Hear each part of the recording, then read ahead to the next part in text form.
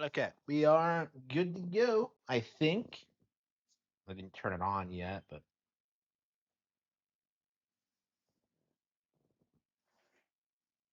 I really need to clean up this little shelf here. Why is my tablet here?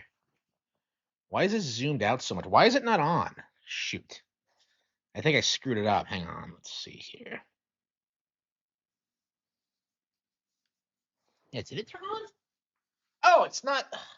Like, why is it my Switch turning? It's because it's not plugged in. And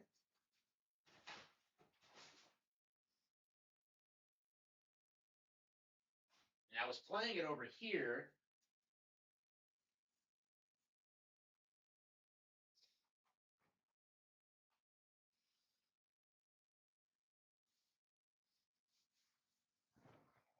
And I didn't get it corrected like an idiot.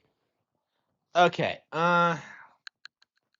We are going to be playing ZA tonight, I think, because it's Kino and I enjoy Kino. We go. Someone said Tamagotchi won't even sell 5 million. Yeah, that is delusional. Like, I think the original, I think the one on 3DS sold like 15. So, no, Tamagotchi is fucking huge. I think people are really underestimating how well that game specifically is going to do. Um,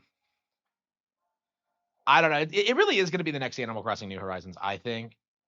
Because it's really gonna blindside people how popular it is. I feel like there's a lot of games like that now, where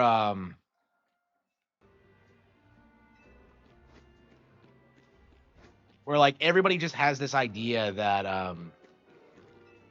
Nintendo games aren't that popular, and they just are.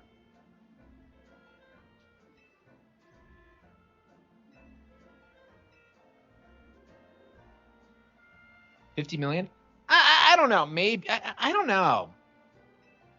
That's an interesting point because like in this day and age, like when do games stop selling? Like that's my thing is that like New Horizons and Mario Kart 8 like continued selling like years after release. We're seeing the same thing with Tears and Breath of the Wild.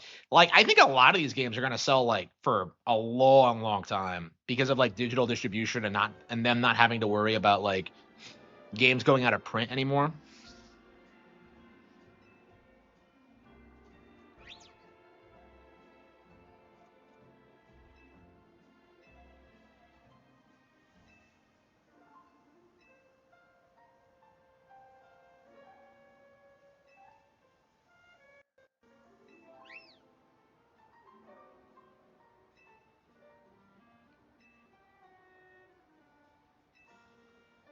Yeah, all these fights have nothing to they're not actual fights.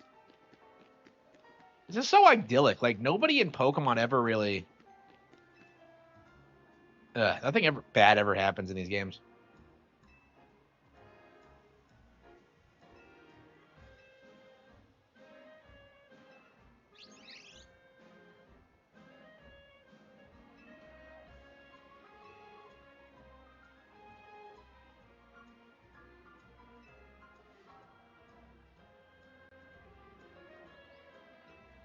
Oh no.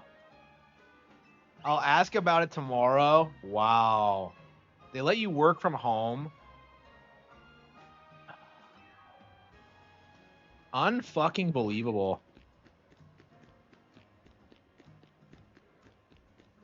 That is crazy. All the conflicts in these games are just so easily resolved.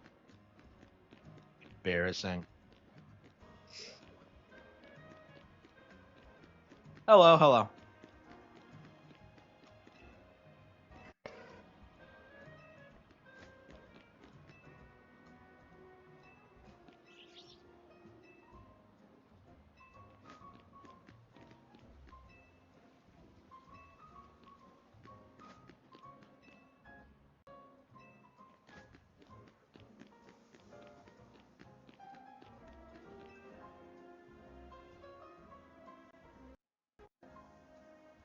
Oh no.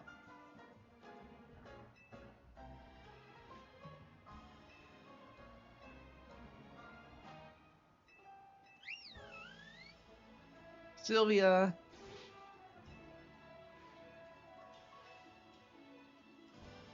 Canary comedy whiz. What?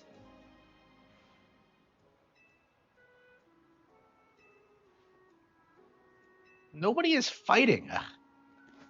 Why'd this bitch get like? Why is he shoving? Why is she shoving her nose in other people's business? It just, I don't know. Like, not a single person actually needed our help.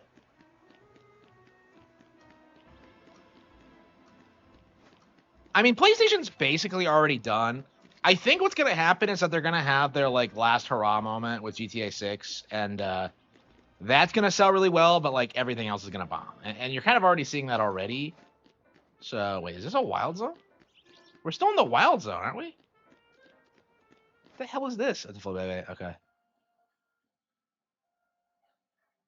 Hey, you really don't see the orange flowers very much at all. There's a family with an Eevee plush. Yeah, they're really common. I think I saw a kid like in Halloween, like dressed like Pikachu. So yeah, anybody who says that Pokemon isn't popular is just coping. Like, I think what it actually is that like people don't recognize like Pokemon characters. Because like in theory, you could go as like, I don't know, like a trainer or something. Nobody's gonna know like who Canary is if you decide to do that.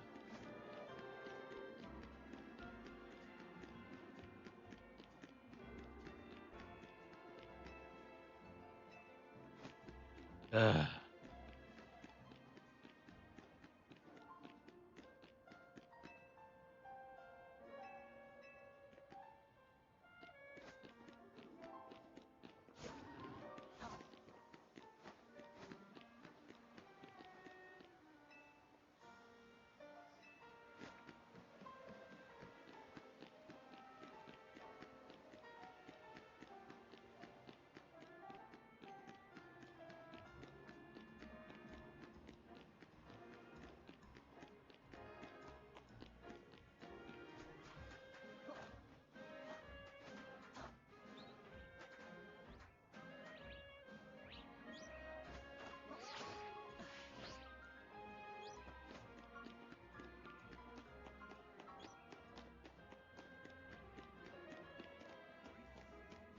Where's the last? Okay, let's go back and look around.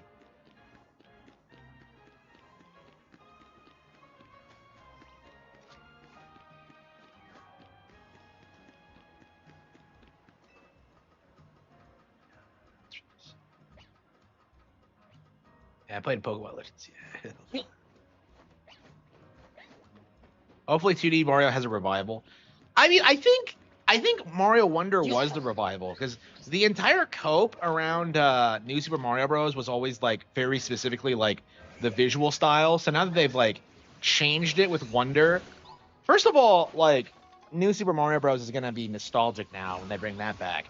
But Wonder is like they haven't been able to downplay it, and so you have like a bunch of dudes who like insist the game is bad for like no reason. So like I think with the Switch 2 version, it's gonna be like Tears of the Kingdom where it just does really, really well and like more people jump on and it's just I don't I've seen a lot of people try and write off Bellabelle Park, but I don't. Yeah, New Super Mario Bros. Is so underrated. I've been like a big advocate for that game for 4 years now, and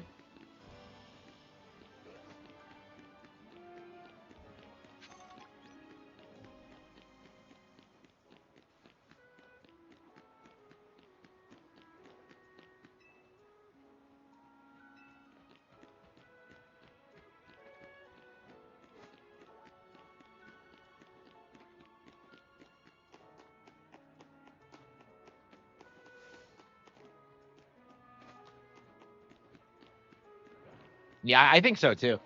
Like it was my I think it was my first new 2D Mario game. Like I bought a lot of ports and like I had older games, but like New Super Mario Bros is like it was the first Mario game I picked up when it was like brand new, I think. So for me, like that game was my childhood Mario game and like I looking back on it, it was like an amazing experience. Um I spent a lot of time with it. So like the idea that a lot of people have that it's like somehow underwhelming, I think I think a lot of people, this is why I like complain about new Super Mario Bros. 3 so much, is that like the narrative was always that like it wasn't as good as Mario 3, and it just doesn't hold up at all. So I'm very curious at what point like people are gonna reevaluate new Super Mario Bros. Because I think it's a more historically significant game than most people realize. I don't know. It's like the typical Nintendo problem where like games like that just go under the radar because like, oh no, they're only 2D, like, but they're phenomenal.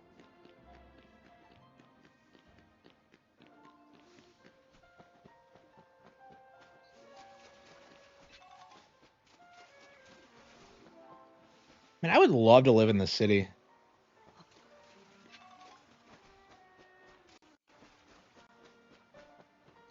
Weedle. Yeah, what happens when you clear every single side mission? How the hell am I affording this city? Like, ugh.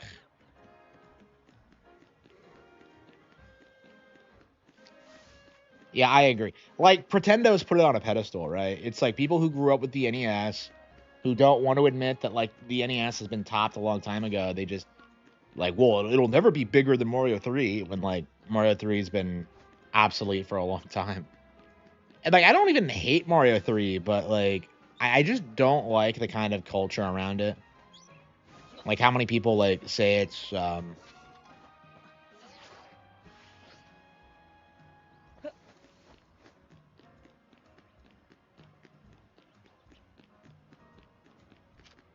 Kirby? It was okay.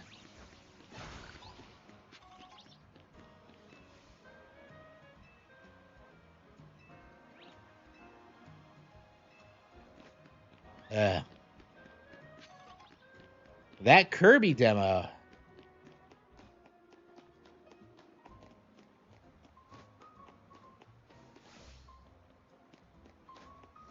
Yeah, for me, I felt like I feel like it's gonna have a lot of the same problems as Air Ride, where it just doesn't really feel like it.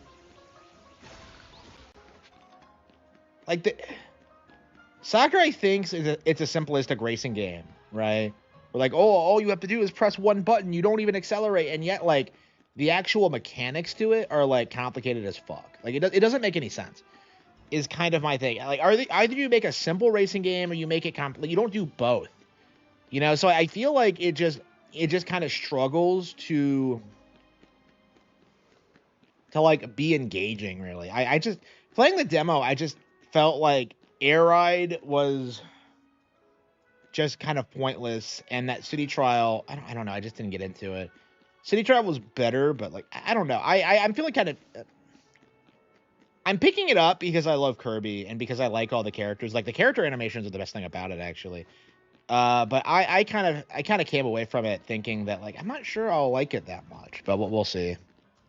It's definitely better than Air Ride, but like I don't know, I don't think that was hard.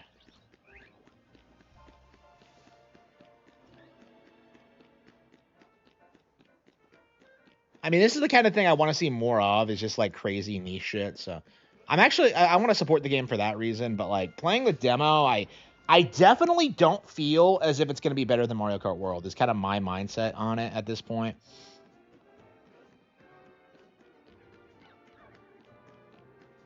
Uh, yeah, I hate that fucking bullshit. The way people like hype up that like things like that, like the commercial was so badass. Like really?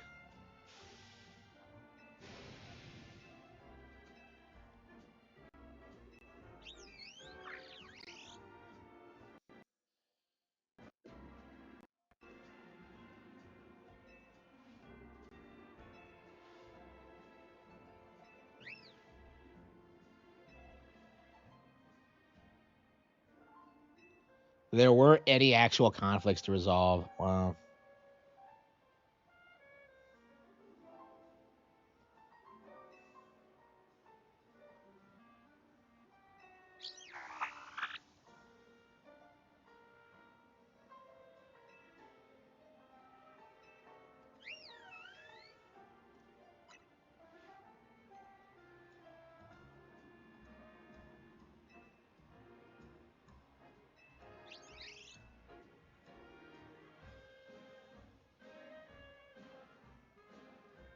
Oh yeah. Speaking of piracy, man, I needed to make a video about this. Yeah, Switch 2 is still not been cracked. An official emulator has come out and said that like expect there to be an emulator for Switch 2 in like a decade. So that's kind of where we're at right now when it comes to the emulation code. So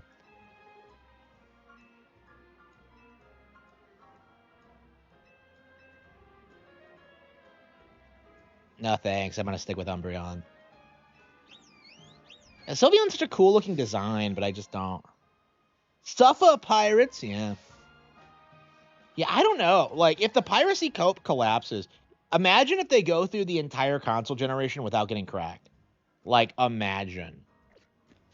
Like, even like half the generation is like crippling to pirates because you can't like justify piracy if you have to wait that long.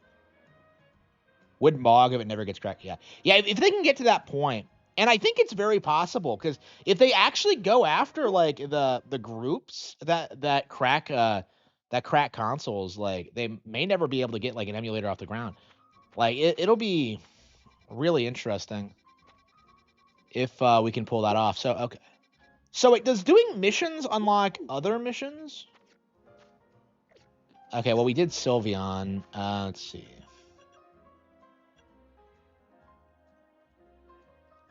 Yeah, find a Magikarp larger than. Yeah, where did he say to go find it? But yeah, without emulation, like PC gamers won't have a leg to stand on. We're gonna be getting like Kino games all the time, while like Raging Golden Eagle tries to tell you that like paying for Nikkei skins is somehow superior. Okay, I guess we had to look at let's see, Magikarp Elzone 2. I hate Warriors games, and I'm considering picking up Age of Imprisonment over Kirby. I don't know. Age of Imprisonment's pretty good. I'm kind of iffy on it.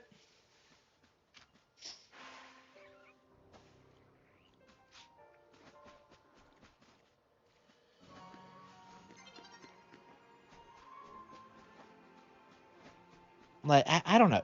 Age of Imprisontment's main problem is like just the stupid like menu system that I hate. I think that's a.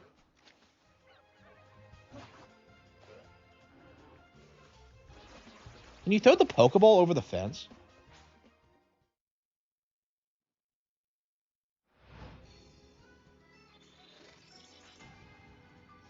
Like I don't know. For me, like I don't like how the Hyrule Warriors Ages games do this thing of like taking themselves way too seriously and acting like they're canon when they're obviously not. Like I have a very hard time believing that like anything that like that happens in Age of Imprisonment is canon, even though it's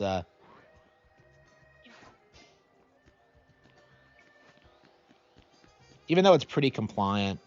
I just don't like.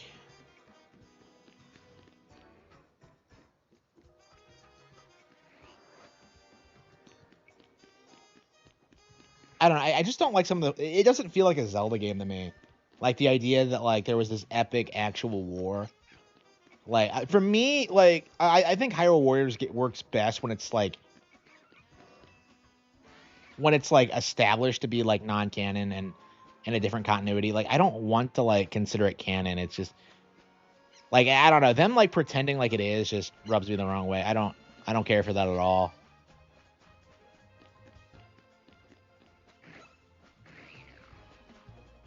I see. So that's how you get over here. Our third worlders. Yeah, I've seen that too. Yeah. Oh, it's an Alpha Starmie.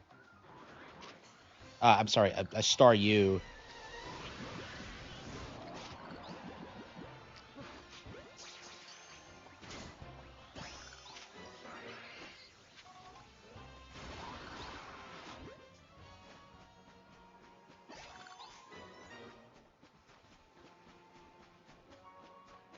Just the main plot points. Well, I think they should have said that like imprisonment was canon.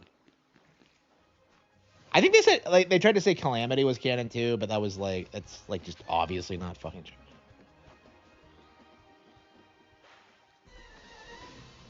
I don't know. I just didn't. I'm much happier that them just like going like doing like crazy weird shit, like having like multiple timelines like converge, like they did with Hyrule Warriors, right?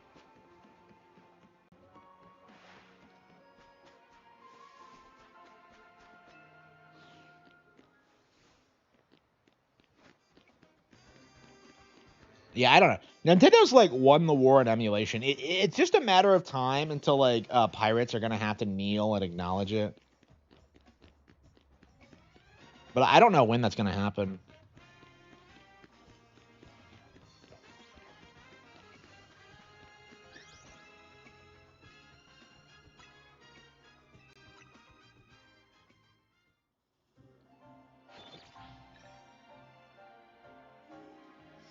Yeah, so like I'm very interested in seeing.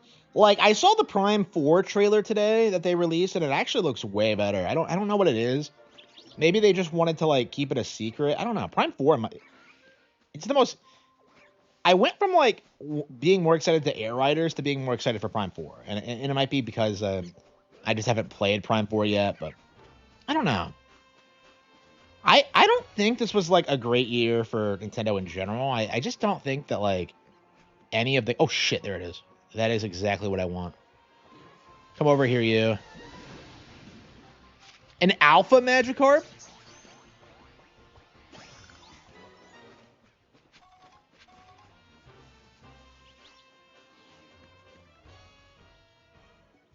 Capcom or Sega. If they buy Capcom, that would like cause suicides, like legit. Imagine like Max Dude having to go live and like talk about that. Like I bet he would like break down crying. Like, how is Street Fighter 7 gonna run on a Switch 2? Like the FGC wouldn't like that at all. And that's like what makes it based.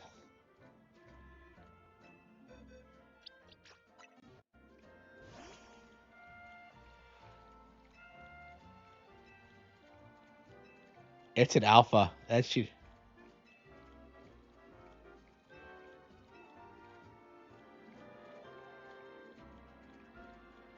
My XL Magikarp.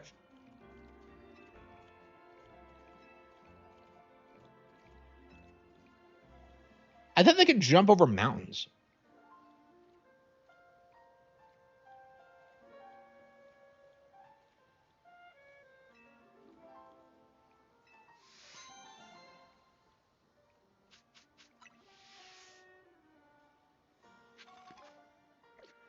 Switch one longer. I think I don't think so. The Switch had already been on the market for a long time.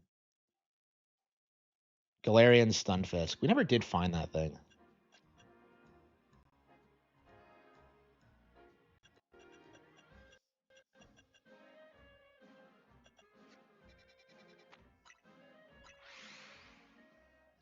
Yeah, so like I think they're gonna buy like random studios, like shit that like people don't know are good. Like imagine if they acquired the studio that made like Hogwarts Legacy. Like that's like the number one entry on my list right now. Avalanche, they're called. Imagine if they like acquired Avalanche, acquired the Harry Potter IP, and started like saving Harry Potter and started like producing like high quality like open world games. They actually allowed writers to do stuff. I was brought on board to do it. Like no joke, I would probably have done a better job with Hogwarts Legacy than like the actual writers because I wouldn't have like pussied out the way they did with certain things. Like fucking fanfic writers like do a better job like fleshing out the world than those hacks did.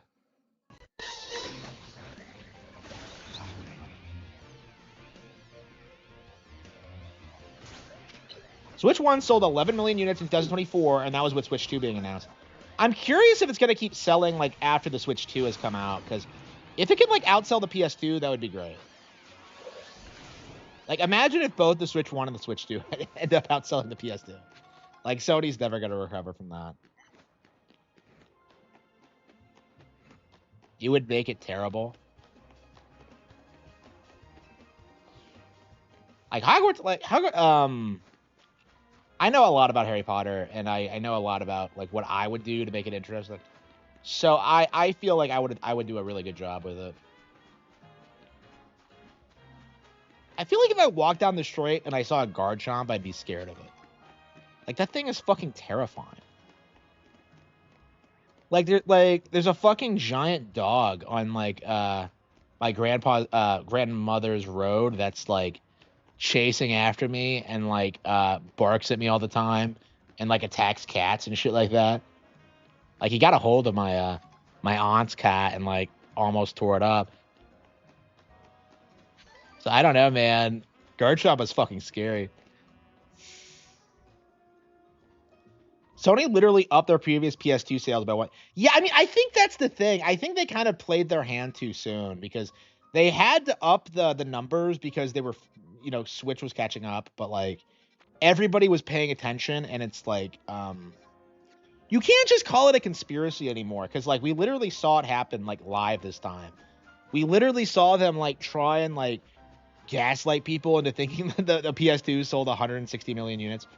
Like it's known now that they made it up, and like a lot of people are in denial about it, but um I think this is going to be like generally accepted in the community going forward, and I think that's going to be it reminds me a lot of how like the movie game thing collapsed, because we were told for a long time this stuff is super popular, everyone loves it, yada, yada.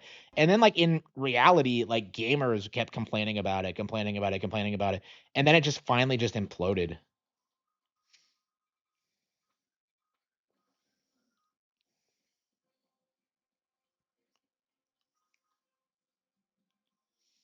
But yeah, like after I've seen so many people have to like kneel after Nintendo released that sales report. Like Craig the Snake had to release a retraction video because he was like really big on like, oh, Switch 2 is gonna fail, it's too overpriced, like, and then like it was the fastest selling thing ever. I don't know. These analysts really have no idea what they're talking about. I feel like the only two people that I can remember that were advocating for the Switch 2, it was me and Josh Thomas from the BitBlock. Like, I think we're the only two people who straight up said that, like, yeah, this thing's gonna do well. Like, everybody else, like, bro, $450 isn't that much, you know? Like, I'm looking at like a $1,000 3D printer. I'm looking at like a $2,000 iPad. I'm looking at like a 2,500 PC. Like, I'm looking at like all this shit. Like, it's 450 is not expensive. Like, I don't know what people are like saying. Like, you can't even argue that like, well, you can get better consoles. Like, no, you can't actually, because none of those platforms play Nintendo games. You can't even argue that like PC can pirate it because like it hasn't been cracked yet. So PC is the better option. Yeah, sure, if you're retarded.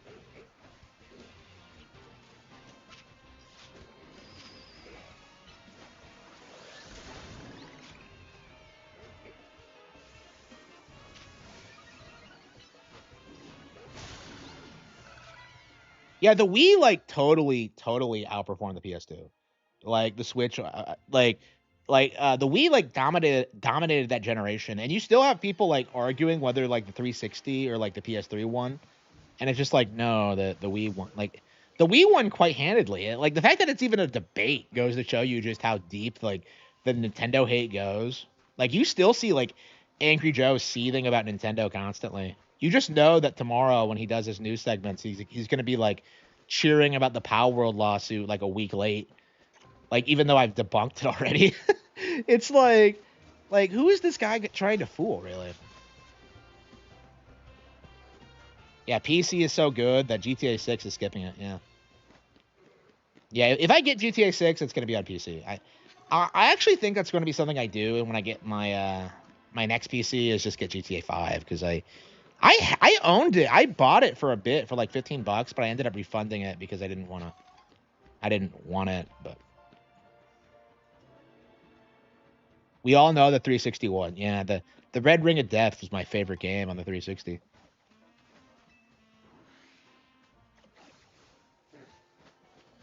I don't know, seriously though, I really love the Xbox 360. Like Tails and I think like Bayonetta are some of my favorite games ever. I imagine I'm really gonna love like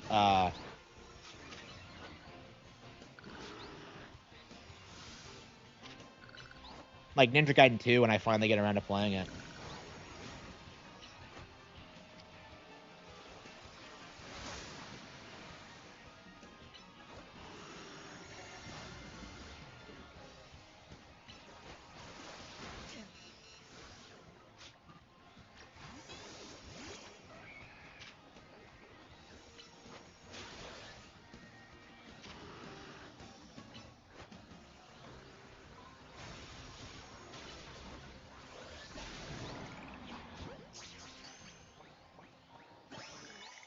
You actually got a lot of alphas.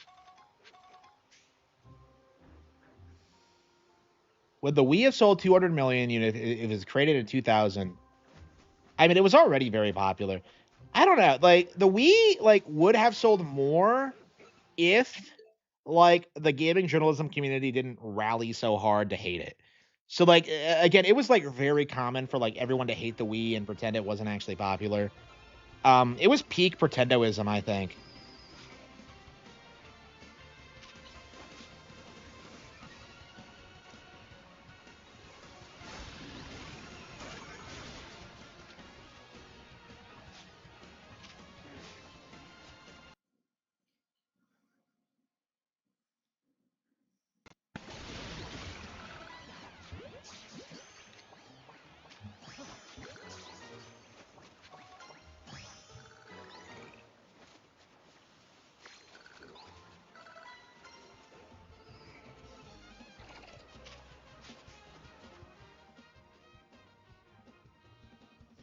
Yeah, like I think the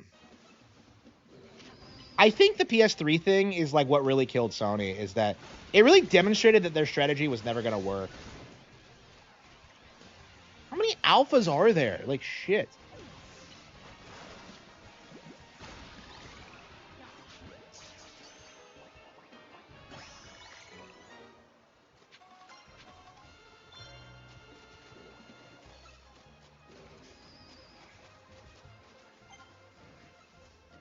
Did I evolve my Larvitar yet? No. I'll never get over how Ash never used his Larvitar. They hyped up that egg so much and like they never did anything with it.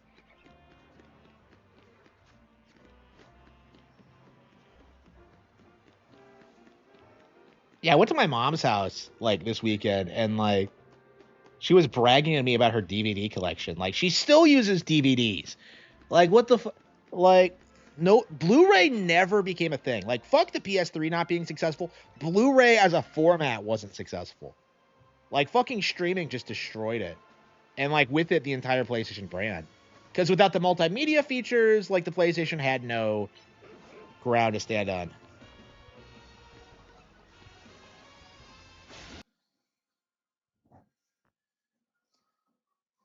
Yeah, where the hell is it?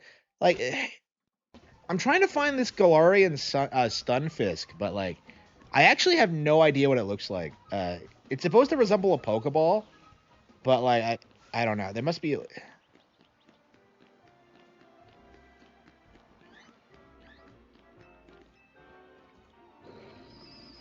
disguise itself as a Pokeball. What?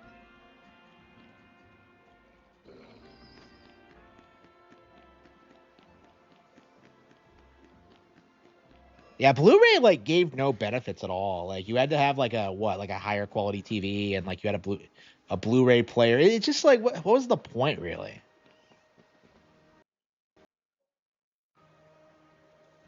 Certain Blu-ray releases are censored. Wait, censored how?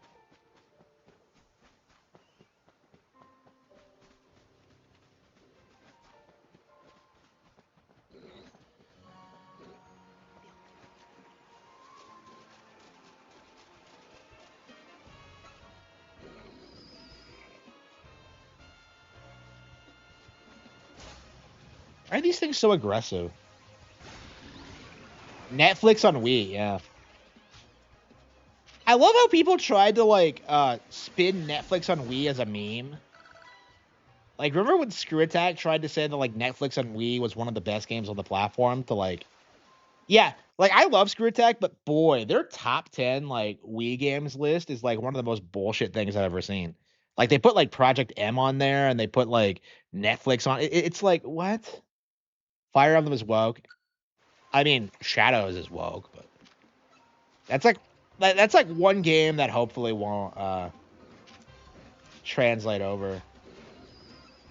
I don't know. Shadows has been a disaster, so hopefully we see like more pushback towards this thing going forward.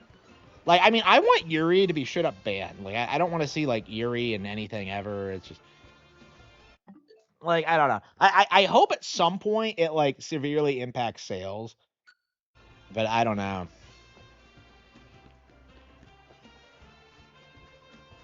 Yeah, I don't even know why they put out Shadows. Like, they knew it was gonna be a bomb, and yet like they did it anyway. The narrative right now is that they did it to like give to release some new characters for Heroes, but I really don't know if that's true because like why would they even bother with that? It just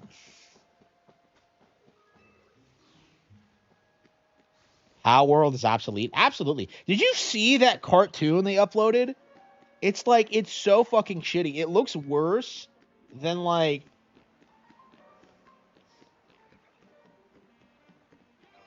yeah, it's embarrassing how sloppy Power World is.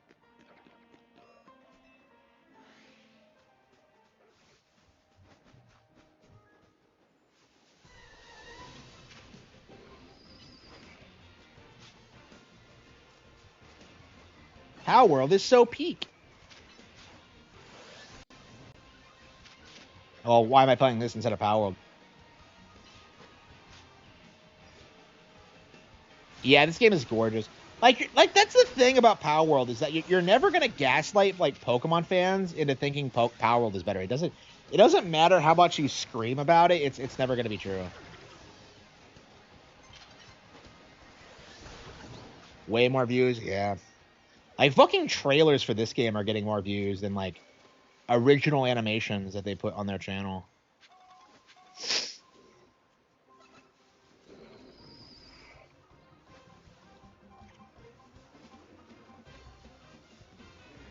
Where the hell is it? Did he say Area 11? I'm pretty sure he did, right?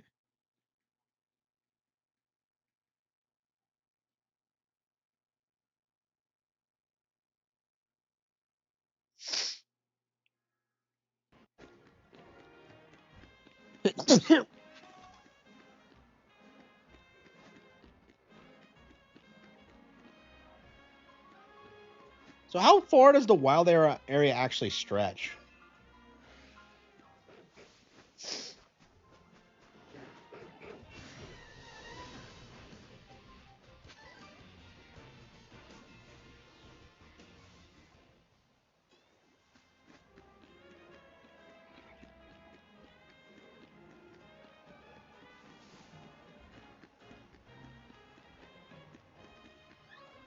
Yeah, I never want to hear people talk about resolution ever.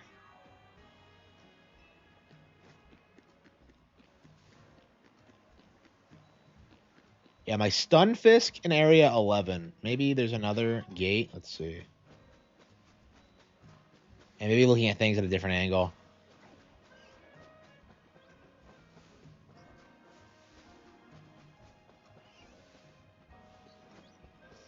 How are you supposed to figure this out? Okay.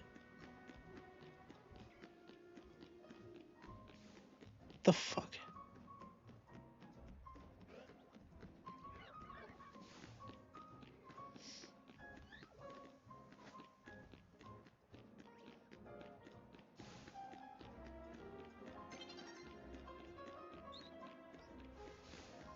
Yeah, people just like throw like numbers at you without like giving you the full context. Because like, yeah, you're right. Like more power equals dead battery. So that's like really basic combat. That's a really basic concept. That was something that really severely impacted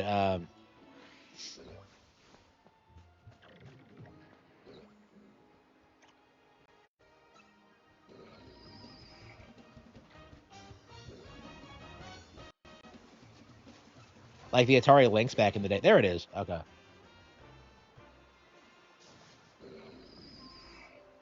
How did it describe? Okay.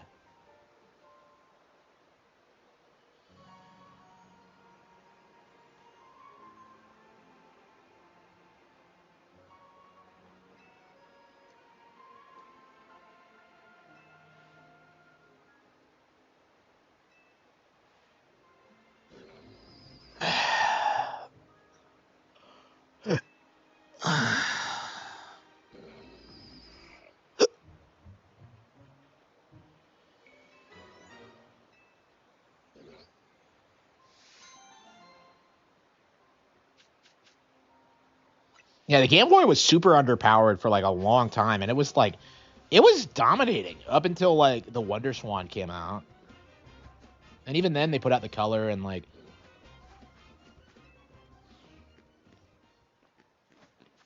calling RGT 85 honest is the most dishonest thing ever. He sucks. Catch the uncatchable Mawile.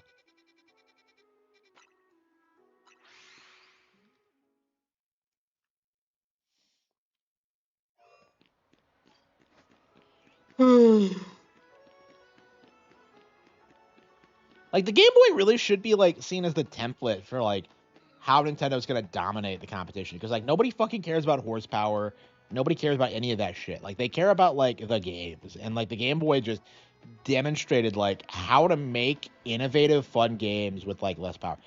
Like, and again, like it's really interesting how people just have the same copes that they've always had, unless he's talking about sports ball. Yeah. Yeah, why doesn't he play like Madden or something? Like that should be his favorite game on Switch too.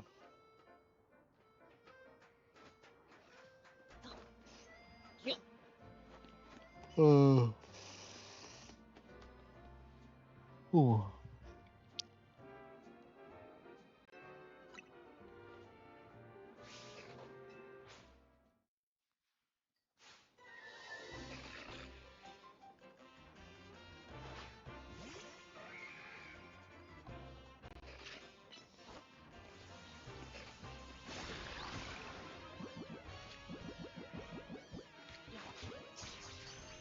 This Mawile is uncatchable? Seemed pretty easy to me. I mean, it was like a level 52, so it's...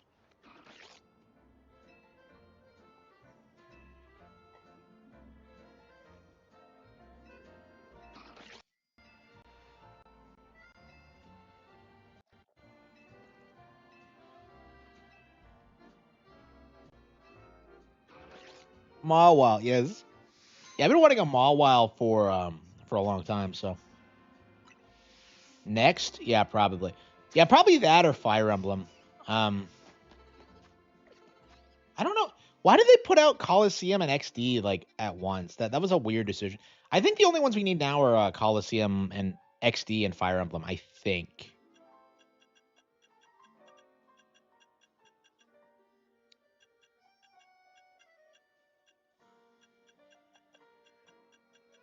Yeah, I can't imagine we'll get Coliseum anytime soon.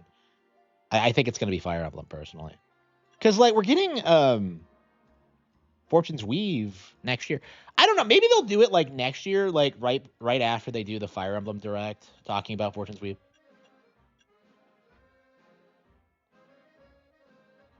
How it comes to Switch? Yeah, it's not gonna happen.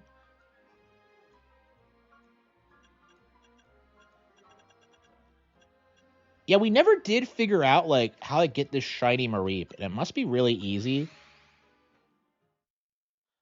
Koizumi is more influential than Anoma.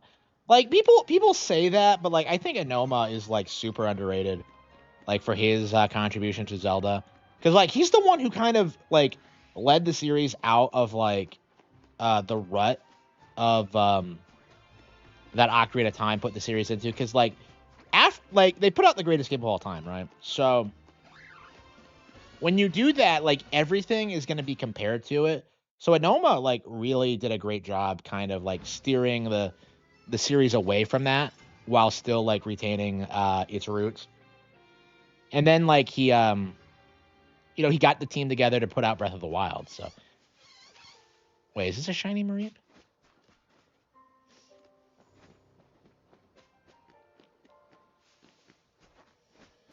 I don't know. I don't believe that at all. I have a huge issue with people who say that. I don't agree with that shit at all. Like, that's like for me, that's like one of the OG like pretendo beliefs, is this idea that Anoma like ruined Zelda. Get over here, you no fuck! Every time I come back here, I can't get it.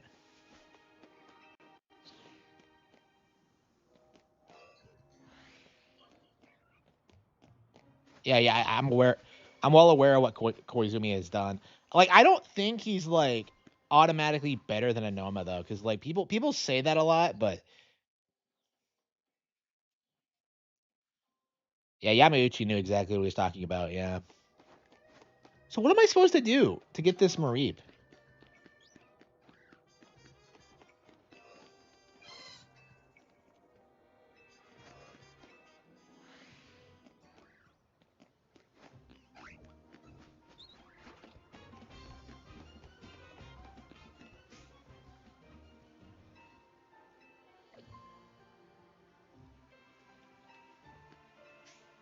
Zelda has no future. Is that why it just like Tears of the Kingdom has sold like over 20 million units?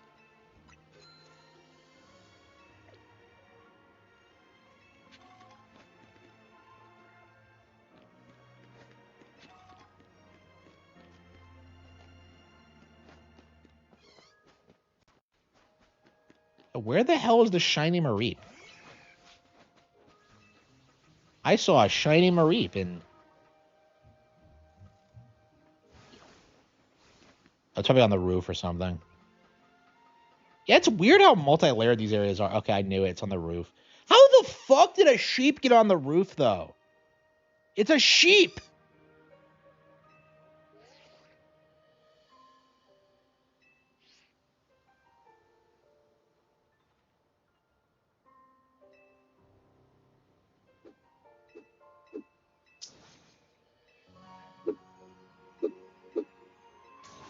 Shiny!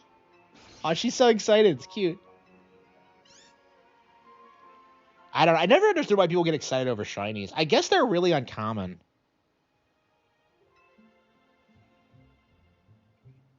No Mareep counting necessary. Yeah, I don't know. For me personally, I just don't see the point in like the shiny thing. It's for me, it's just like some autistic thing for Spurgs, but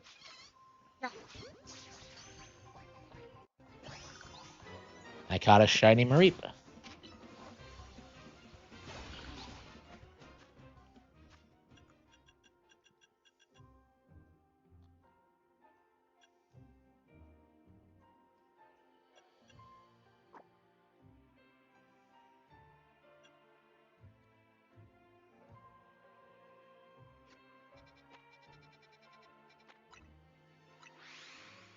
Zelda became 5 times bigger. Yeah. Yeah, people used to like say Final Fantasy was bigger than Zelda. That is not and never has been true, really. Final Fantasy has fallen off and like Zelda's bigger than ever, so like I think it's gonna explode after the movie comes out. I think it's gonna be super popular. What the hell do we want?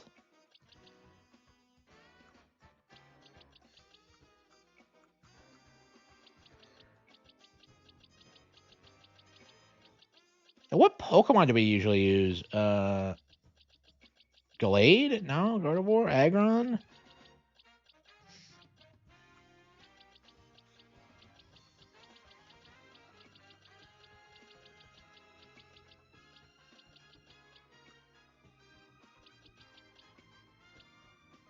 Alucha. Oh yeah, it is Gyarados, isn't it? Okay.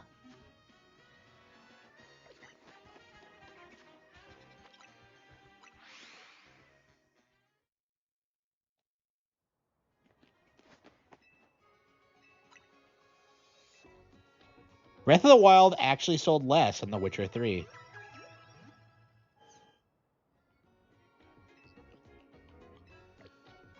Okay, so what you have to understand about that is that The Witcher 3 is regularly on sale for like $5. So The Witcher 3 is not more popular than Breath of the Wild. It was just a meme game that they sell to normies for like at insane prices.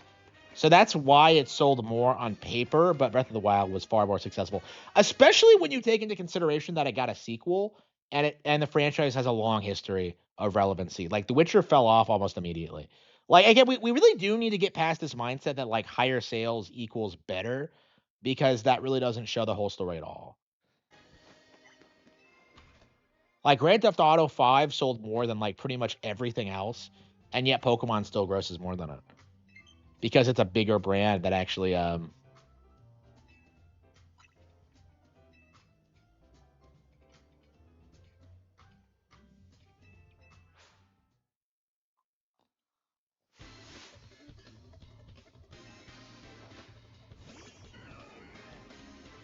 But yeah, I think The Witcher 3 Like, the fact of the matter is, The Witcher 3 is a decade old now, and the fact that you're, like, trying to downplay Breath of the Wild by talking about a decade-old game is... That really just goes to show you how nothing new is coming out on modern platforms.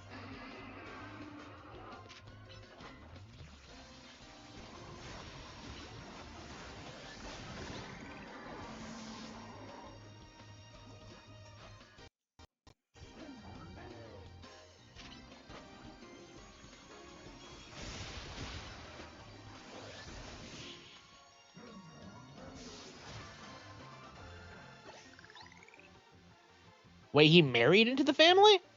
Did he? Oh, wow, that's weird. I had no idea. Assuming that's true.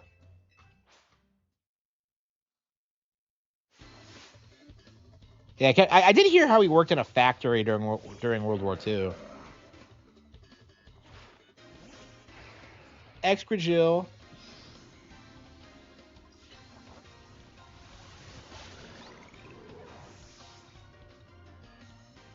The daughter of the founder? The guy born in 1898. Well, I guess he was old as dirt. So.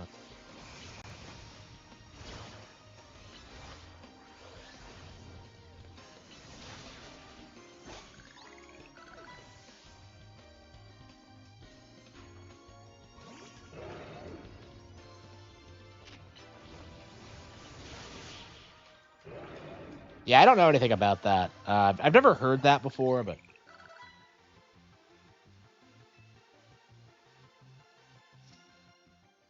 yeah, it's not something you should do in a Western culture. But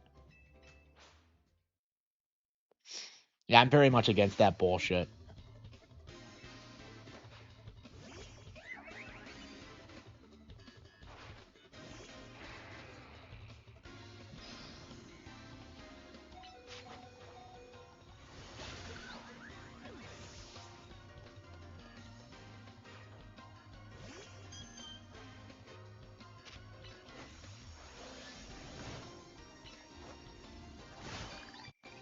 And Excragil is a little beast.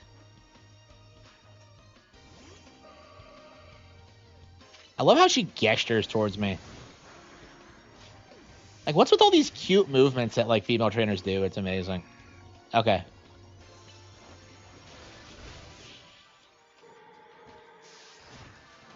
Tears of the Kingdom obviously sold worse at Elden Ring. Wrong.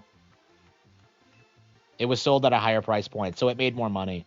Like when you sell like 20 million units at $70, it's more than what Elden Ring sold for.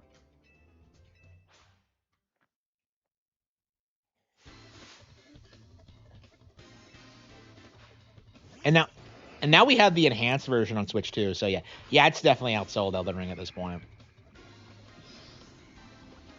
And like you don't want to get into this fight anyway, because like Elden Ring was a one-off.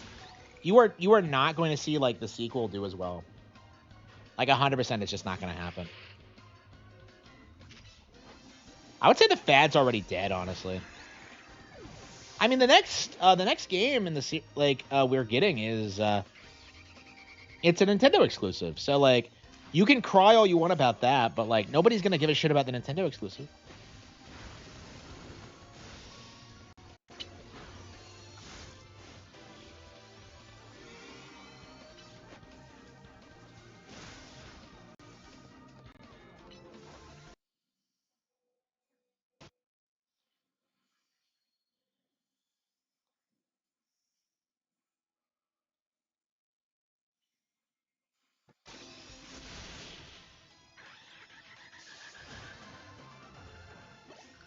$10 million sellers, yeah. I would not be surprised if like Forgotten Land has this huge surge in relevancy. I'm told that like Mario Party sold another million units on Switch too. So yeah, that game is popular now. And like Jamboree was one of those games that like everybody just kind of wrote off too. And like here it sold another million units for the Switch too. It's gonna stay a pretty steady seller throughout the generation, I think.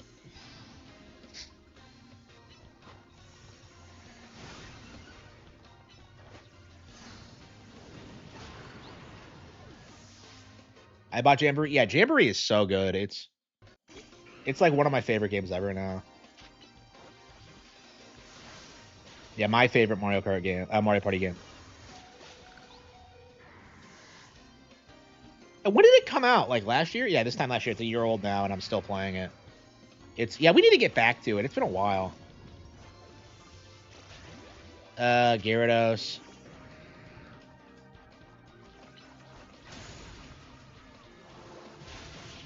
Got him.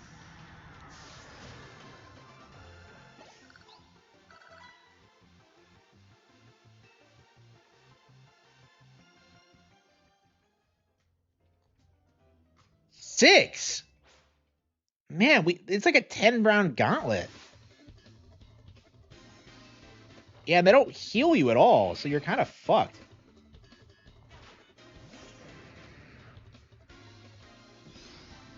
Yeah, you're gonna have to have some beastly Pokemon if you're gonna get through this.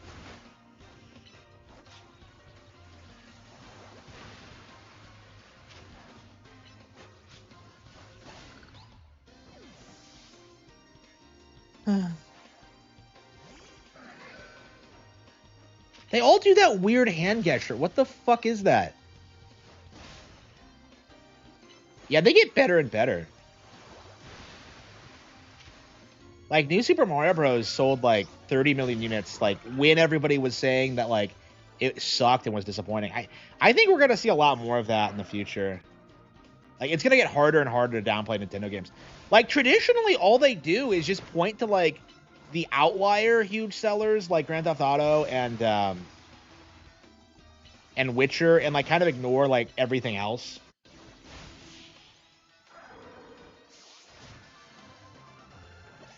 Yeah, that's another good point, yeah.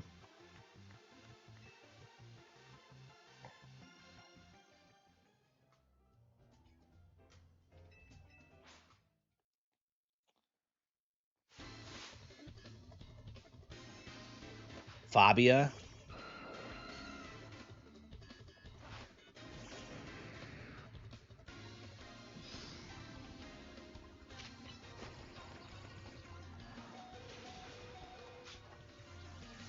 I didn't kill him, really?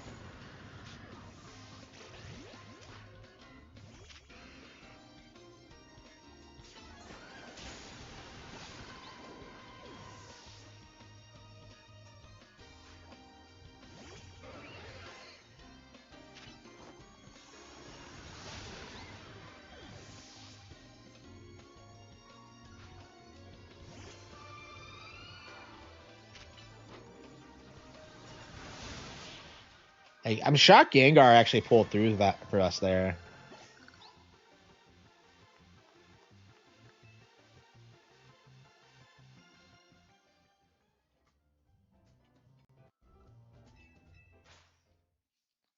Man, like, we can't.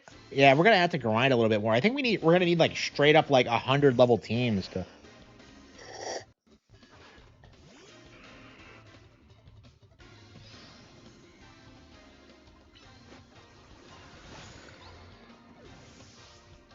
I've just been playing Legends Arceus, Legends ZA. Man, if Gengar actually pulls through for us, we've gone through this entire game of like Gengar just failing to like leave much of an impact. So if it could actually somehow win this, that'd be crazy. But it has to go through like 6 more Pokemon or like 2 more trainers after this. And I just don't think it's possible unless it one shots everything we go up against.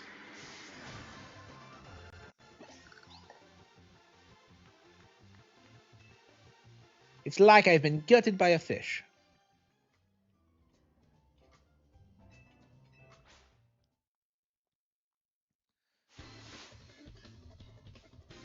Maisie the gourmet. Gyarados.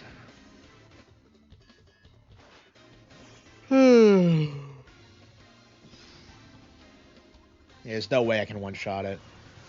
Yep, that's what I thought. There's just nothing you can do if you have a type advantage. You're gonna take some damage. No.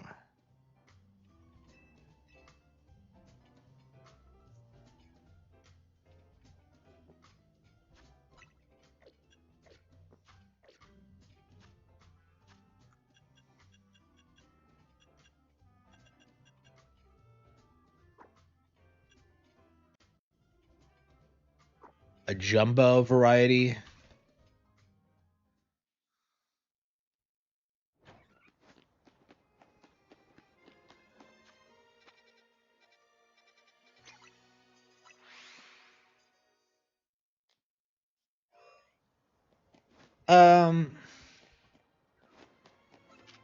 Well, how do I tell when something is a jumbo sized?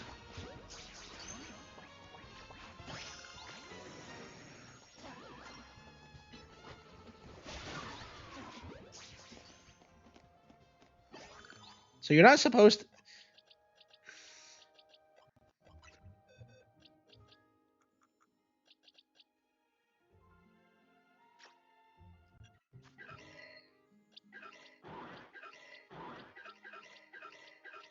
So wait, what? It's not like the size thing. It's something different, right?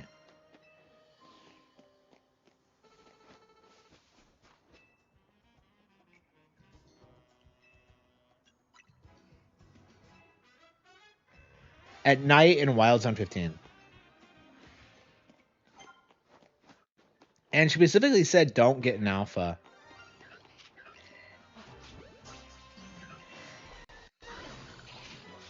Oh, it's a Banette. Yep.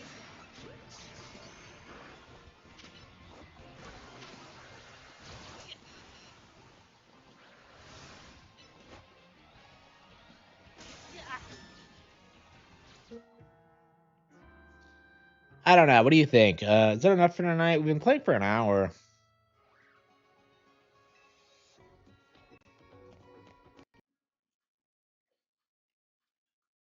Yeah, 95. We have 16 more to go.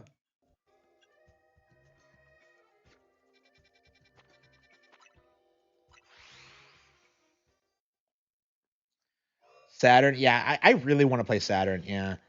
Like, I don't know why Nintendo's so obsessed with the Genesis. They've been, like, doing nothing but Genesis games since, like, the Virtual Console. Like, give us something else. I want that Banette. That thing looks sick.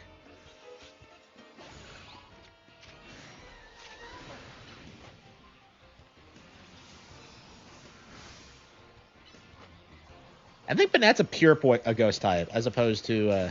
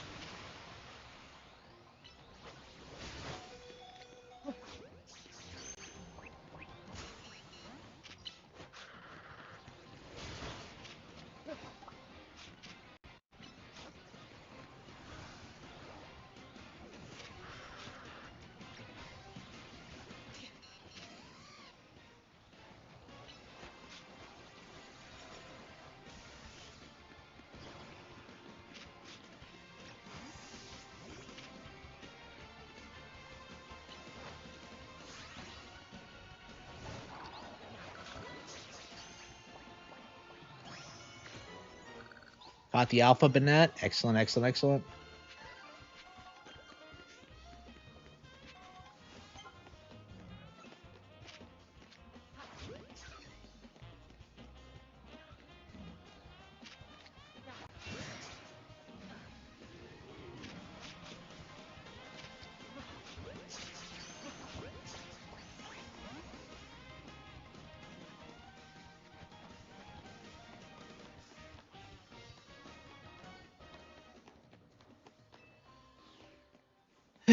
That was a king.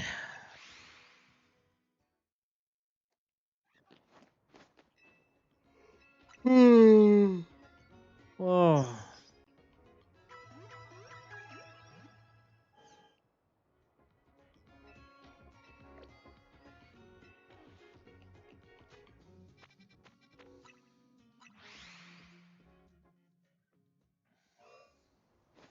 N64. Yeah, I don't think N64 did as badly as people say it did, because it's like an iconic thing. Like, everyone knows it. The narrative that it failed just seems like a cope.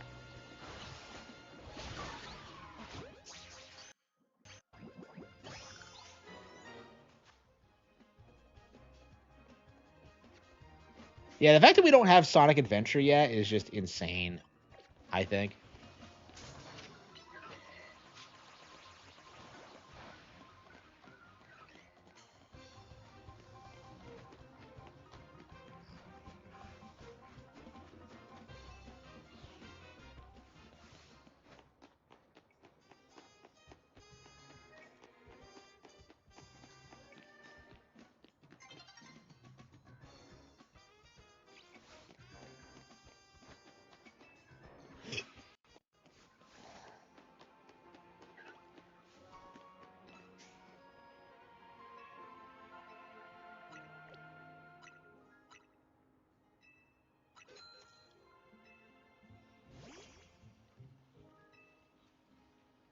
Gyarados is even sitting in the chair. NC4 is 10 times more relevant than PS1. Absolutely, 100%.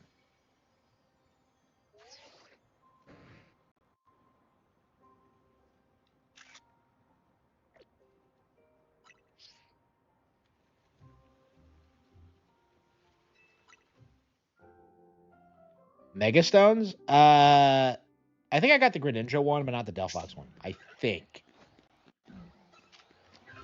I think that's Jumbo. Hang on. I think I was... Okay, I think that's what we were looking for.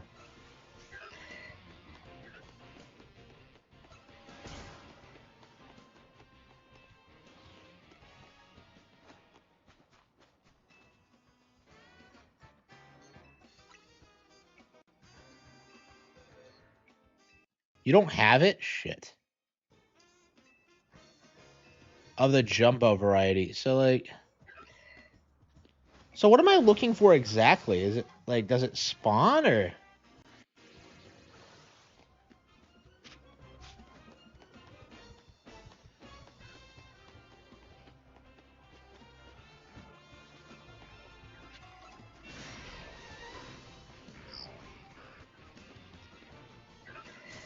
Oh, maybe if you kill them all, it'll appear. Okay.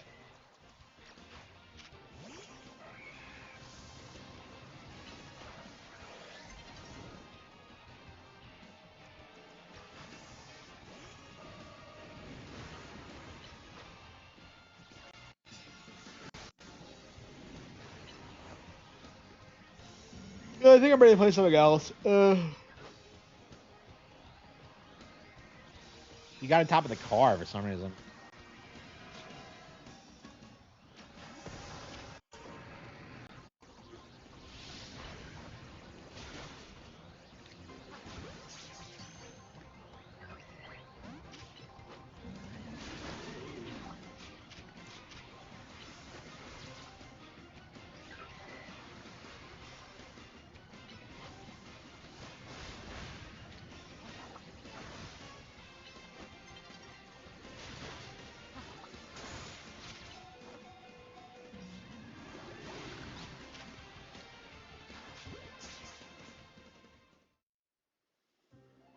My unopened copy of 3? Yeah, I would say so, yeah. Definitely finish the first 2 for 3. 1 and 2 you can play in any order, but definitely play the first 2 for 3.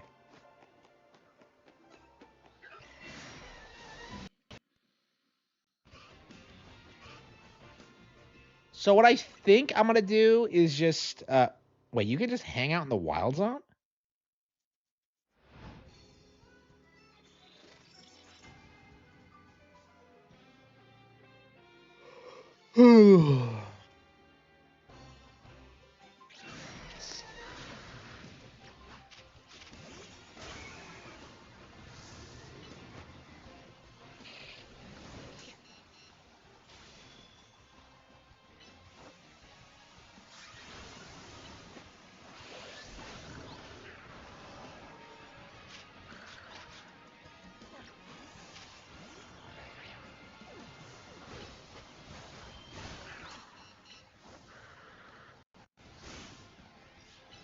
Why can't I send out multiple Pokemon at once?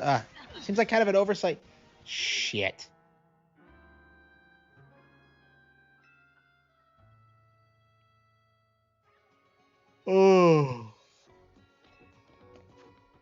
Yeah, I think we're ready to play something else. Yeah, we're putting so much time into this game. Yeah, almost 34 hours now. Still enjoying every minute of it, but let's see.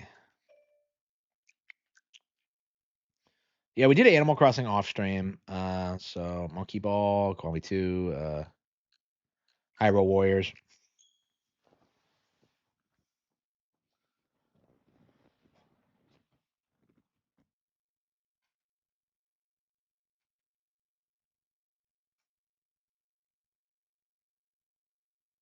Yeah, I'm starting to get followers daily now.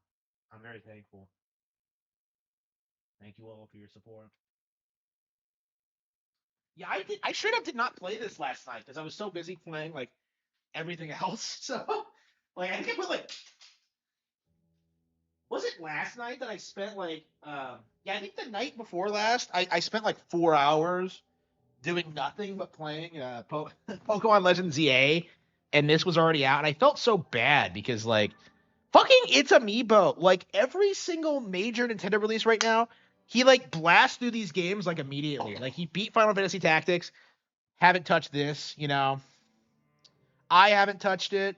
Um he beat this already. I've barely played it. I'm just like, I don't know. He's like destroying me right now, and I'm not sure why exactly.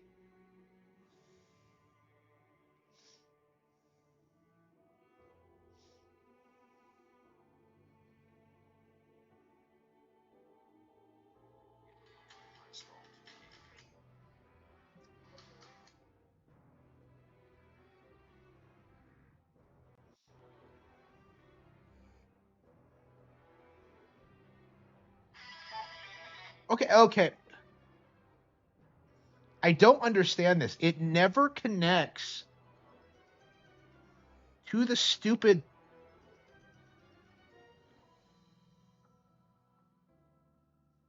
Yeah, the AirPod, like it alternates between connecting to the iPhone and the and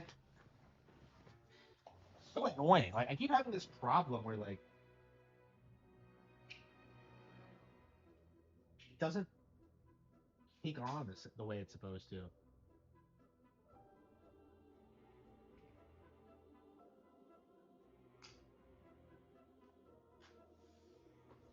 Yeah, if Power World's so great, why aren't you streaming it yourself?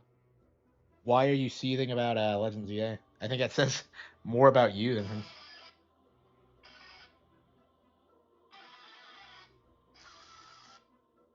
Yeah, I don't get it. Why is it not playing?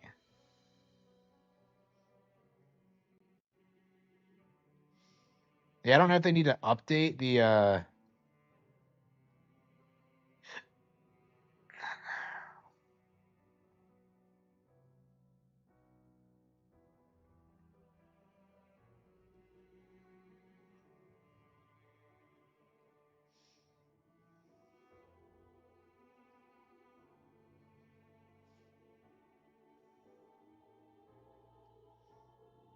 yeah, because it connects to the iWatch like instantly, but like the AirPods, it just doesn't.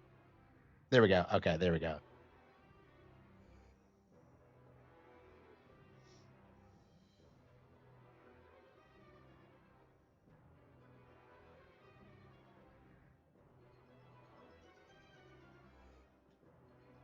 Yeah, I actually prefer using it with the iWatch right now because it works more consistently. I don't have to do this weird thing where I'm just like, oh, well, I have to make sure it works.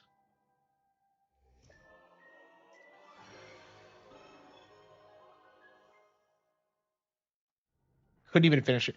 Yeah, I've heard it's bad, but I've never actually watched it. I don't even want to watch the original Matrix, honestly. Go wandering off, but wonder what's gonna happen.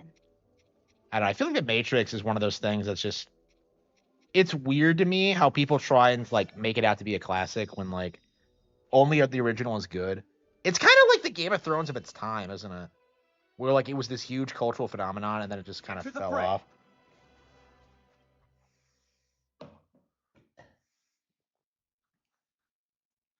Like it's weird to me that like Matrix fans still exist.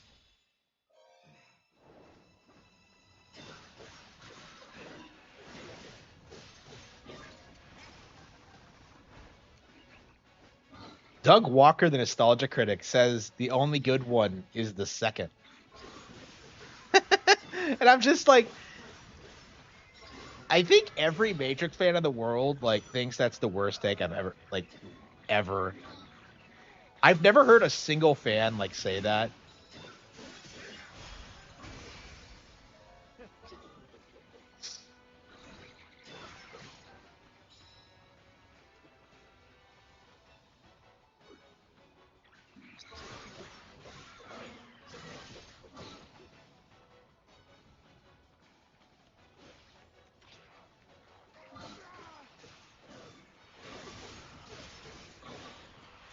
I don't. This is definitely better than Age of Calamity, but I'm not sure I would call it good really.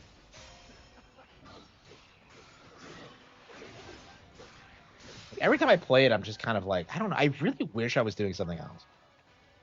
That's kind of my mindset on it.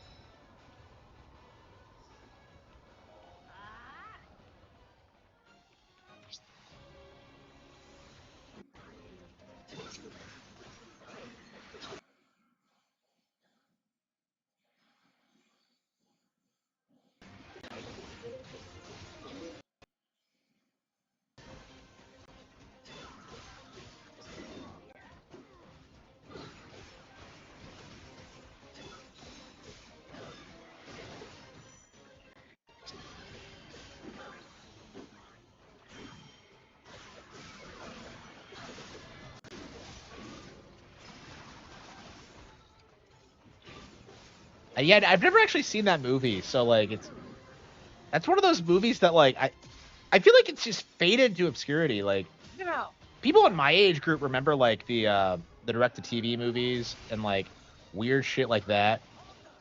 Remember the Fast and the Fury? The Fast and the Furry. Like I watched that a couple of times and it was actually pretty good. I don't know, like they do weird things like where they remake classic movies and put like Tom and Jerry in them.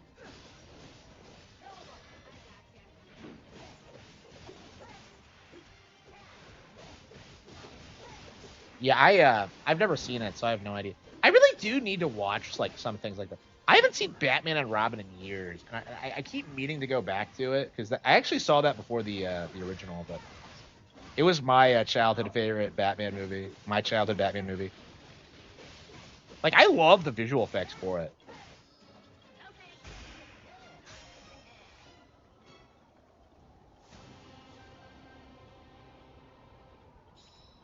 It didn't age well.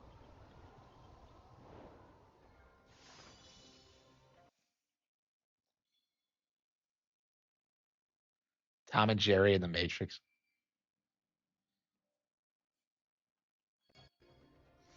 Yeah, the Matrix is really interesting because like that's where the term red pill came from. And like they've been trying to like take the term back. Kind of like how they're trying to coin the term like woke right.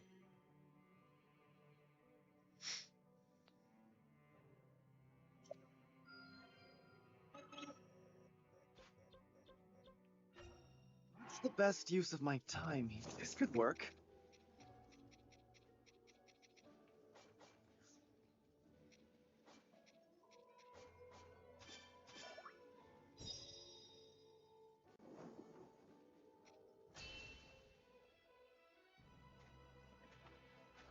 Setting out.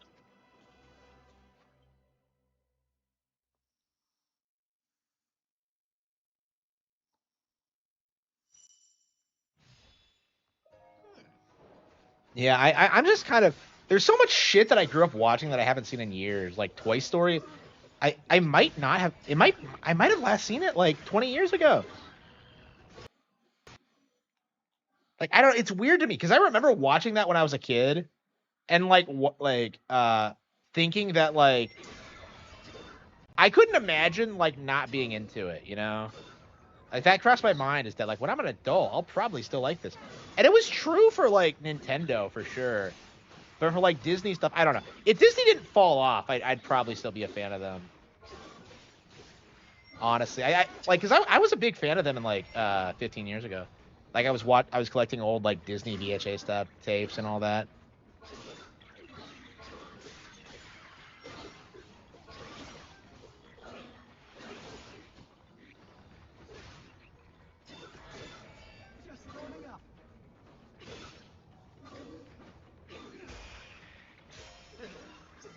Yeah, I need to get Disney Plus and just watch everything, but I still haven't watched a whole lot Netflix or Crunchyroll.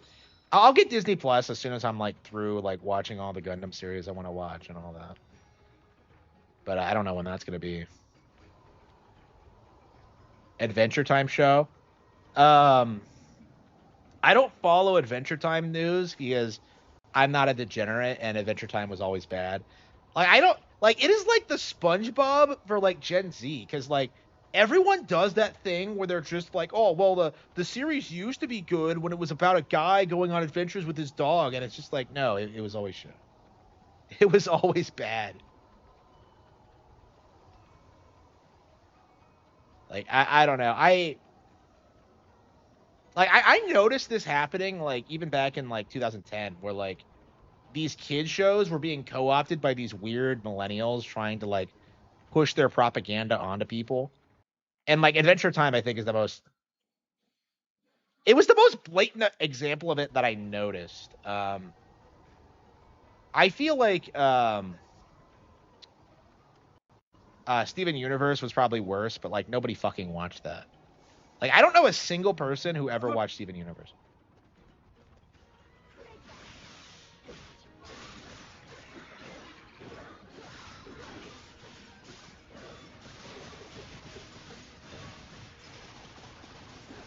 Yeah, I don't know a thing about it. I until like liberals started talking about it, I had no idea like what it was.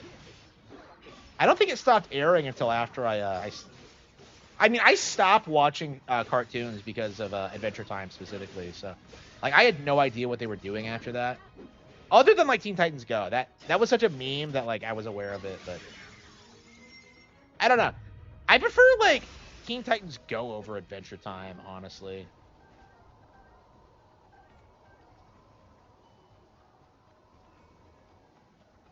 Yeah, it was disgusting.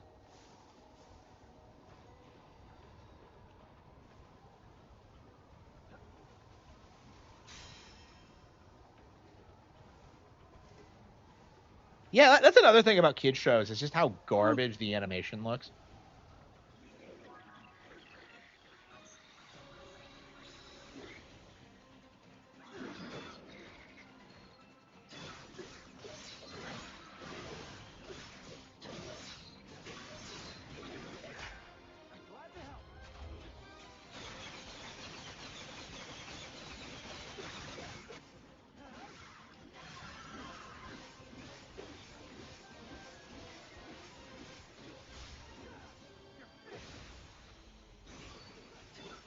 Yeah, I agree. Like going from Teen Titans to Go is jarring because like Teen Titans is such like a well produced show, and then you go to Go and it's just like it's fucking garbage. Like I don't understand why they ended Teen Titans the way they did. Like they could have kept that going for like a long while, and yet they chose to end it when it was like kind of hitting its stride. Honestly, I don't know. I never understood that.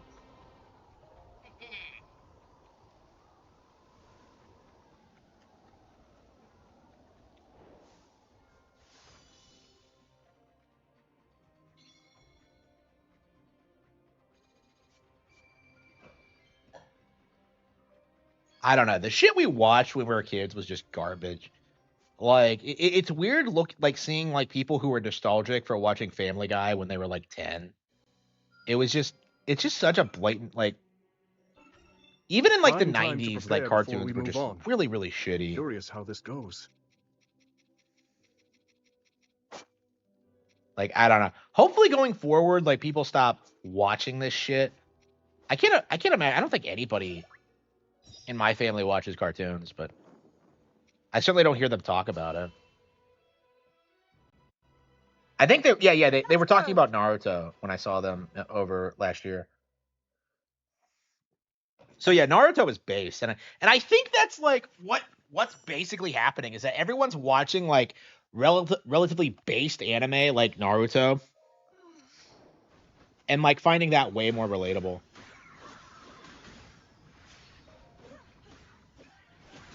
I have problems with Naruto, but I think like the core theme of it is pretty based. So I mean, like he and Hinata are like a great, they're a pretty good couple, right? It's based.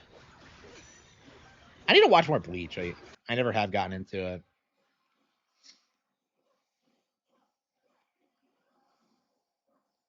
Yeah, I will always regret like not growing up with Bleach because I feel like I would have really loved it if I had the opportunity to. It's weird to me that I watched Rurouni Kenshin before Bleach. That just it has a good. No, it doesn't. Like that is like a low IQ take. Is that like, oh, SpongeBob and Family Guy were funny when I was 10? Like, yeah, because you were retarded. Okay. I don't know. I really hate it when people like spout that bullshit. No, the shows were never good. They were never good.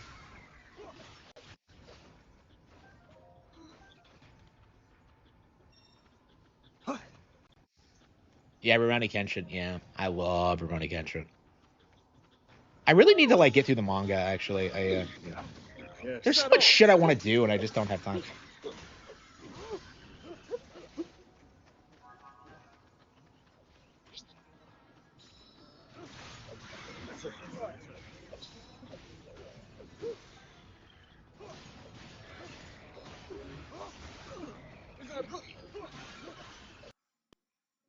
I think I have like the first volume, or maybe it was a sample.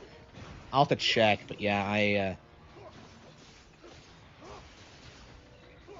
yeah, it's on my Kindle. I don't remember if I bought it or not. It was on the list though, for sure. Like, I don't know. I have like all these fucking mangas to read, and I just haven't like been able to do it, especially because I'm like actively reading so many like classic fantasy right now. Like I'm reading like, well, I just got through Lord of the Rings, and now I'm getting through Wraithforged, which is fucking awesome, by the way.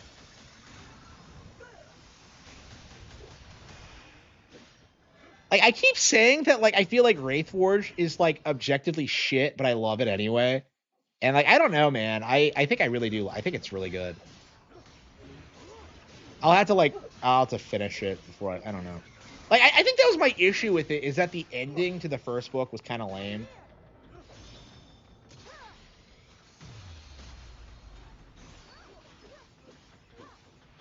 Lord of the Rings is a good reason. Yeah, I got through like all of it. Yeah, so I got like I finished Fellowship and then like dropped it for a long time. Really loved the ending to Fellowship, by the way. I dropped it for a long time. I came back to it and was just kind of slowly grinding through it, and I'm just like, I have like 4 fucking books to read, so let's just blast through it. So I just took like I just set aside like an hour a day and just like blasted through it in a couple of weeks, and it was a lot of fun. I really enjoyed it.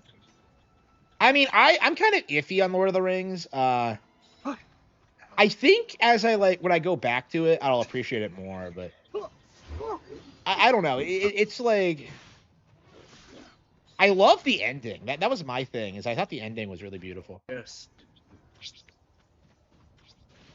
Like I love certain segments of it, but then like it feels like it meanders too long. I enjoy. And like so many characters are introduced and don't feel like they really have time to like kind of breathe and develop. I think Faramir is a really good example.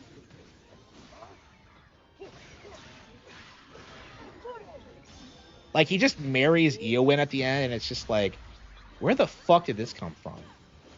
She even admits that she had a thing for like Aragorn, and I'm just like, ugh. I don't know, man. I'm a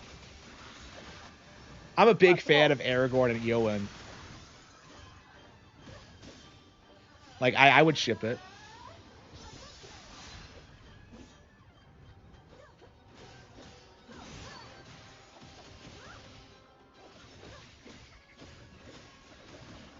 Arthur C. Clarke, yeah, I've read Arthur C. Clarke.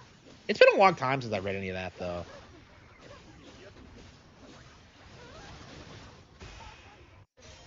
Yeah, I think I'm gonna read Blood Meridian next. Well, actually, no. I gotta get through my backlog, honestly. Like, I keep getting fired up about new books that I've never heard of before, and I'm just like, wait a minute, what about all the stuff I already have? Like, I don't know. I need to get through like all my bullshit. I don't even know what's like next on my list.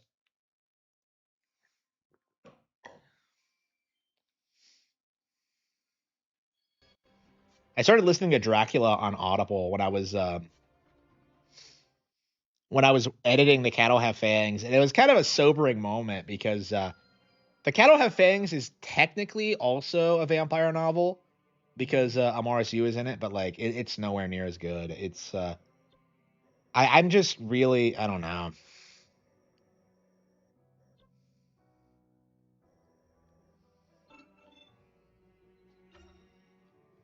Some stretches wouldn't hurt. Maybe this.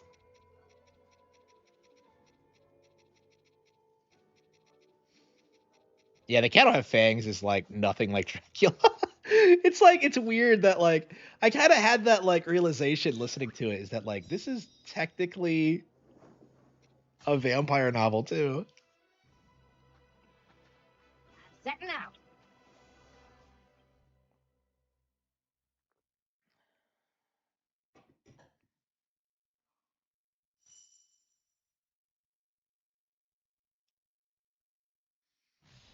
Yeah, I think Tolkien Yes. like considered it at one point and then backed off of it.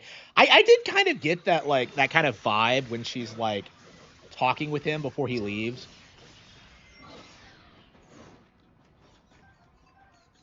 I don't know. It's definitely interesting. No, so yeah, I'm a big Eowyn fan. Uh,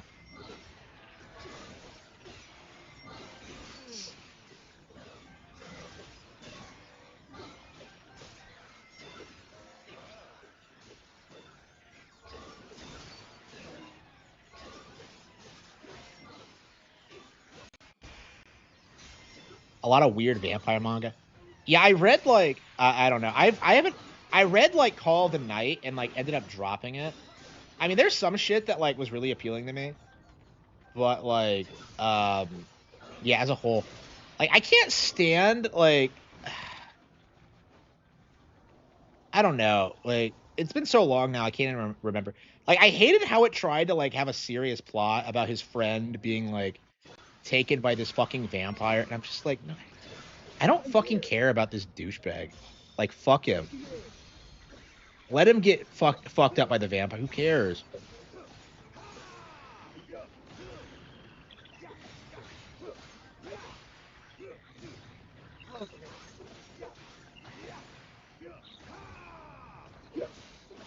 I don't know, but like that manga was like really appealing to me. Like early on, where it's just some super chill like manga where where they just go around at night, like getting into these weird Not like just a situations. traveler. It just seemed like really But like still. wish fulfillment ish to me. But it's like I don't know. Like how realistic is that? Like you're telling me that like he just stops going to school and like no one fucking cares? It's like I don't know. That's what I wanted to do growing up, but it's like how realistic is that really? Ugh, I don't know. I don't. That's the only one I've tried to read because it's so it was like a newer series. I heard it ended pretty badly though.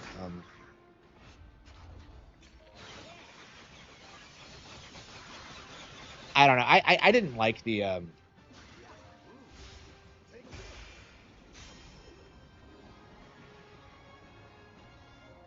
yeah, I got like halfway through Watchmen and dropped it. I did not think it was good. I had a lot of issues with it. I kind of see it as like primarily political propaganda actually. Um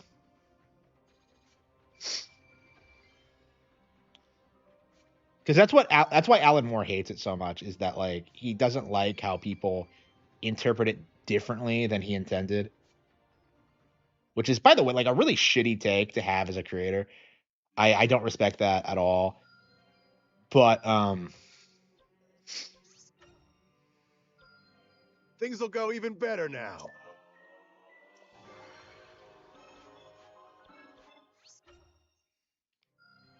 Wonderful.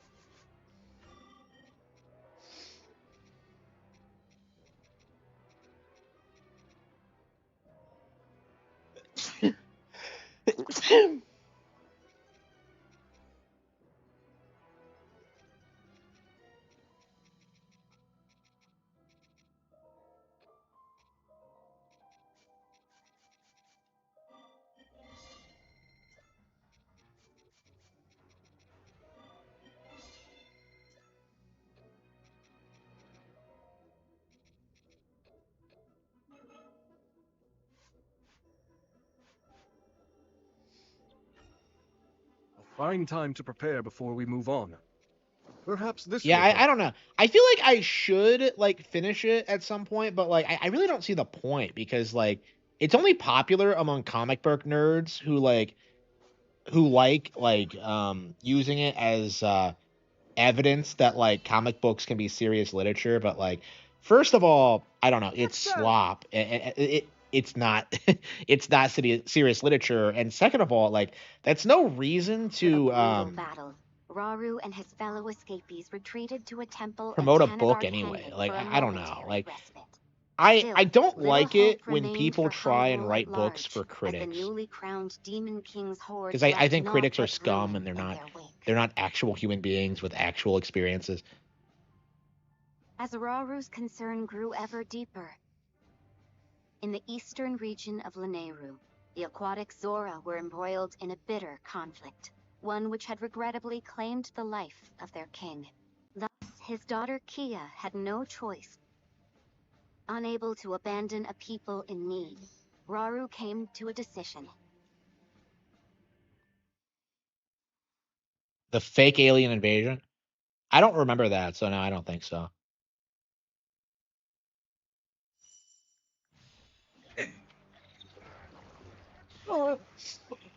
My favorite meta thing about Watchmen is how like a pirate comic is like bigger than superhero fiction. It somehow predicted One Piece. I just thought that was incredibly based. Yeah, I might read it again. I have it lying around, so maybe I should do it. Never win. Not on my life. Is that Mifa's ancestor? She looks like a weird mix between her and Sidon. So why is Mifa so short? Did she never hit her growth spurt? You have to run. We'll fight them off. Not leaving.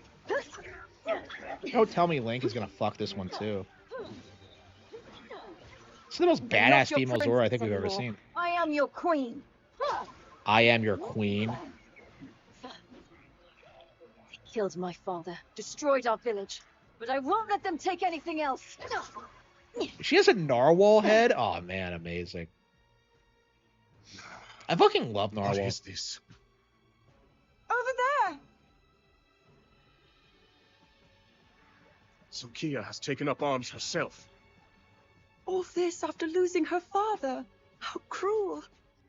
They're just not like they didn't introduce Kia. So Zelda already knows We must Kia? fight in her support. That's Now, a weird thing for we her to march say. for battle.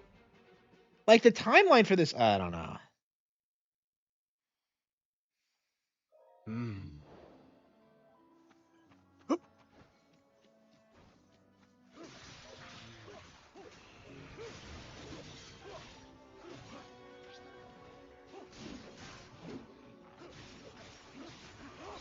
Yeah, I really should finish Watchmen. I really should like. I think that should be like a big thing in my career. Is kind of like that's actually something I was thinking about doing. Is that like I want to go back through like a bunch of like classic literary works and like explaining how they're secretly woke and subversive. Because like I think a lot of them are. Because I was thinking about like Grapes of Wrath and like why I never finished it growing up, and like I kind of looked into it. I think Steinbeck was a socialist. So I think that's kind of the point of the Grapes of Wrath is that like it's advocating for socialism. So I think maybe kind of that might be a really good angle to take my BookTube channel is just like is just like going through stuff like that and explaining why all these classic novels are secretly garbage. That'd be really cool. And it's something I would really excel at, but like I don't know. I don't read a ton of bad books anymore. Like I'm reading like good shit. So I don't know. Maybe I'll get into the swing of it eventually, but for now I kind of should focus on video games. I don't know. There's just not a whole lot of video game stuff to cover, so maybe I should start doing that more. But here at Time had it right, not being into Fish Girls. I know, right? Based original Link. Why is Breath of the Wild Link such a degenerate? Like, he got Zelda pregnant. He, like, fucked the fish. It's like... Because Mipha was 100% gonna, like, propose to him, right? That's why she was making the armor. We, like, know that for a fact. But we also know that, like, he was fucking Zelda on the time. He was closer to Zelda. So, like, the implication is that he was fucking them both. Like, Link's a fucking degenerate. Like, who do you think got, like, put Zelda in that, made Zelda, like, a pregnant bitch? You know? Like, put her in that, like, stupid-looking dress. It was Link. He did it. Yeah, I have a copy of Grapes of Wrath lying around. Like, I bought it for my grandma, and she read it in, like, a week, like, a couple of days, and loved it. And then, like, she started shouting, like, she's Republican. She started talking about, like, all these socialist things. Like, we need to take care of these people. Like, I don't know, man. You could totally see how, like, effective that kind of propaganda is on women.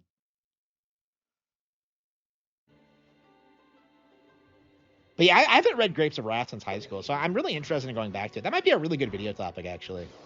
I've been meaning to go back to it, so. I don't know when it's going to happen, though.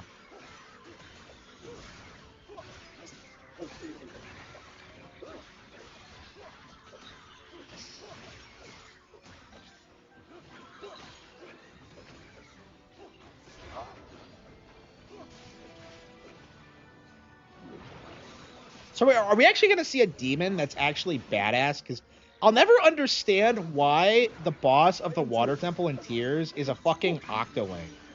Like, I just can't get over that it's a fucking, like, legit an Octoling.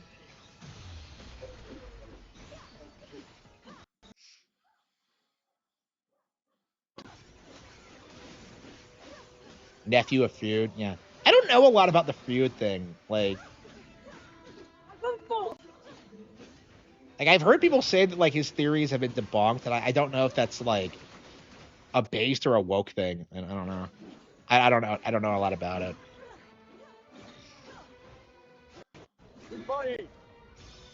Yeah, lately when it comes to, like, talking about classic books being woke, I think a lot of people are talking about To Kill a Mockingbird, actually, which is base. Because I think that's one of the more well-known ones, the one that, like, everyone fucking reads in school.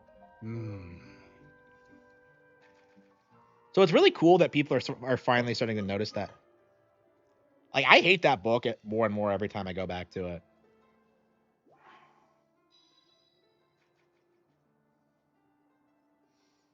Father of advertising.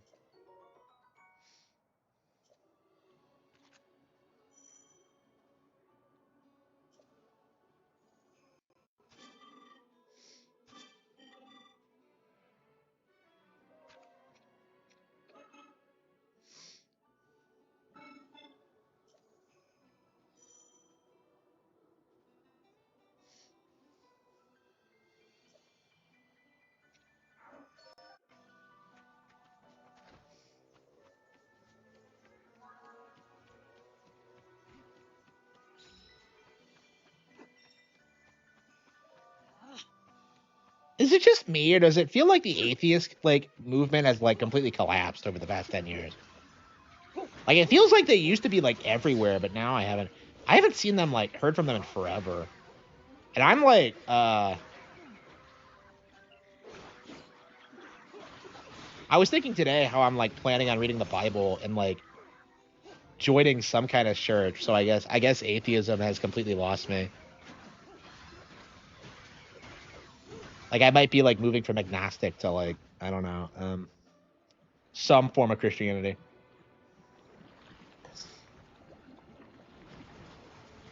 So atheism has, like, failed to convince me, even though I grew up in that cult, in that world. Sludge-like. Okay, that's way cooler. What? You know, this random fucking enemy is cooler than the actual Tears of the Kingdom boss. Like, what?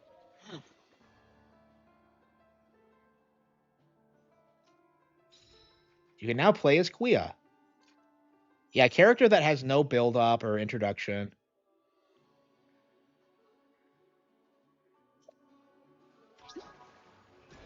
And she must be Mifa and Sidon's ancestor. My ancestor.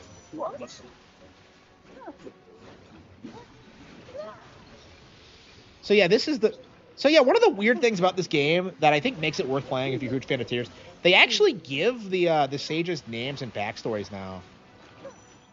So like that was a big problem I had with it. Is just like they were just generic characters, but now like they actually more fleshed out. Did she say a relative of King Raru's? I thought the story was that like she was related to Sonya.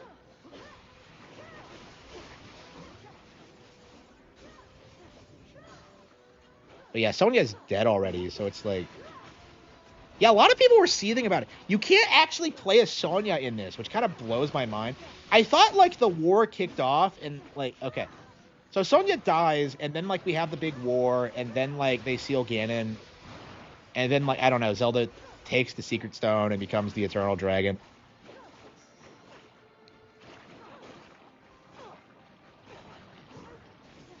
Are we ever going to get an explanation for the other 3 dragons? Are they around yet?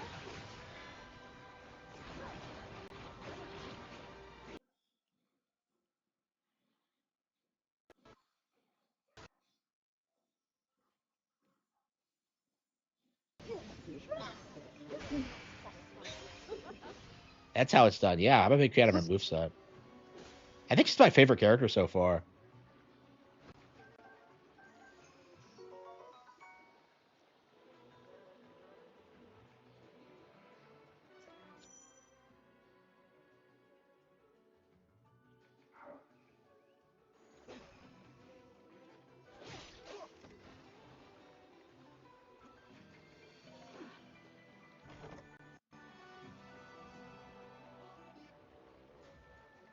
Ah,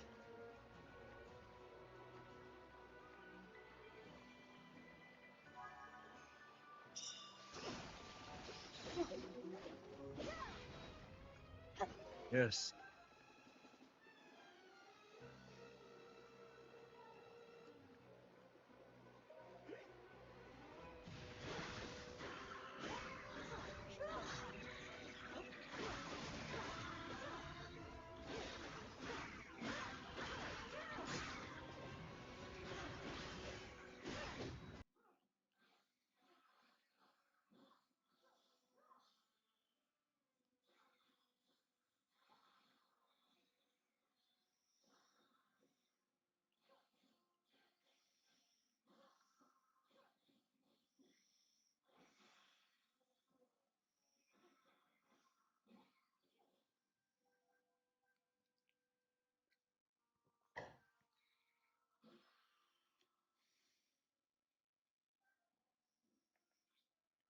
Uh, I'm not sure which one I have. I have one already. I think it's a modern translation. I'll have to check.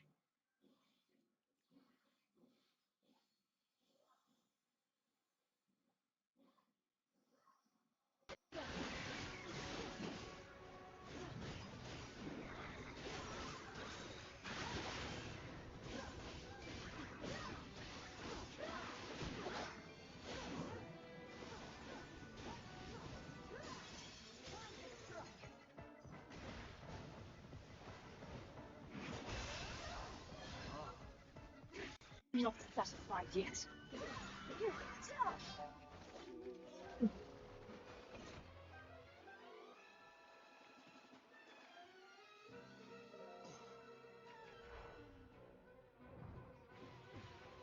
Yeah, I actually like how they have like relevant original characters now. In like Age of Calamity, you had like really goofy shit, like that weird like seer. Like it's like where'd this guy come from? I don't know. Harman reading the Bible. Huh?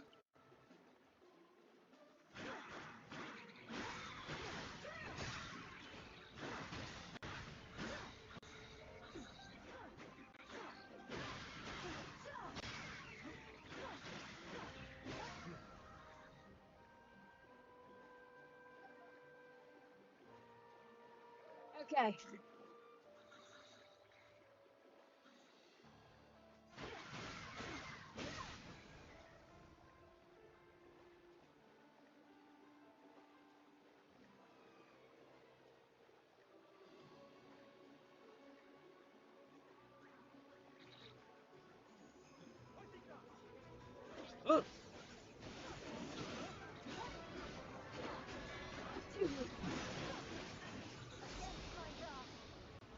Oh, will And she's you? like a water type Pokemon, yeah.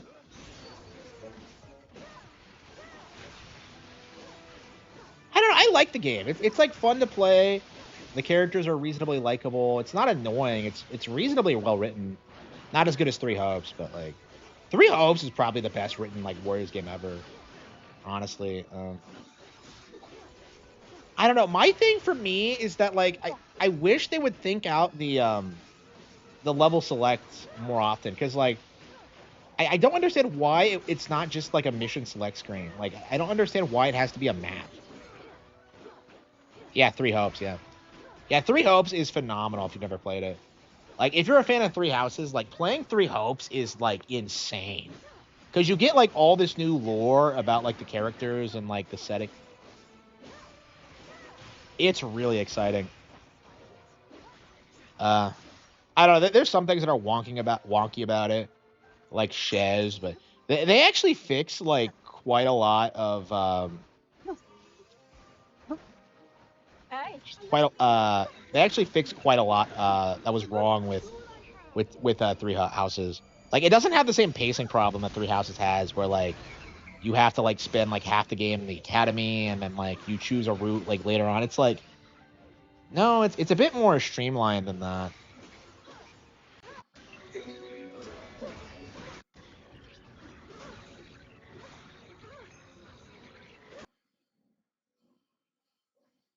Like I don't know, like Three Hopes is like phenomenal in that way because like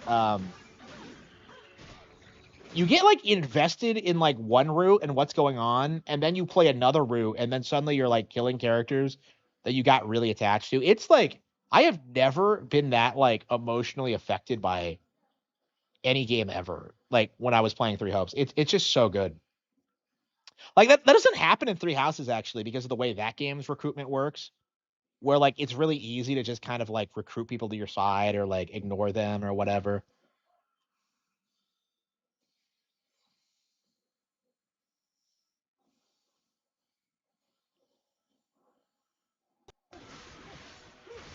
I'm curious like how Fortune's Weave is gonna.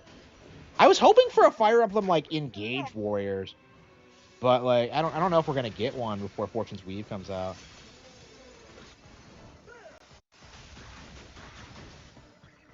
Like, I don't know how many Warriors games they put out in a year, but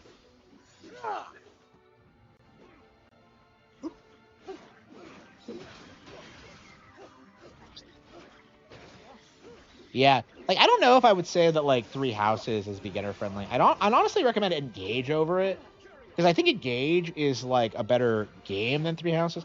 It's weird because like Three Houses is like the turbo like hardcore one, but like Engage is like a better strategy game. So like the thing about Three Houses is that the world and the setting are so interesting. But like gameplay wise, it really kind Very of well then. drops the ball in a lot of ways. Like how repetitive it is. Um, Even on like different routes, it feels kind of samey. Like you spend like 50 hours like playing the same maps over and over again for like a different final boss on each route. It's just really.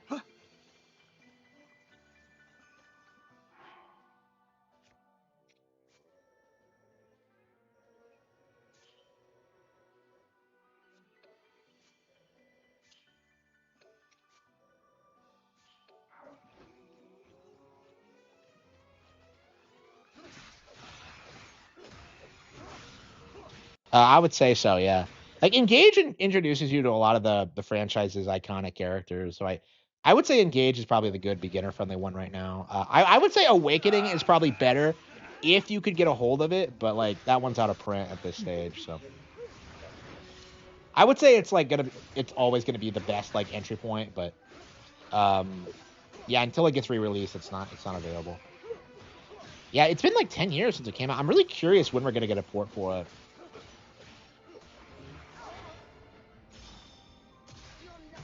And like, I'm really worried like what's gonna happen when they do, because I'm worried they're gonna make it gay.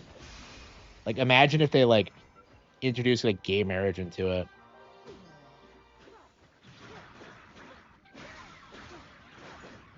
I don't know. I hope like gay shit is on the way out, but because like we really do need to talk about like banning it entirely, like worldwide. Like, I don't want to see that in like anything.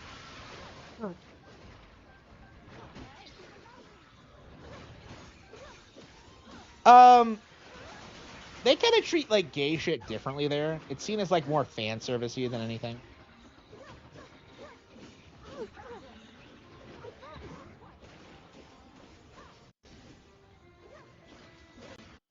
So yeah, Shadows did introduce like a Yuri pairing, which is why I'm kind of apprehensive about like Fortune's Weave. I don't know. Three Houses was always already kind of going in that direction with all the weird shit that like Dorothea would say to people. It's just, yeah. Very well. I will name. I don't know. Dorothea's a pretty like accurate representation of like bisexual women though. She's like a theater thought who has just sucked all the dicks around her and is just like trying to prey on like new people. Like, I don't know. She's kind of like, it's kind of an accurate character depiction in that way. I don't know.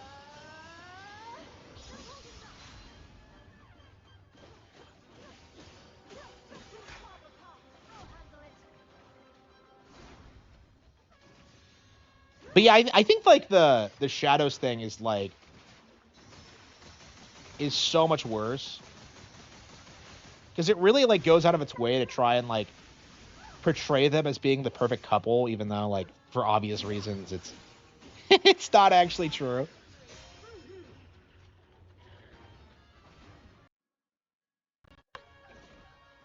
Like, it really tries doing that, and that's actually the main reason why I dropped it, because I was going to like play it and like experience the story and stuff like that, but it's like I don't even know if it's gotten any major updates since it first came out. But yeah, I'm just pretending the game doesn't exist, and I kind of encourage other people to do the same.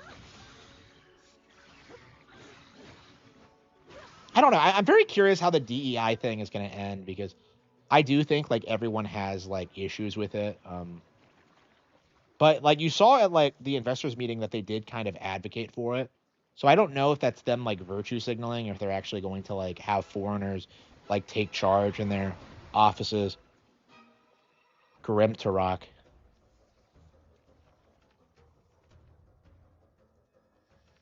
I don't know. They already have like women on their board of directors now. So that's a big red flag. That's like gonna kill the company if it's allowed to continue. Very But well. I don't know. It's like older Japanese women. Like, I don't know.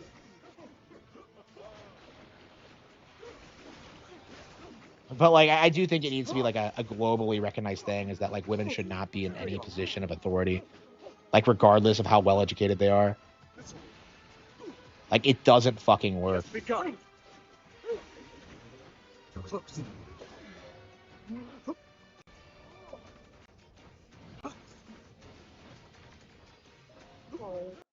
Relabel it. I mean, they've tried doing it already. Like, DEI is already a rebranding from what was the original terminology? Like diversity, or why can I not hit it? What's going on?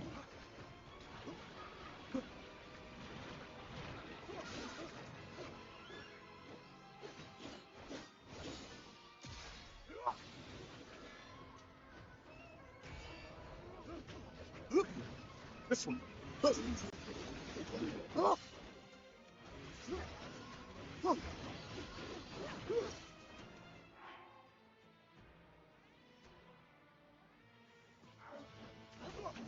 I mean, they like I think too many like actual investors are like pushing back hard on this shit now. Like, it's not something that they can just weasel in. Like it's had like serious repercussions for them now, and I think people are speaking out against it.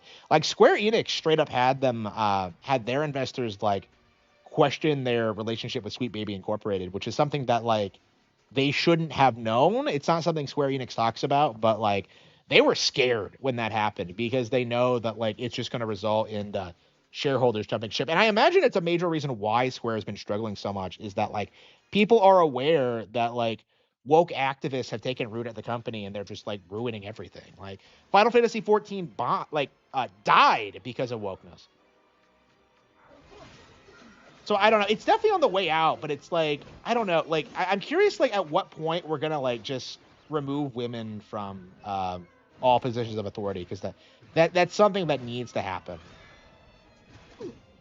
I endure. Kia!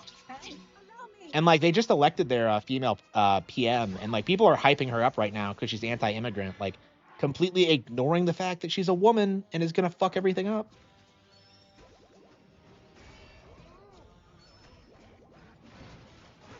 Yeah, he's not. I'm not damaging him.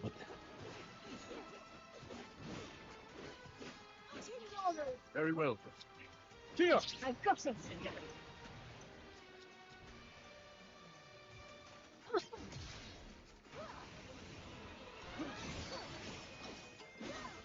I guess you have to have Kia do it.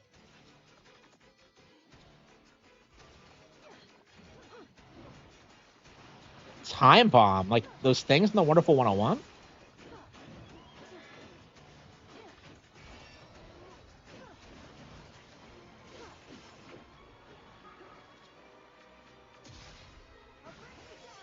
There we go. Your end is near. Hey, allow me. Yes.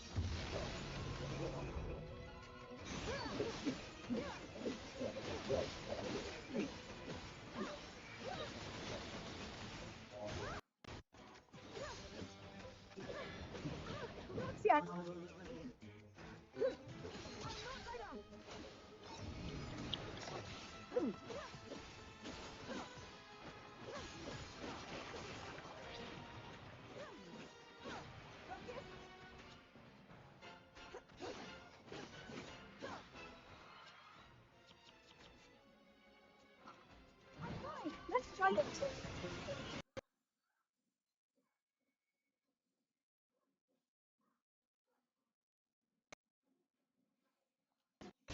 Okay, so you have to wash it away with water. I don't think they ever explained that though.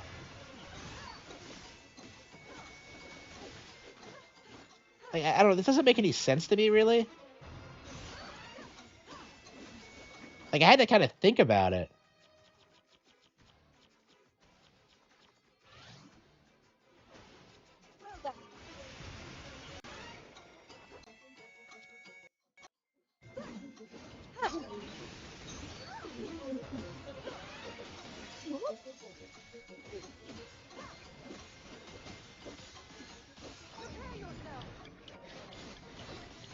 I love how badass Zelda is in this game.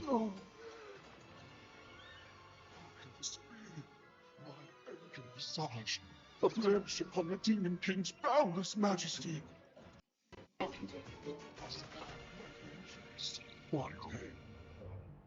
Oh. Who are these fucking? Yeah, she's cute as fucking.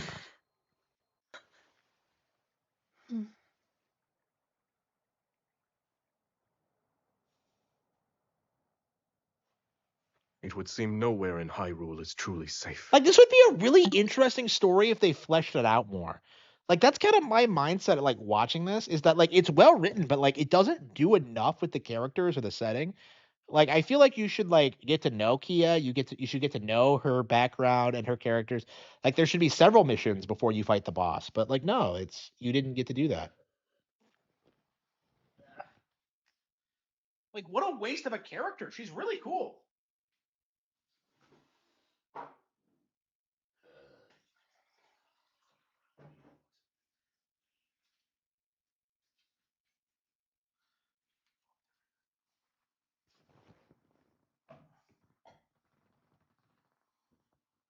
Yeah, it's not a bad game, but I think it could have been way better for sure.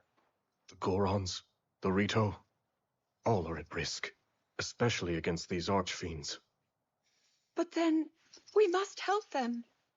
Yes, we'll stop the archfiends, build an army, It and took defend like every all of corner of American our Evil home. for the characters to beat one elemental archfiend in my series, and here we are taking out I 4 can't of them thank and you their enough, boss. King Raru. If you hadn't arrived when you did, we would surely have lost everything. My strength is the least I can offer a sworn ally. And my condolences. He was a fine king.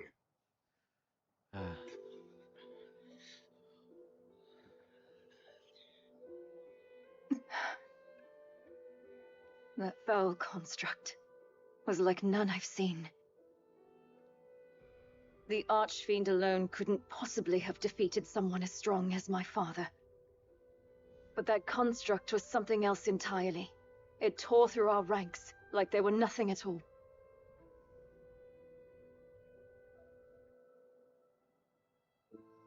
But wait, that can only mean... Yes, the one that escaped our watch and attacked Rauru. One thing is certain. It must be stopped.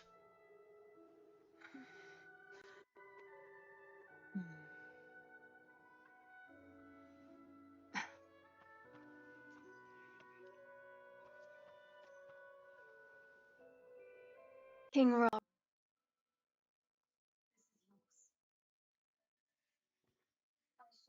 Desire for unity between our kingdoms. I can promise you that. But you gave this mask to my father, not me. It's only right that I return it to you. No, I'd like you to keep it. I knew your father, and I'm sure that in time he would have passed it down to you. The mask is yours just as much as it was his.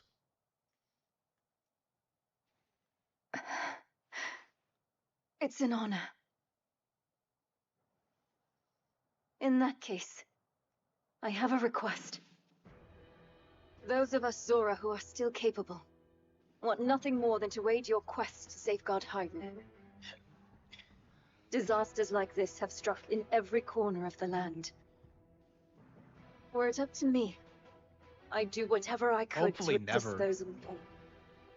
So if you'll have me, Yeah, don't let this woman I anywhere want to near join Link. you to avenge my home and vanquish the Demon King. I like how serious she is. I don't know. Mipha was like the Moe girl archetype, and like Ruto was Another like of those the cock constructs. stuff. Yes, except it seems to behave completely differently.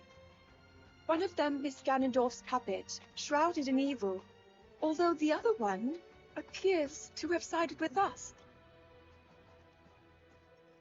You're undoubtedly right about the first construct. And yet, for the second one, it's still unclear. Rauru doesn't trust it. If it's on our side, it would make for a powerful ally. But I should start a company that can be abbreviated to DEI. So like I just take money from investors who think they're supporting woke causes. No.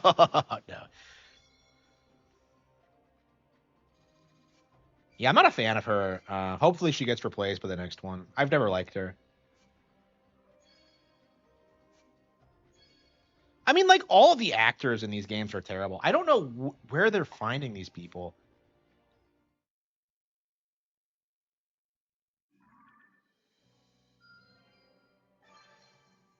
No, I think Ganondorf's all right.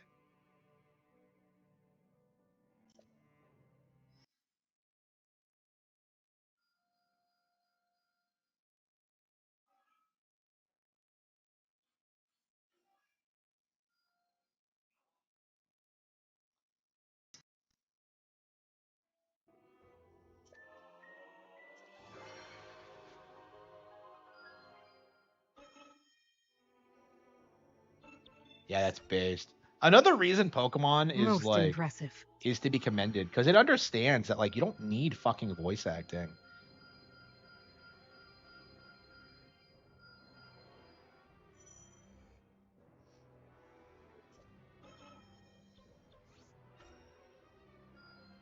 It seems I've grown stronger.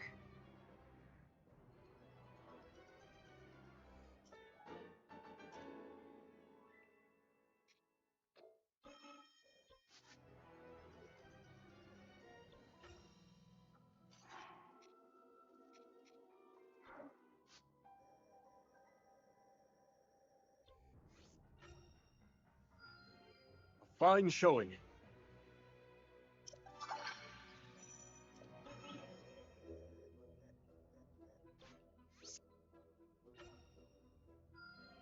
Can't wait to put this to the test.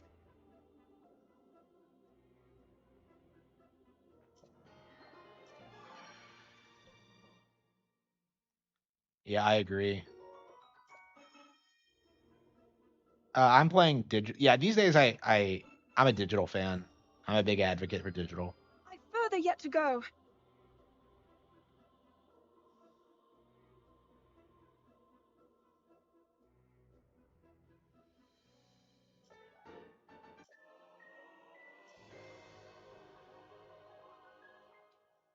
Oh, come on. She already did that.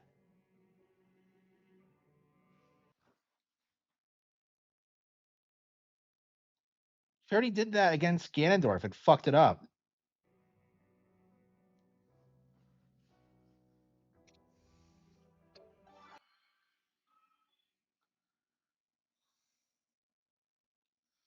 Yeah, I'm not a fan of how this works, where like you gather materials to get like, who cares?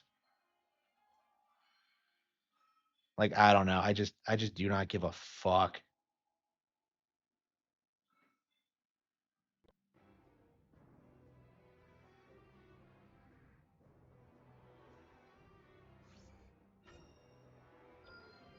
I still haven't matched my father's strength.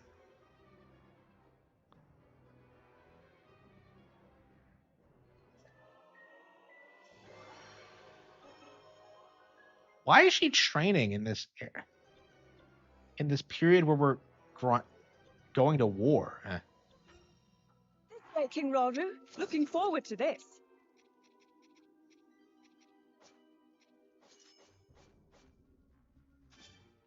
Yeah, I haven't played like a standard Warriors game in forever. Like the last one I bought was Samurai Warriors 5 and it was garbage. It just made me like pick up a history book on Nobunaga instead.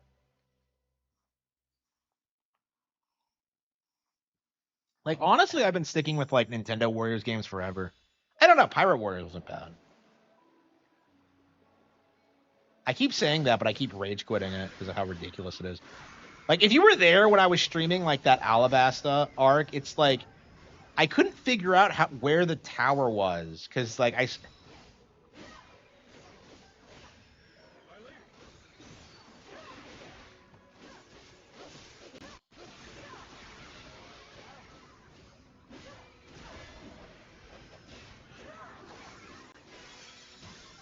think oh wow, she's wearing the mask. Okay. Okay, well.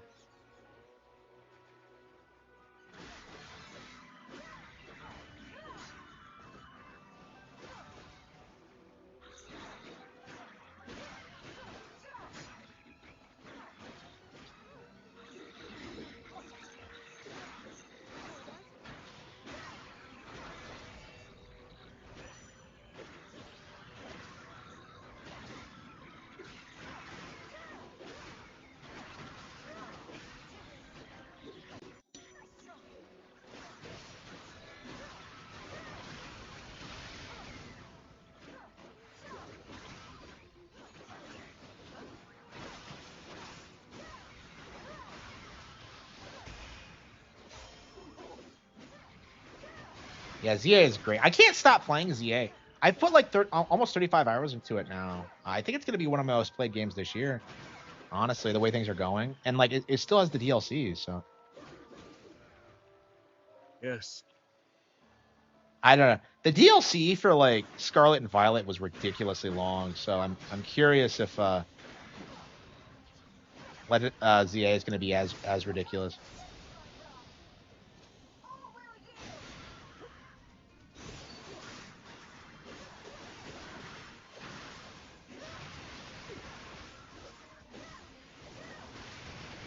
Pokepia. I imagine it'll be more casual than Dragon Quest Builders. I can't imagine it's going to be that difficult. That's actually one of my things about it, is that, like, the thing I'm apprehensive about is that, like, is it going to be exactly like Dragon Quest Builders, or is it going to be, like, casualized? Because, like, Dragon Quest Builders, if you've played it, is, like, Kino, and legit one of the best games of the past decade, but, I don't know what, like, I don't know. We haven't seen enough from Pokepia to make that call yet.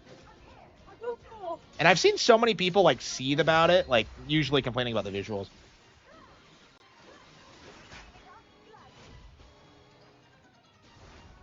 Pokepia, yeah. Yeah, a lot of people are downplaying it right now, but it's shaping up to be one of next year's biggest games.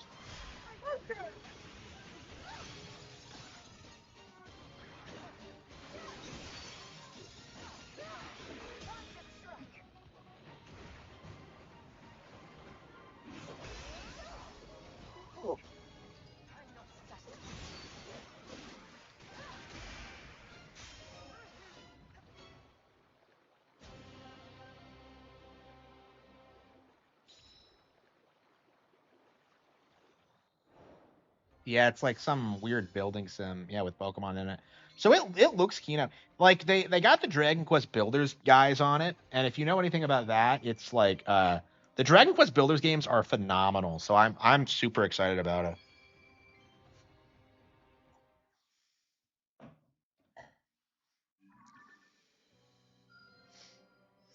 Liberated. So how long is the game exactly? I'm very. How long have we been playing this?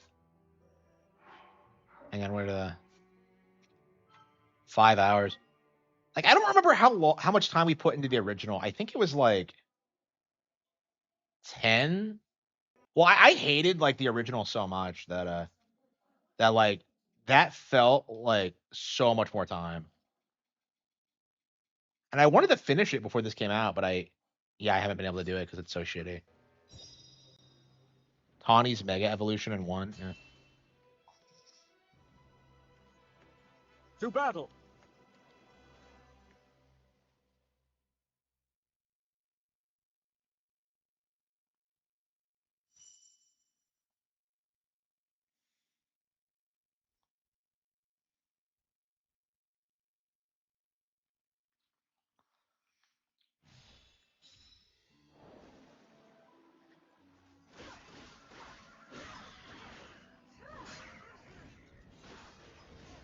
The original what?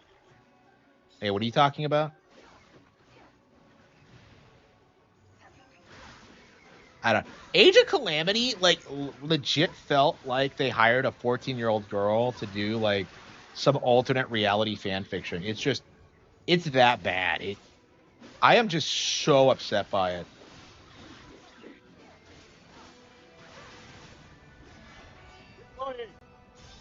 I don't know. Yeah, this is the best written Hyrule Warriors game for sure. Because like the original was cringy because of like the whole like Lana and Sia thing. Like the entire war is about Sia wanting to fuck Link's dick. Like that's literally like her stated goal is that she's in love with Link and wants to get rid of Zelda to be with him.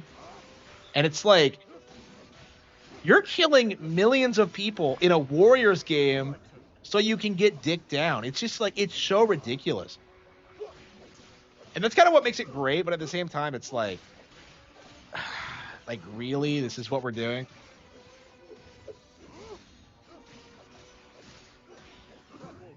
But then like Age of Calamity, like it just butchered the cast of Breath of the Wild and did nothing with them. Strength flows through me.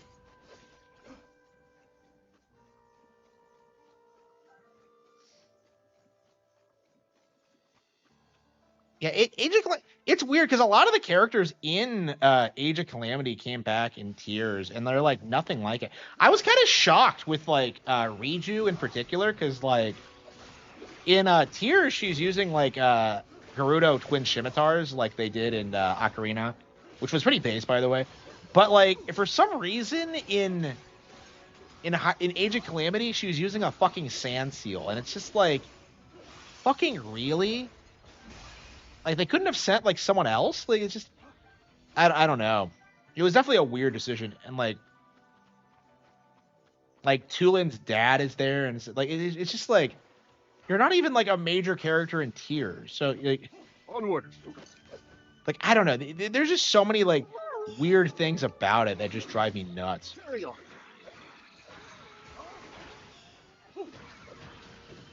You get to see like the past and present characters interact with each other, and like nothing really comes of it.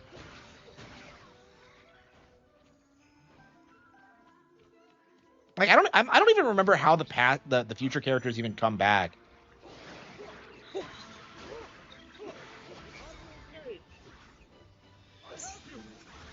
Yeah, it's like, I don't know. Age of Calamity is just like, it's just so bullshit.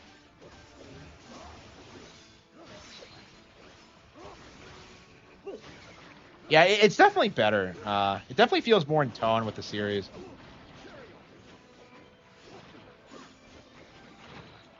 Like, I don't know. I wonder if they were pissed internally about what happened with Age of Calamity.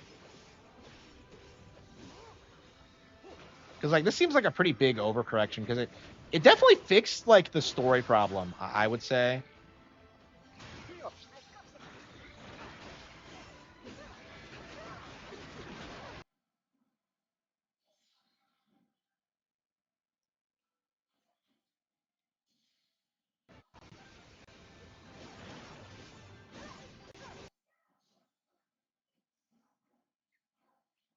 Yeah, it's bad. So like in Breath of the Wild, like the lore that like it takes place like 100 years ago, like all the good guys died and Link was put into a coma to like recover for like a century, and then he comes back to finish what they started.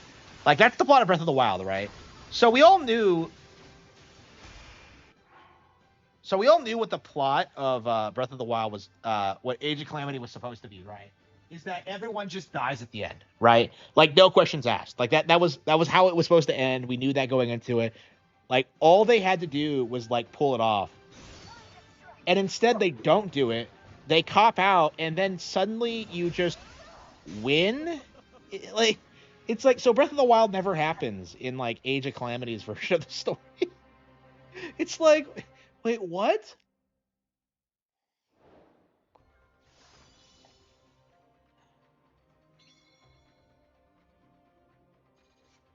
Yeah, they do die in Breath of the Wild. And like, we thought that's what was going to happen in Age of Calamity, but instead it's like some alternate reality where like everyone survives.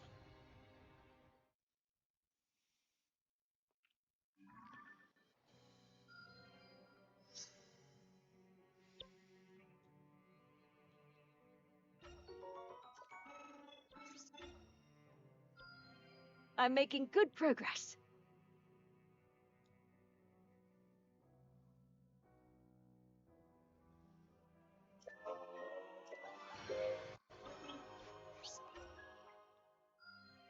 I'm making good progress.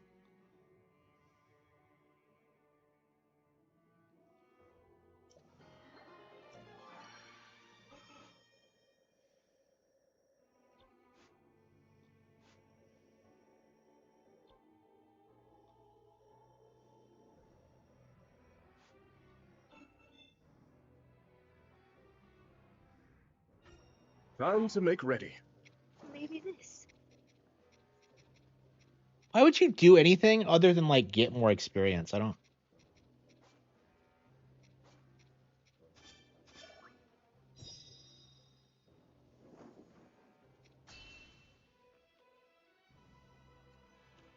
To battle.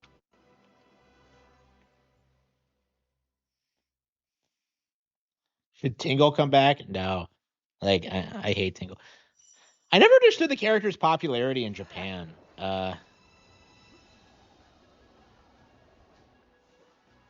Because he was like a big deal. Like, he was a minor character in Majora's Mask, and then he had a major role in Wind Waker, and he was in Minish Cap too. He was a staple throughout the 2000s. He wasn't like, he didn't fuck off until Twilight Princess.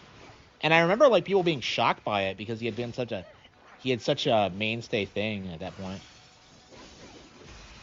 Yeah, I was never creeped out by Tinkle, but I understood that like other people didn't like him. And what did I think of when I didn't really think anything of him. I didn't even realize he debuted in Majora's Mask actually, because I don't know. I don't think I ever noticed he was there, because I never got the. Yeah, I think I played Wind Waker before Majora's Mask. Yeah. So Wind Waker was my introduction to him. I remember I didn't get him right away because I didn't realize the jail was there.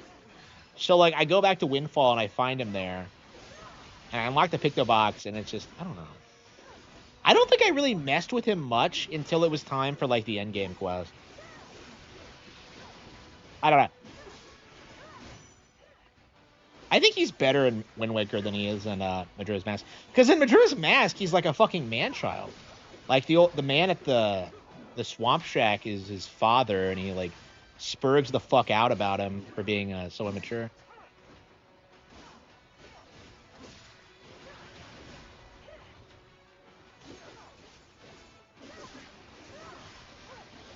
Yeah, I don't know. Like, I think this game is too repetitive. I just don't think that like the map designs are great. I don't think the bosses are all that great. Like I've played better Warriors games for sure. Like Hyrule Warriors, the original is definitely way better. Like it sucks that the original is still the best one, because I remember playing it and being disappointed with that too, and like really expecting it to like really step up with the next one, and we never really got it. Tingle the Christian of the Zelda universe. I guess, yeah. The new Kirby. It was okay. I enjoyed it. I had a lot of fun with it. I need to see more of it though. We need to play all the tracks. We need to see the achievements. Like how much mileage are we gonna get out of it? Because I'm just not sure if we're gonna how much I'm gonna enjoy it at this stage. I think at this I can definitely say I'll like Mario Kart World more, but I don't know. I really appreciate how much effort they put into emphasizing Kirby's history. Because I played as like Magalore and like Scrafty, and like seeing all those characters like racing around on their stars, it was just awesome. I was so thrilled.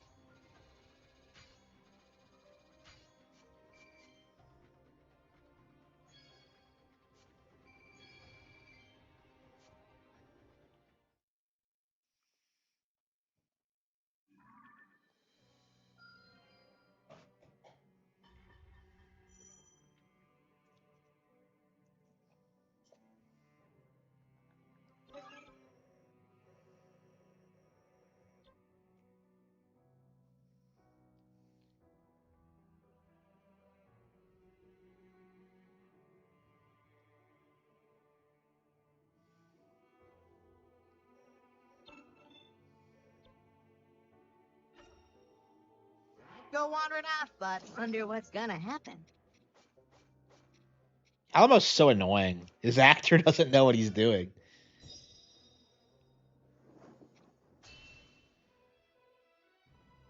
Marvel Ultimate Alliance 3 plays much better now. I was wondering about it. I actually re-downloaded it to see, and I'm just kind of like, well, it's still Ultimate Alliance 3, and I just stopped.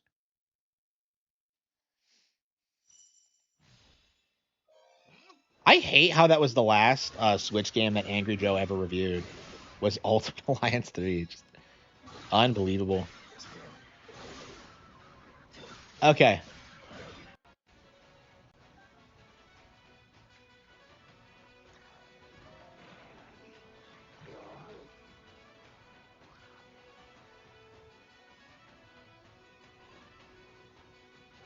This reminds me of that Kingdom Hearts theme at the end of the world.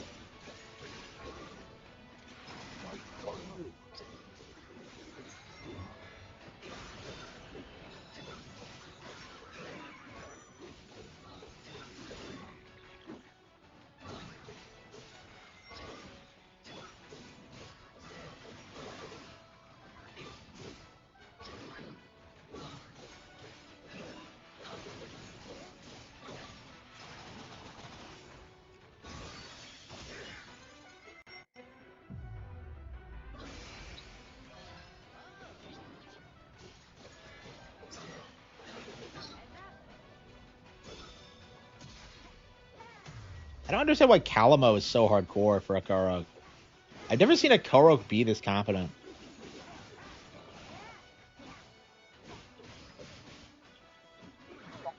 What are we going to play next?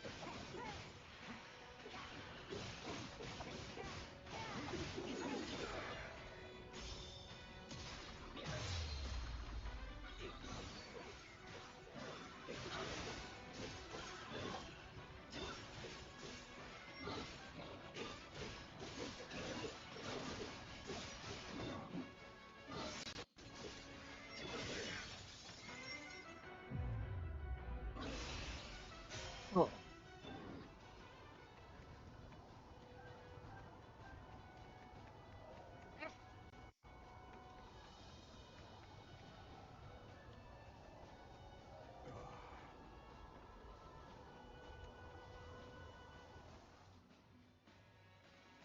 I'd say Tears is better, yeah.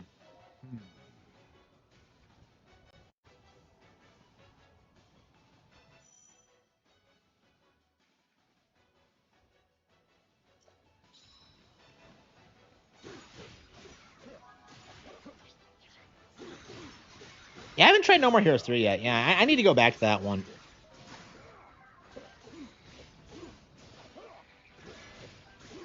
Over here.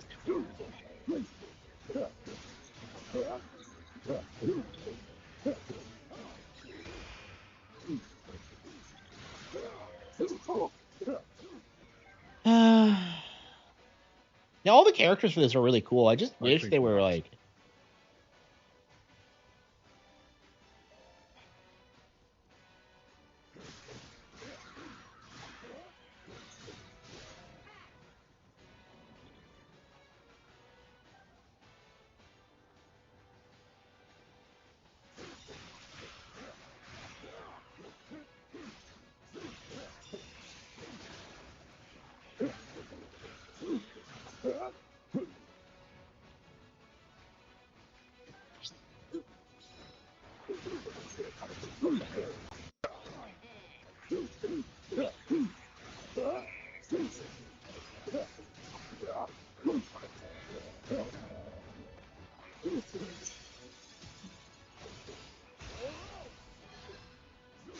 Was 3 ported to other consoles? I know it came to PS3, PC. I don't know if it was ported to PlayStation or Xbox.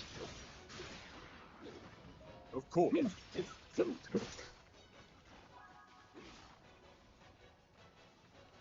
I don't know. I wish they didn't bother with that kind of thing. I know it failed on PC, by the way, so.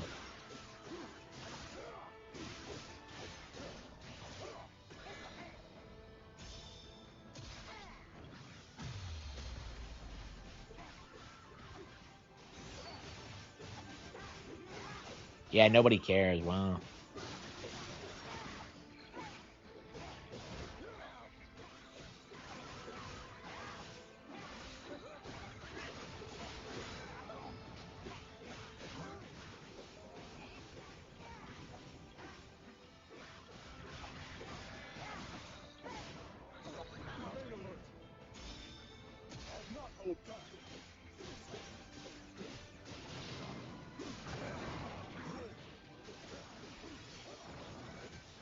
Stand down. Oh, we've done it.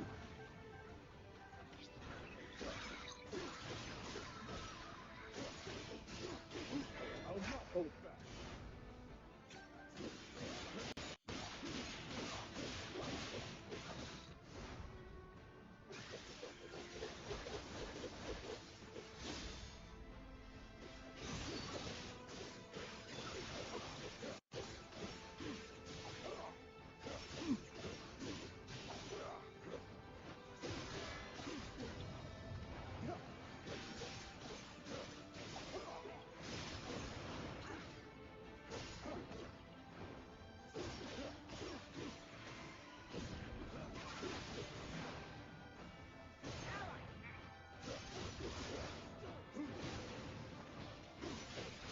Stand down.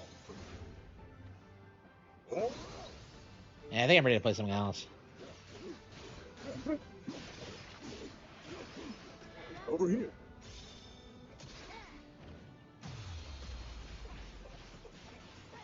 Which game was the best? I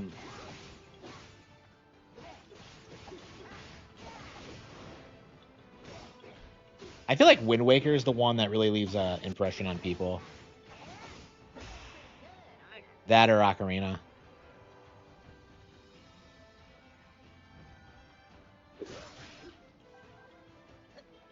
The Twilight Princess manga version of the character is actually pretty balling too. That's like one of the reasons the manga is so kino, is that they actually fixed weird shit like that and actually made Ganondorf like a really cool character in the manga, which I never would have expected from a Twilight Princess manga of all things.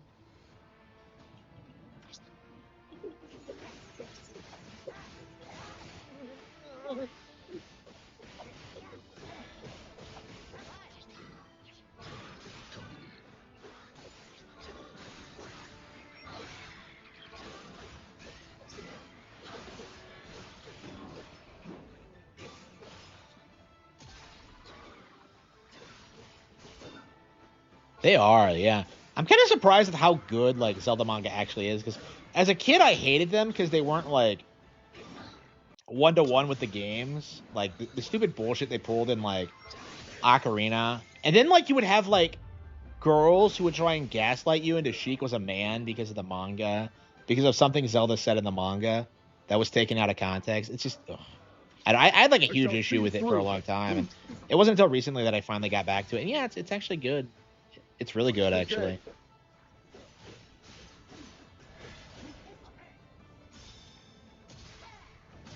Yeah, I'm not sure what we're gonna play next. I'm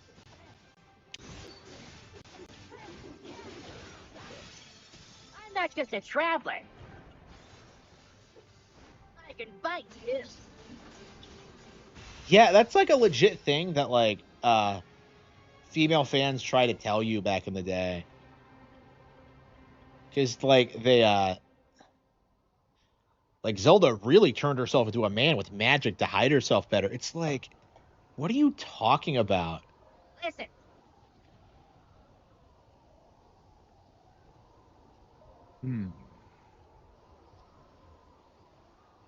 Yeah, fucking Fujos are like scum.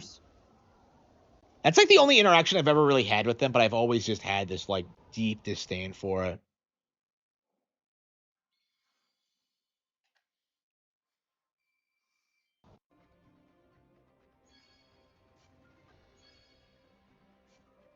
It doesn't seem to be a thing now, like, but like,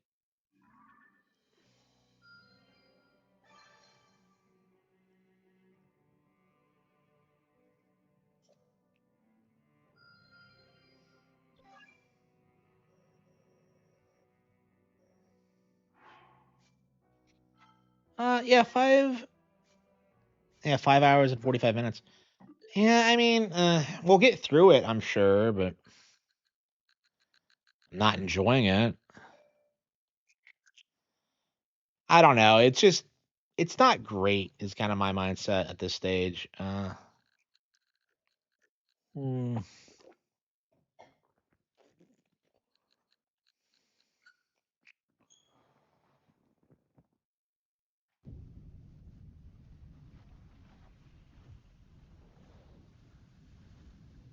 Yeah, so I still have not been able to beat Mortal Kombat 2. I did Ultimate 3 and I did 4, but I have not done 2. Or the original for that matter, but I don't give a shit about the original, so.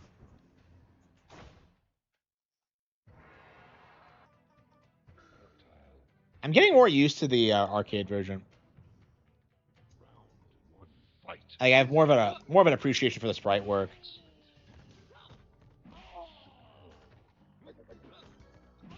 I do think the Super Nintendo is still the definitive version, but the arcade version is perfectly playable.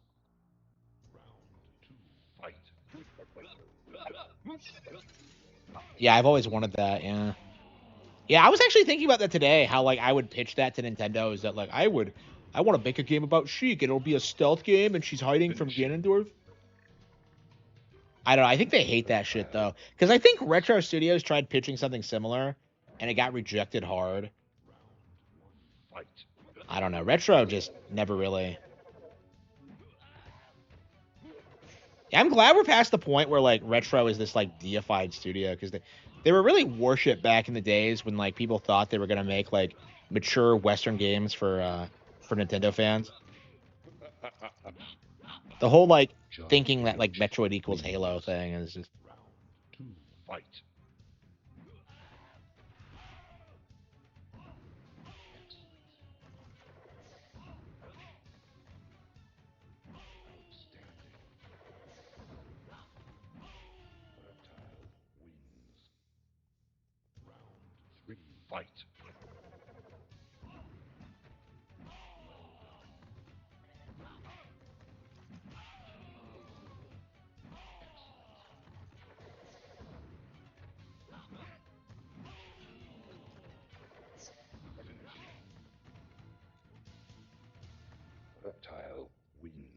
Yeah, I hated the whole like Metroid versus Halo rivalry. It was so obviously forced. Like it really felt like it was introduced just to downplay Nintendo and Metroid Prime.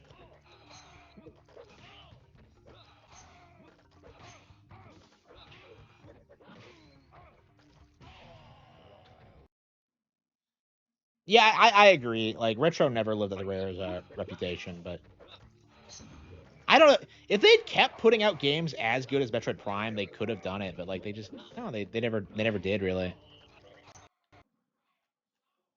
Like it shouldn't have taken them as long as it did to put out like Donkey Kong Returns and Tropical Freeze. And like a lot of people like seethed about those games back in the day. I talk about this a lot, but like people really hated that like Retro, who was like supposed to be the mature like Nintendo developer, Western Nintendo developer, that they were put on Donkey Kong duty. Like people saw that as a downgrade, which is like retarded, considering how like Donkey Kong Country Returns is still the most popular Donkey Kong game. Well, I think Bonanza is going to eclipse it soon, actually, but within the year. But yeah, Returns was.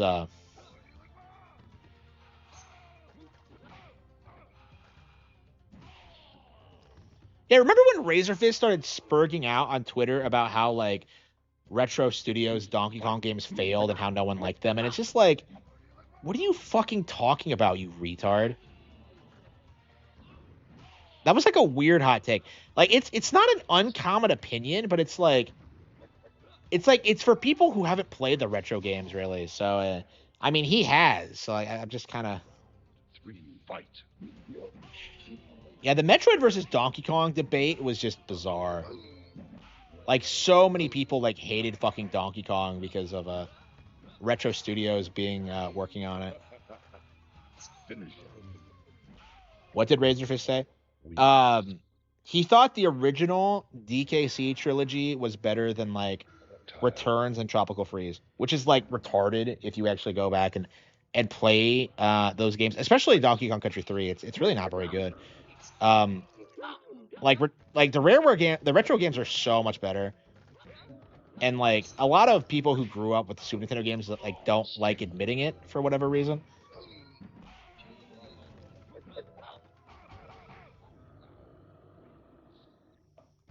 Like it's a nostalgia thing. It's kind of similar to like the Super Mario Bros. 3 thing and how nobody will like wants to admit that like new Super Mario Bros. Was better because they grew up with 3. And we saw that with like Super Mario Bros. Wonder too, where like the primary cope about why people weren't excited about it was that like, oh, it's not going to be as good as Mario 3. And it's just like, I don't know. Imagine if like I gave up like playing Pokemon after Gen 1 because like, oh, I'm not a kid anymore, so it's not going to be as good. That's basically like Super Mario Bros. 3 fans is that they're just boomers. They're basically just Gen 1ers. Tropical Freeze is so good it might be a top. Yeah, I agree. It's up there for sure. I think Mario Wonder is better. I do think New Super Mario Bros. U is better. I mean, there are better ones, but yeah, it's definitely up there. It has a lot of variety for a platformer, I feel.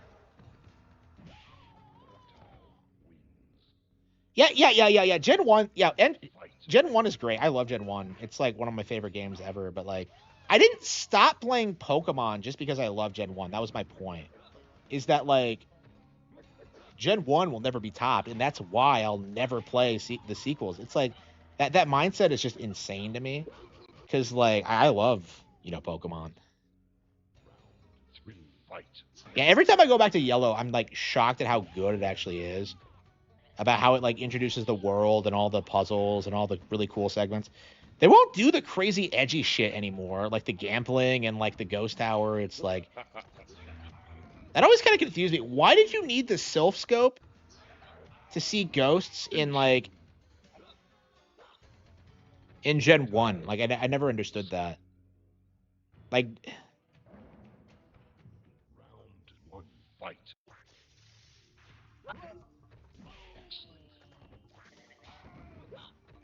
yeah, Lavender Town is like it's like scarier than fucking Silent Hill. Da da da da da da da da. Bow bow bow bow bow bow bow bow bow. I feel like that's like a meme that's been lost to time now. I haven't heard anyone talk about like Lavender Town in forever, but I fucking love it. It's such an iconic location.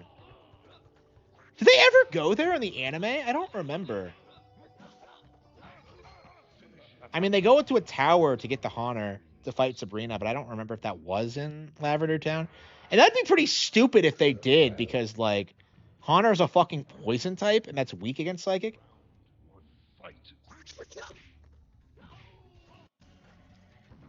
I don't know.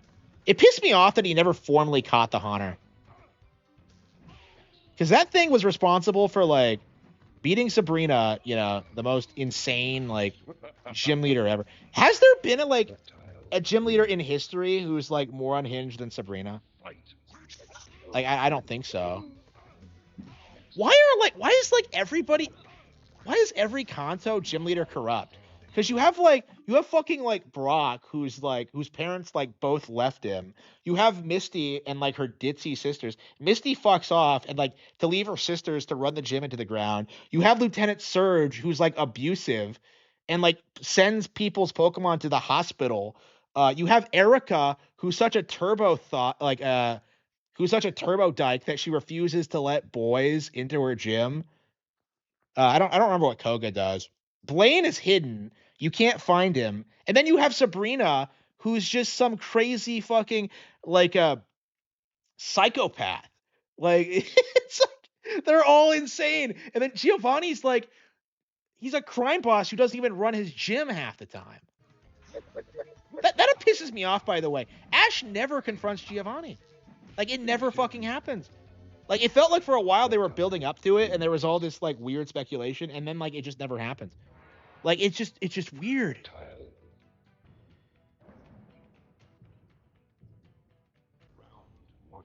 I don't know. As I recall, like Sabrina's episode is like the absolute peak of the anime. As I recall.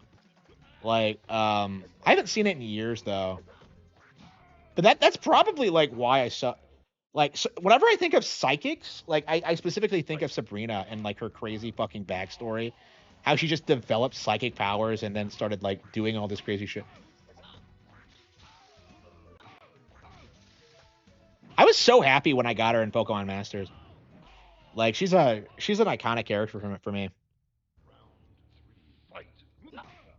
Yeah, it's a shame. Like yeah, Misty and Brock are like staples in like the anime, and yet none of the other gym leaders are.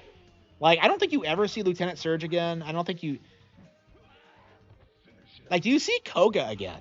Because, like, he has a daughter in Gen 2. Did they ever meet the daughter?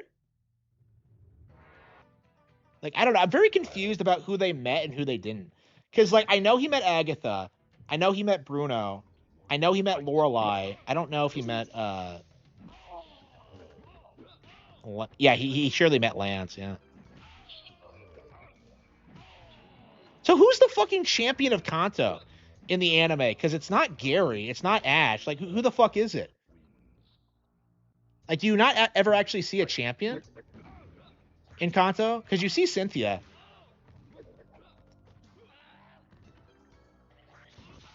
So like, do you get the... Okay, so how does this work? Do you have to win the Pokemon League to get a chance to, like, fight the Elite Four?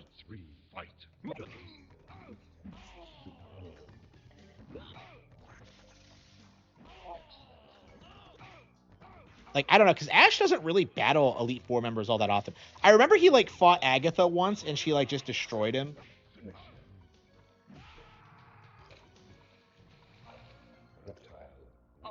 Yeah, Misty and Brock is, like... They're such weird characters because, like, they're iconic because of the anime, but in the games, they're probably not... They don't really stick out compared to, like, the rest of the cast, I would say. I mean, same with Sabrina. It's, like...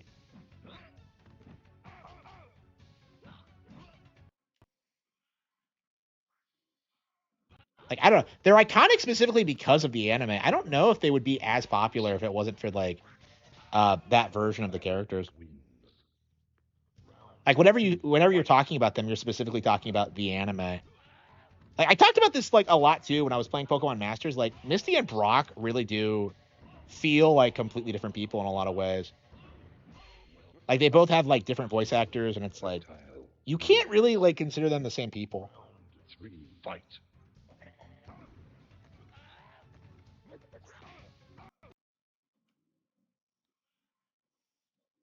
It's weird how, like, Ash Ketchum is such an iconic character, and yet he simply doesn't exist outside of, like, the anime.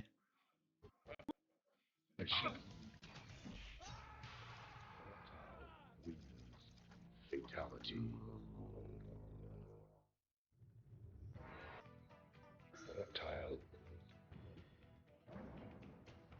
Round one. Fight.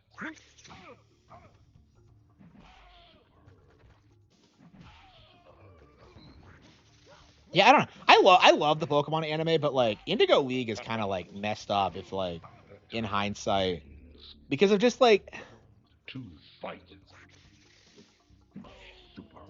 Like, Ash doesn't, like, really become a Pokemon trainer. It's a lot more about, like, the characters and, like, the humans and, like, their dynamics. Like, you know, like the Pewter City one, like, they're focusing on Brock. You know, when they go to Cerulean, they're focusing on Misty and her sisters, right? It's like, you don't see a lot of Pokemon battling, really. And it's cool when you see it, but it's like, it's... Like, usually they get hit once and they're down. It's really odd. Reptile. Round one. Fight. And, like, Pikachu's fucking useless. Like, Pikachu just looks so awkward, like, fighting. It's so weird what it turned into when it became, like, some Giga Chad that was capable of taking out legendaries. Like, early on, it was, like, doing weird things, like slapping Cubones like a bitch, and it's just like... To fight. Really? I like, the way things are going now, I'm curious, like, does the anime not really hit its stride until Surge? Because, like, I feel like that's the moment where, like, I really fell in love with the show. Was, like, the Lieutenant Surge episode. Wins. Round three. Fight. I don't know. Maybe they're trying to set the vibe and the tone. I don't know. There's, like, so many weird things about the show early on. Like, when you watch that episode when they're at the academy, like, they start talking about Pokemon levels. And it's like, are you serious? That, like, they're seriously using game mechanics in the show? Fight. Yeah, it drives me nuts how many times you like meet a character of the week, and then they do this thing where like, oh, I can't wait to see you again, and then it's just like, yeah, we're best friends forever, and then like you never see them again. Like every single fucking time. It's shocking when characters come back in this show because of how often that fucking happens. Like I saw some random YouTube community post the other day about like how Brock lost his Vulpix, which I don't believe I saw back in the day. Maybe I did, but I just forgot. Like it's weird how many episodes of the show there are, but like, yeah, like he gives it back to its original trainer, like after like a couple of hundred episodes of having it, I think. So it's like that was just kind of odd to me that they brought her back for that. Yeah, the Samurai Kid, yeah. Yeah, they're all like this every single time. Like, they all say they're gonna go to the Pokemon League, and then when you get there, like, you never fucking see them. It's like, it's weird. Like, it's weird. Like, Ash is, like, supposed to be, like, a top-tier trainer, and yet he fucking sucks. Like, I was kind of, like, I was watching that show with, like, AJ. Well, the episode with, like, AJ, like, the unofficial gym guy, and, like, Ash beats, like, 10 people in it. And they're all just, like, random people just wandering around a field, and he beats, like, 10 people in a row. Like, even at that stage, he's, like, better than average. If he's winning 10 times in a row, and he only loses to, like, a tryhard. The manga? Yeah, it's on the list. Yeah, I am Pokemon Adventures. Yeah, I have it on the list, but, like, I haven't been able to get around to it. There's so much Pokemon media out there. I'm really worried I'm never going to consume it all. Like, I don't know. Like, Ash, like, it's weird because, like, what you see on screen makes him look like a retard, and yet, like, he gets pretty far into the Pokemon League. Like, he loses in the most, like, bitch way imaginable. But, like, I don't know. Could he have beaten Richie if, like, Team Rocket didn't fuck him up? Is that like a legit debate? I'm gonna have to watch the episode again, but, like... Wins. Round 2, fight. Yeah, he only lost that one because of, like, contrived circumstances.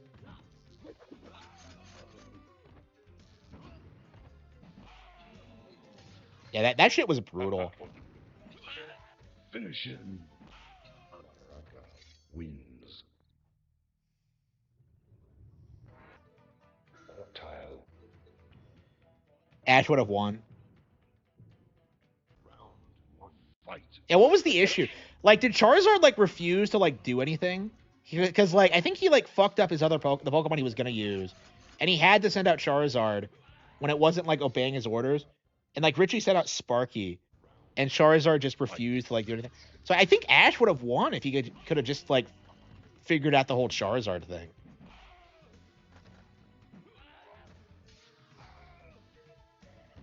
Yeah, I barely remember Richie at all. Like, he's, like, I remember him being better than Ash at everything. And then, like someone told me this. Apparently, like, that episode with, like, where they go after that baby Lugia is, like, the last time he appeared ever in the mainline show. Which was kind of crazy to me. Like, he didn't appear in Journeys or anything like that?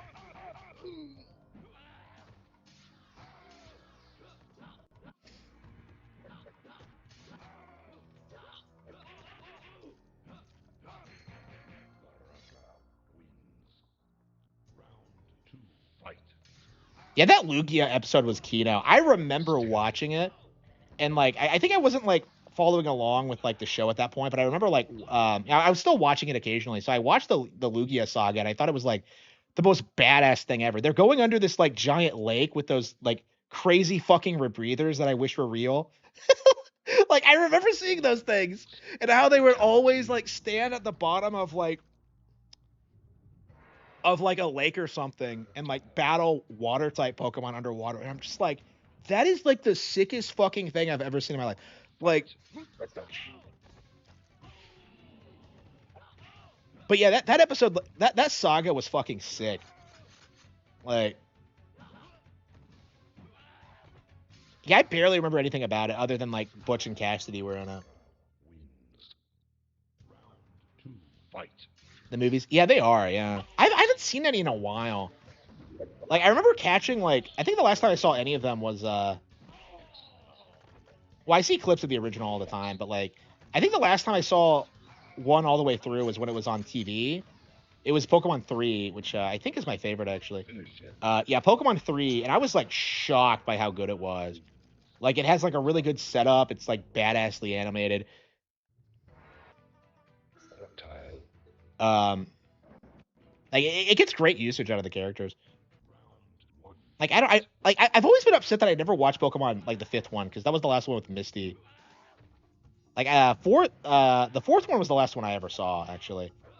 So I've always wanted to watch more, but it's like... No, I think I watched Jirachi. I think that was on TV, because they were promoting it so much on Cartoon Network. And I'm just like, yeah, let's watch Jirachi, and I did watch it, and I don't think I liked it. I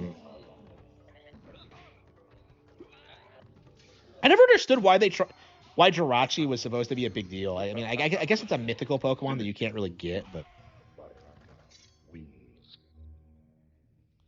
GTA lore? I know, right? Yeah, so I never saw Pokemon 5.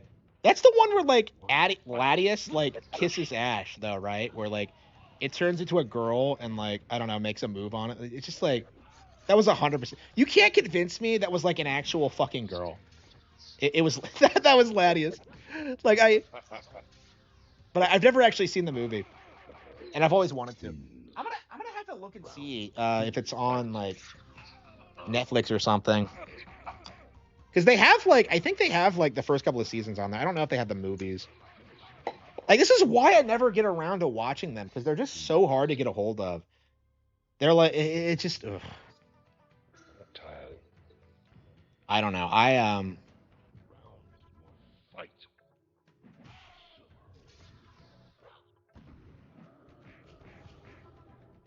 Yeah, Pokemon 2000 is the one I think is kind of rough. I remember, like, watching it, like, a couple of times. I love how the girl has an ocarina in it, but it's like, I don't know. I was a huge Lugia fan. And it's like, I just felt like, I don't know. I just didn't feel, like, that good. Like, I don't know. It's been so long since I've seen it. Like, I'd say it's the weakest one of the 4. Maybe I'm just nostalgic for the first. That first one has, like, really gorgeous animation, though. That's like a legit 90s anime, so.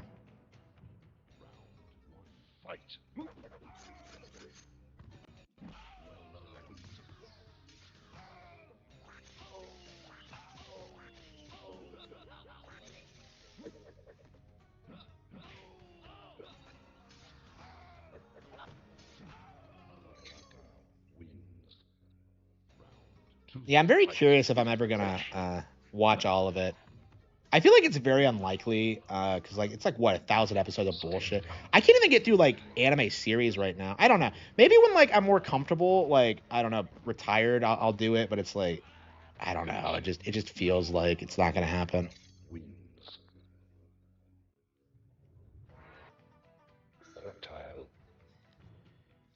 Like, I definitely want to. It's just, like, for a long time, I was saying that I only wanted to, like, watch up to the 4Kids era, but, like, I'm actually thinking back to it, and, like, I watched quite a lot of Battle Frontier.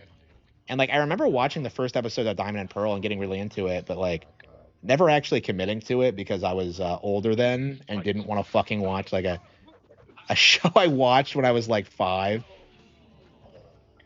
That's, like, the only reason I stopped, because I was kind of embarrassed by it, because, like, everyone else I knew, like, hated Pokemon, like, religiously, and I was still watching, like, Battle Frontier. That was something I was, like, thinking about a lot when I was, whenever it would come on. Like, I was so into it, and at the same time, I was just so embarrassed.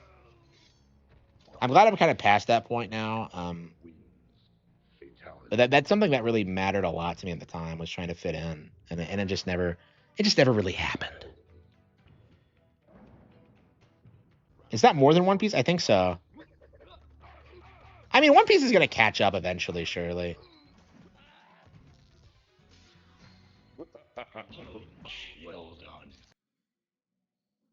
Yeah, like, it was like, yeah, it lasted a couple of years.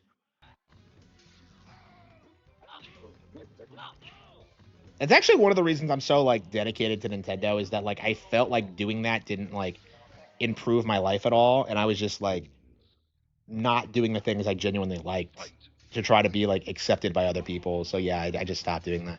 Like people don't accept you like no matter what. It's kind of like it feels like for the most part like people like kind of use each other. Well, I don't really do this myself, but it's like for most people like most relationships are like transactional and it's all about like what you can do for them. Like you know, when I was playing tennis, it was like no, you have to play. You have to win these games for us so we can like do all this. You have to win these matches for us so we can like do things and like, you know, and then when it was all over, like nobody cared about what happened to me. So like so I was completely poor. I had nothing. Like I didn't have a future because you know, I was spending all my time with a sport that wasn't going to get me anywhere. And yeah, it just completely fucked me over. And like nobody fucking cared. Like nobody cared. Oh, that's your problem to figure out, bro. It's like Wins. Reptile. like I wanted to quit after a certain point and like I wasn't allowed to because like Outstanding. no, you got to play. It's just you got to win these matches.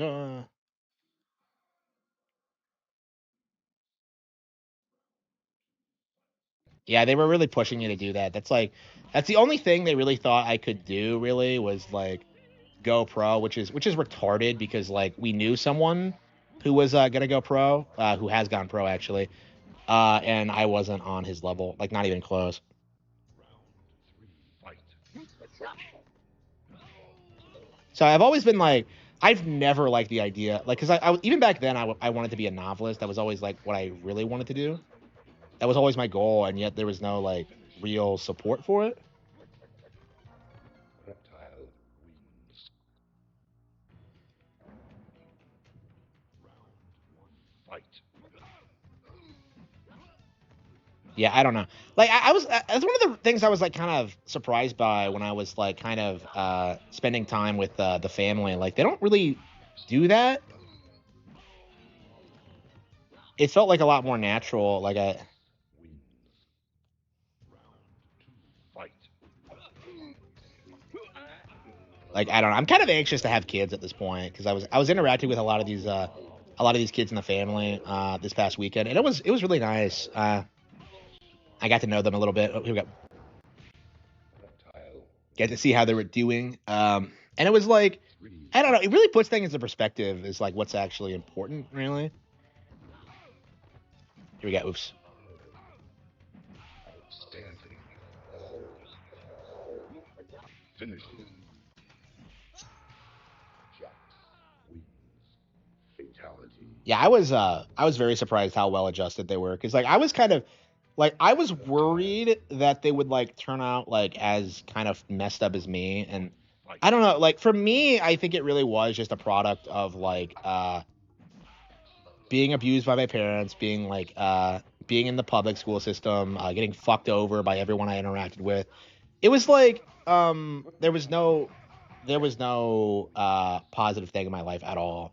So like for them that's not true. So yeah, they all seem fairly well adjusted.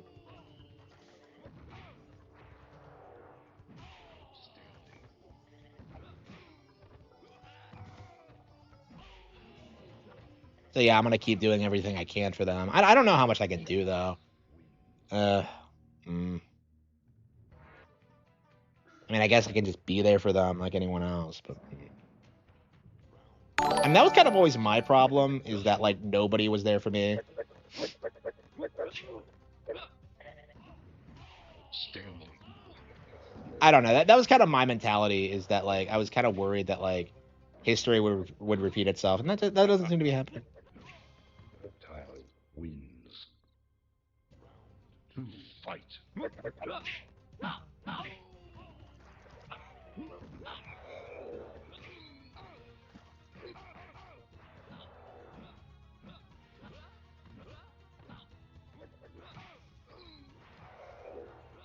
And I'm curious what we're gonna do for Thanksgiving. I haven't been I haven't been told any plans yet. I'm gonna have to ask tomorrow.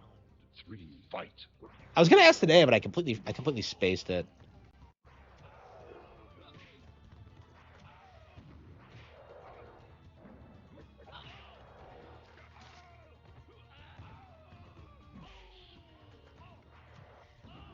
Finish him. Reptile wins. Fight.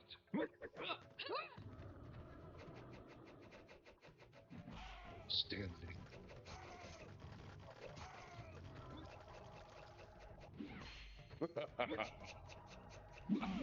Kitana wins. Round 2, fight.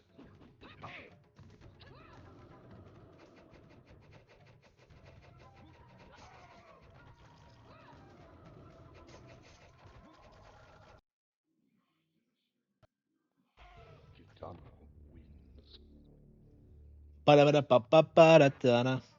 Reptile. Fight.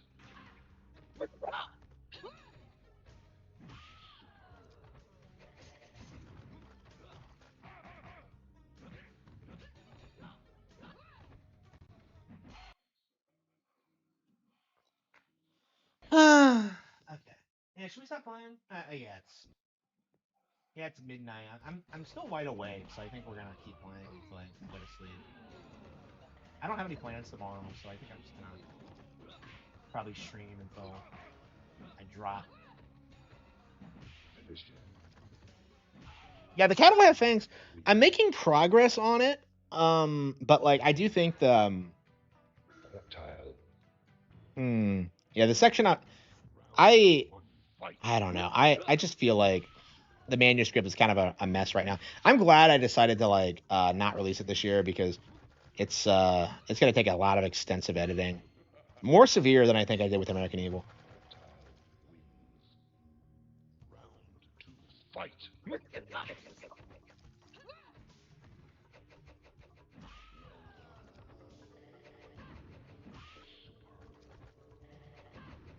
Finisher. Reptile wins. Fight.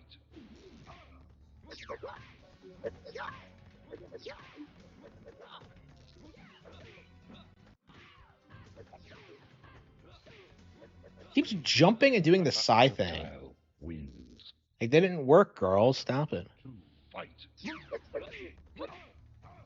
And Computer Melina is a bitch. The way she keeps like spamming attacks that she shouldn't be able to spam, it's just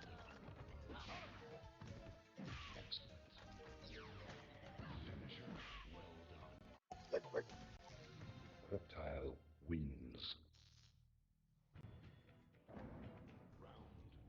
Fight.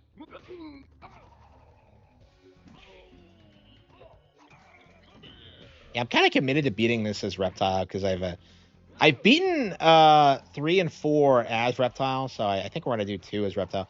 Like I've only ever beaten this as Liu Kang, so this is quite a bit different than me. I back in the day I used to switch between characters trying to find someone that could deal with Kentaro, and yeah, I don't think there is a best way to do it. I'm told Baraka is the easiest, but I think that was back before they patched out the blade spin, because like the blade spin is like OP apparently, because like the computer can't grab you when you use it. Like they do with like most of the.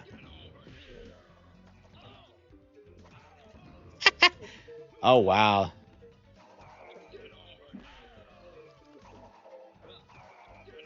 Finish him.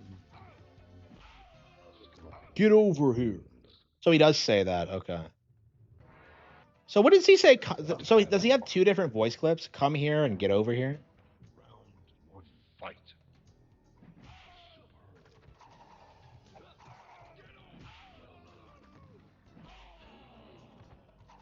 Like the rope kunai doesn't seem to be a thing that actually exists. I don't know how they came up with it.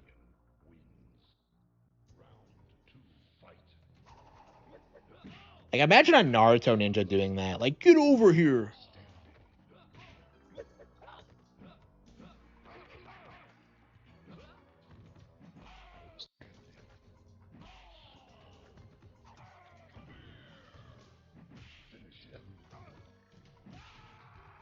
He always does the Deadpool thing. Fatality. Reptile.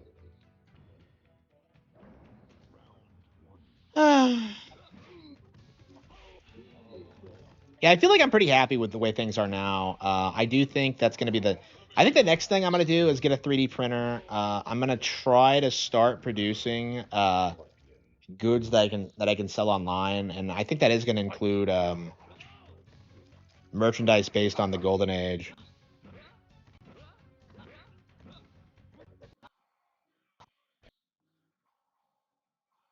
Yeah, I got filtered by the year-long filler, so I stopped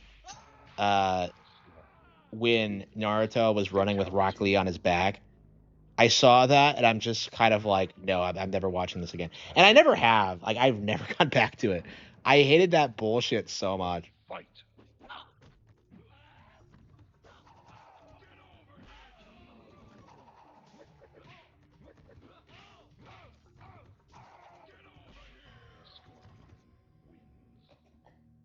Yeah, so I basically got to the end of part 1, but I have never seen anything from part 2. And like apparently like early part 2 is fucking badass, but like I never got into it.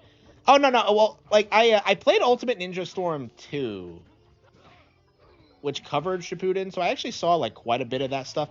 I don't know if like it really was that cool or badass, or if it was just like the Ninja Storm games doing what they do. Like I don't know. Like I wish Naruto was way better. I just feel like it had like really good like high points, and then just never, it just dragged itself out too long. Reptile wins. A lot of insane shit. Yeah, like I'm aware of some of the shit that happened. Like that time when like Sakura wanted to stop Naruto like going after Sasuke, and like she tried to pretend to be in love with him, and he like kind of thought patrols her. Like I heard about that, and I heard like how everybody fucking hated it, but like Fight.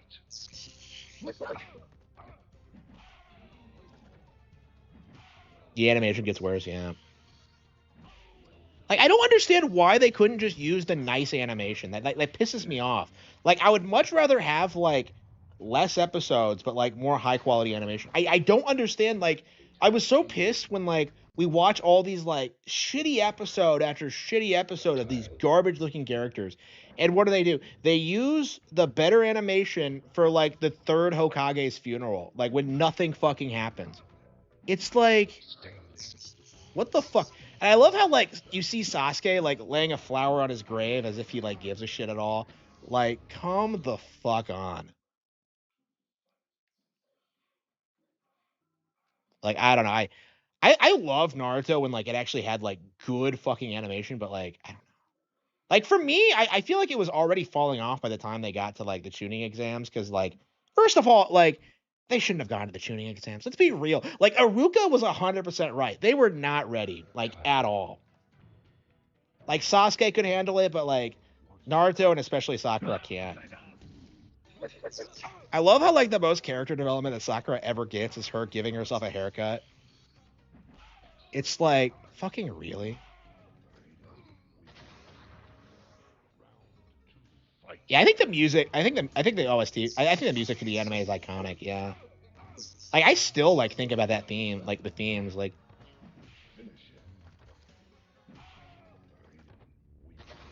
It's been a long time since I watched it. It's. I don't. I really wonder if like I would like it more now that I'm older, but I don't know. I imagine I would have like a lot of the same problems with it. Like so many like interesting plot lines are just dropped. I've seen so many like YouTube videos about shit like this.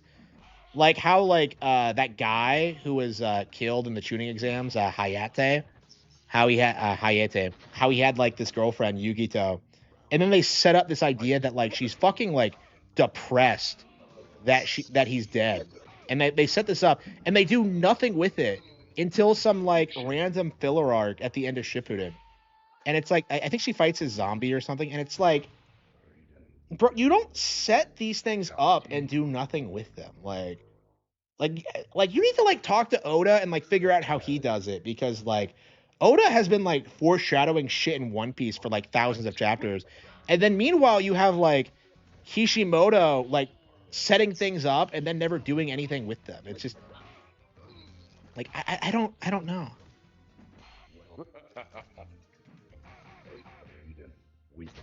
Like I don't know.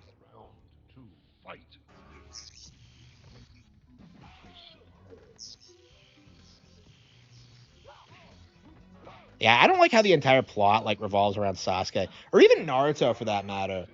Like I think the conflict should have been like bigger than both of them, and it's just like it just kind of entirely revolves around them, and it just maybe the manga is better. Yeah, I like people have told me that the manga, like the way I describe it, like people tell me that like the problem, like I would have enjoy the manga more, and like I've never read the manga, so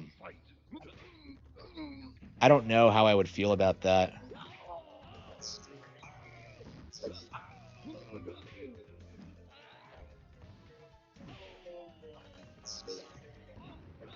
But yeah, I was a fan for a long time, and it's like it's one of those things that I was really into for a good period, and it was probably like a big influence on my life and work.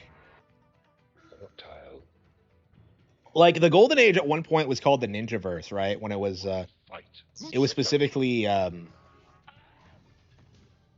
created to be my answer to Naruto, basically. Because like I was kind of thinking, like the reason I wrote American Ninja was because I was sitting around thinking about how I really wanted like another mangaka to take a stab at like ninja stuff, and then I kind of realized that like Naruto is so culturally ubiquitous that like nobody is going to want to do it because like it's just going to be seen as a knockoff of it. And like even though Naruto, like a lot of Naruto stuff is like based off of real history and culture, it's so like iconic that nobody's going to want to do the same thing. So I kind of like decided that I would do it, and so I did like American Ninja, and that I never published it, so I intend to at some point. It's still canon, but it's like I never have gone back. Like it's probably really amateurish. I'll probably like just go back to it and like completely redo it. Yeah, there's a lot of shit I haven't released. Like Lightning Ike I never released Dearly Beloved. I never released Lightning. Well, Lightning Ike is half done. I do intend on releasing this stuff eventually, but it's like I don't know. When I'm writing better books, it's kind of hard to justify like going back to old material and like doing stuff like that. Like I really want to do it, but like I don't know. It's just I never even gave you like the first 3 parts of Clover. I started with 4. Fatality. Yeah, I didn't even put a link to Clover on the website because I'm so embarrassed by it. Round 1, fight. Outstanding. Oh, really? Yeah. Yeah, I haven't involved myself in that because I haven't played Ninja Gaiden 4 yet, but yeah, I'm definitely gonna get around to it. I need to play Ninja Gaiden. Like I need to get through Black. I need to get through 2. I just haven't gotten around to it yet. But yeah, it's cool to see like people finally calling out the DMC thing, and I think it's because they did overhype like 5 so much because it's really not that good. And like Itsuno's not around anymore, so there's no incentive to like defend DMC's honor. And like the anime was badly received. I'm sorry, the cartoon was badly received. So yeah, DMC feels like it's gonna be a stagnant IP going forward, unless they get Kamiya back to remake the original, which I don't know how that's gonna look.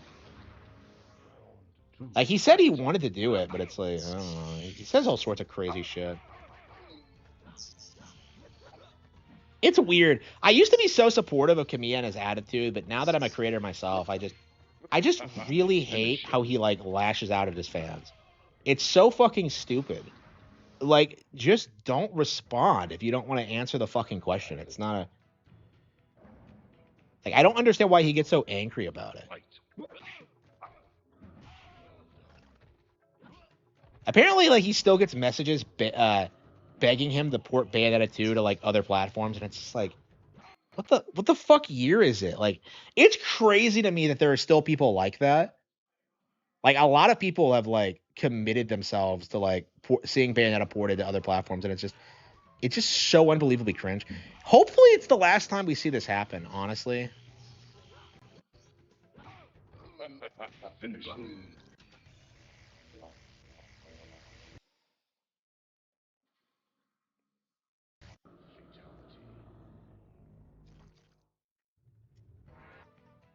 Reptile. yeah, I have so much fun playing this game. Like, that's my thing about this game is that like people say it's not a very good fighting game, but it's like, bro, I actually have fun playing it. It's not like Street Fighter 6 where you're like, I don't know, just kind of getting frustrated with how like overly complicated it is. It's like it's an actually fun video game, and that's something Street Fighter doesn't understand. It's not fun. Like I will never play like the arcade mode in Street Fighter 6 over and over again like I do for this. The only thing anybody cares about in Street Fighter right now is the online play. Like that's it. Like nothing else matters. And in here you have like so much shit you can do. You can like do the optional fights. You can like play multiplayer. You can like try to beat it. Like there's so much shit going on here. Like master different characters. Like there's so you get like this is a game I've probably put like hundreds of hours into over the years, and I never get tired of it. Street Fighter hasn't been good in a long time. Yeah, I agree.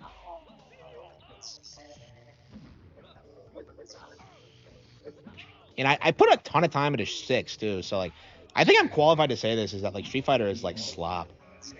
Like 6 is that like stereotypical game that you put like 200 hours into and then call bullshit. That's kind of how I feel about it. Like I put a ton of time into 6, but it's just not very good. Like if like Guilty Gear Strive on Switch 2 was like competently made, I would if it actually had functional online, I would go for that. Yeah, they need to like release a Switch 2 upgrade patch already so I can like so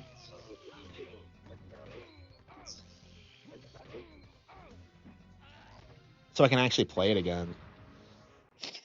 Like I love Strive, but I didn't put nearly the same amount of time into it because like the online play was so garbage. There's no one online. Like nobody plays on the Switch version.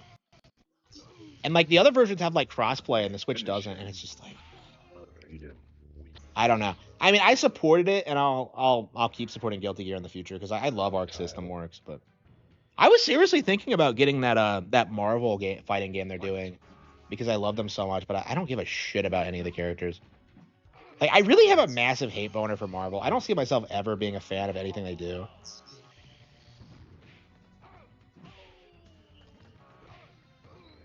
Like I don't know. Like probably my love for Marvel basically extends to like 90s cartoons like X-Men and Spider-Man, and that's about it. That's all I've ever really liked was like X-Men and Spider-Man.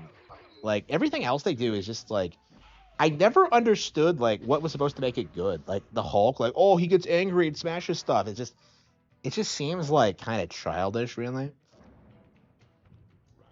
Like I don't know. It felt like the DC stuff had like more maturity to it. And the stereotype is that like Marvel is the more mature one, but I don't know. It's just it used to be really good. Yeah, so like I don't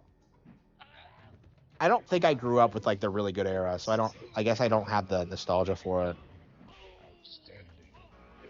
But yeah, I did grow up watching like Batman the animated series and Superman the animated series. So like some of the really sick episodes of Justice League I saw. Fatality. Reptile. Yeah, I don't know. Like I'd love to go back and watch like the classic 90s X-Men one with but like I don't know when that's going to happen. It was on my Amazon wish list for a while, but like I don't know when I'm going to get around to watching it. I'll probably do it when I get Disney Plus like in 2050 or whatever.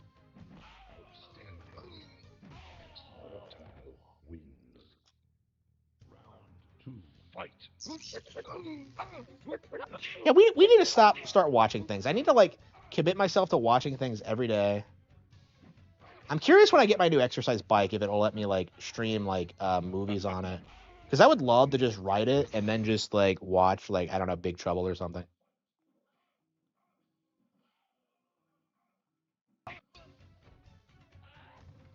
Punisher. Yeah, yeah, yeah. Daredevil seemed fucking awesome. When I played Ultimate Alliance 3, I was shocked by how cool like Daredevil seemed. Like I had no idea Daredevil was that awesome. Um, yeah, I knew nothing about the character. Like I only know him because he was in that Spider-Man N64 game. So like I don't know. I just don't recognize any of them. Like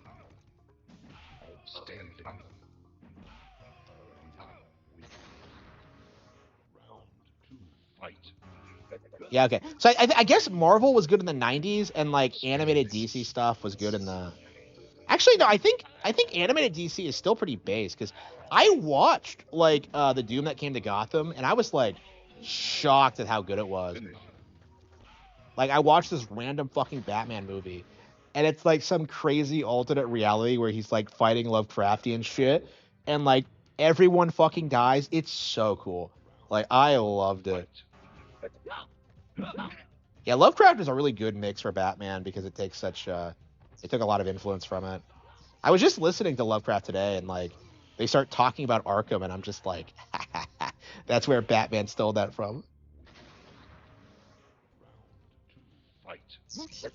Yeah, I definitely I don't know. I'm not a Lovecraft fan, but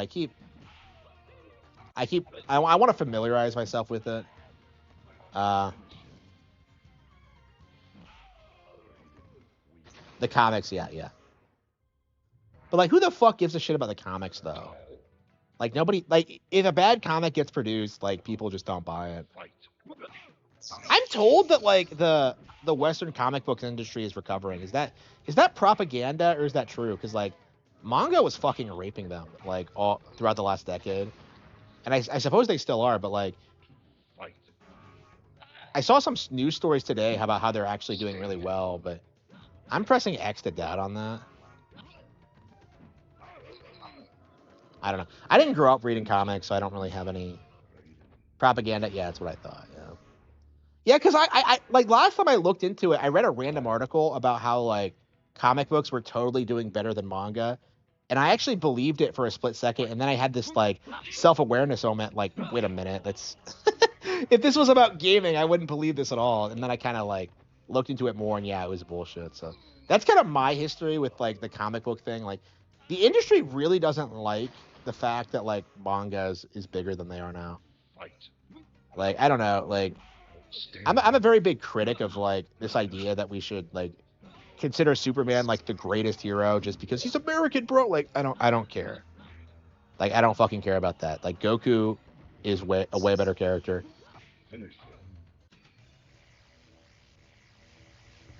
I don't like Superman fans get legit upset at you when you talk about like how Goku would totally win that fight. Not even like, Endgame like Super Saiyan like God Goku. Uh like fucking like Red Ribbon Army Goku could probably do it.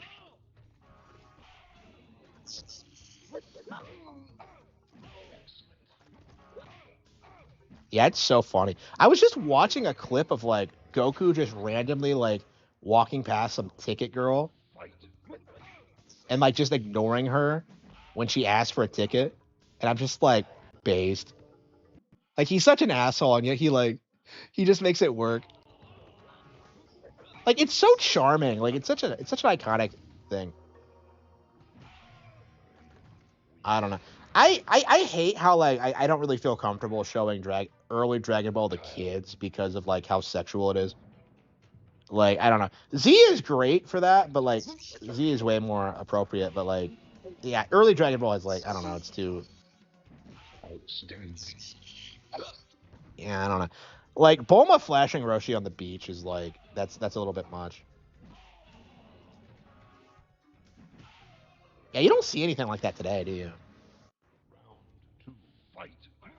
She's like what, like 15 at the time? It's like ugh. You see her topless quite a lot too.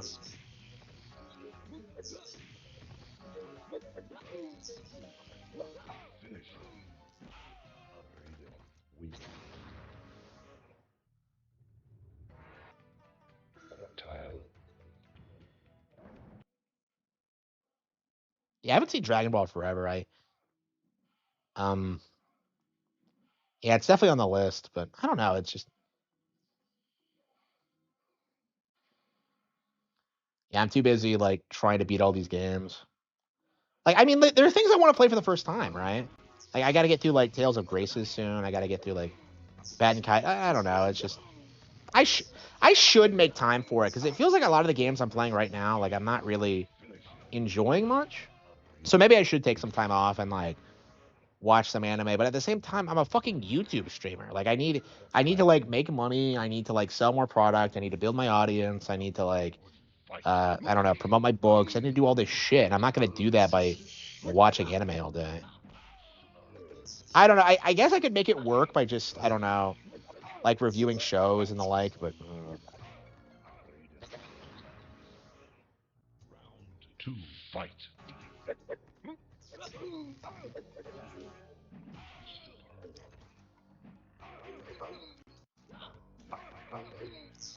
Finish him.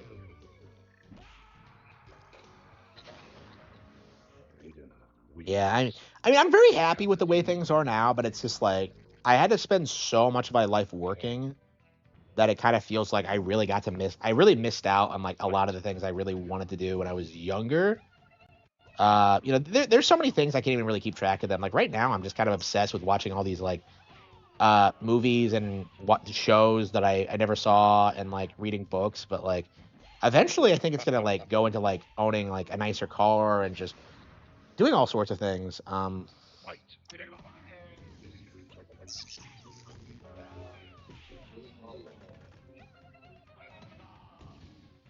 I don't know. I this is like it's interesting because like this is like easily the best point in my life so far. Hopefully, this isn't the absolute high point, but like um I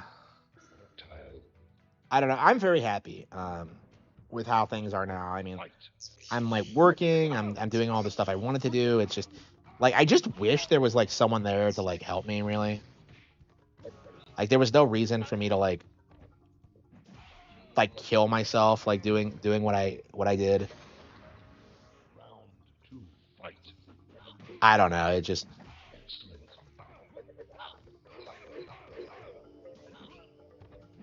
Finish him. okay. I think we're done. We're getting wrecked.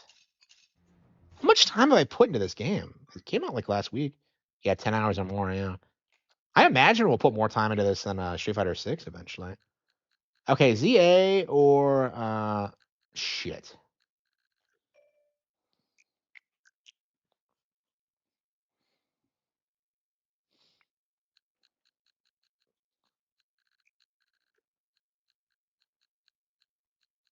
And look at all this bullshit we don't have time for.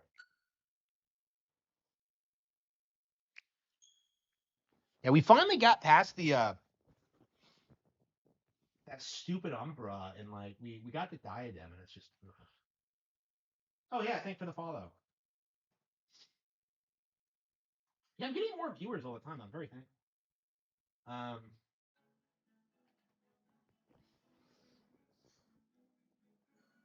okay. Yeah. I'm told like hmm, Nintendo. Yeah, Nintendo. Where's our Batten Kaidos 3? You keep making endless like Xenoblade sequels, but not a third one of this. Like unfucking believable. Uh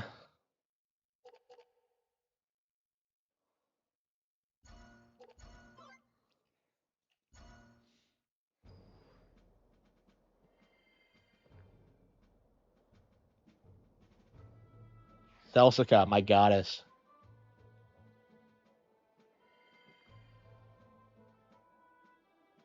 This guy was looking up her skirt. What a chat.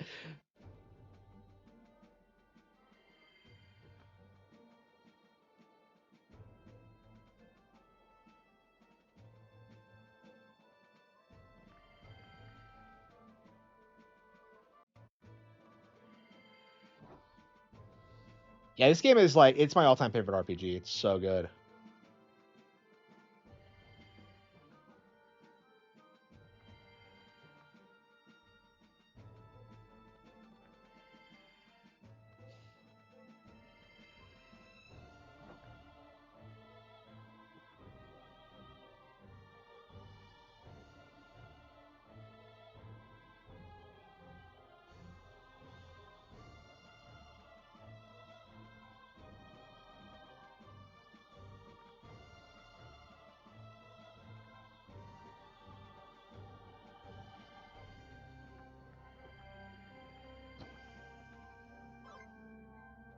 Heavenfall, hell yeah.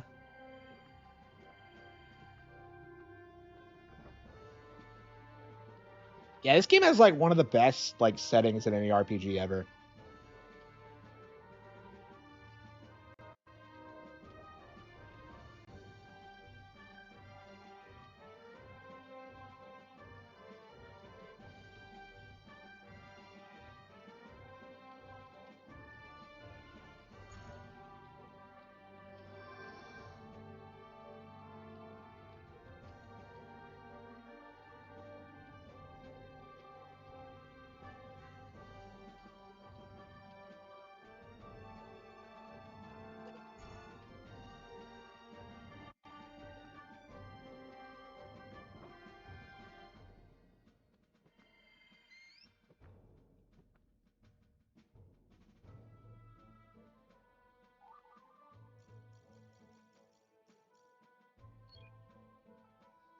I love how you can like store dialogue.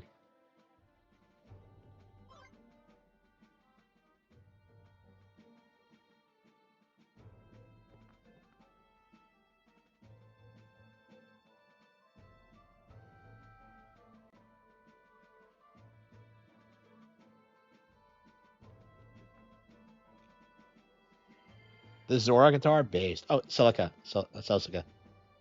Shall we go? Yeah, so they fucked up the character portraits in this game. They fucked up the character portraits in this port. So in the GameCube original, they're gorgeous, but in this, they look weirdly like simplistic. Like they didn't up-res them properly. 皆様には申し訳ないのですが、術ディアデムでは王自らが行く。もちろんです。ディアレイドカーンはまだ随分お若いと聞きます。ええ、お目付け役のラップ。あ、いえ。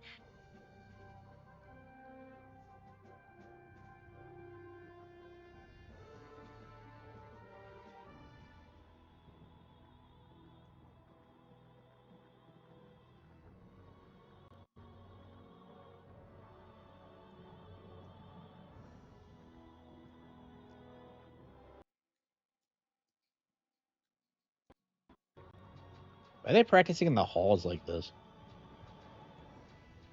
なかなか熱心なことだ。お分かりになりますか？先代がランバリを稽古役に据えてから、ランバリは漁師出身ですが、騎士として尊敬できる人物。先代の目は確かだ。さあ、こちらです。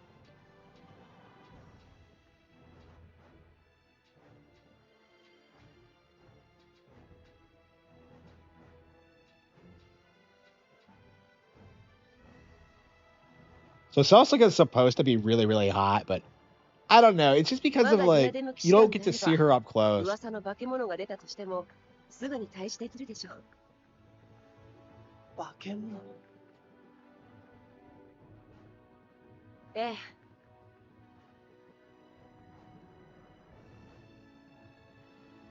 Yeah, Diadem is such a cool location. I love the clouds and like the culture. 四国のバルハイド殿の活躍。気を。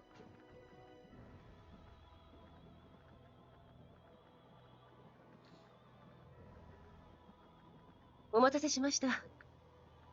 Yeah, I love how she doesn't know about Balehead. 稽古の続きはまたにしてくれ。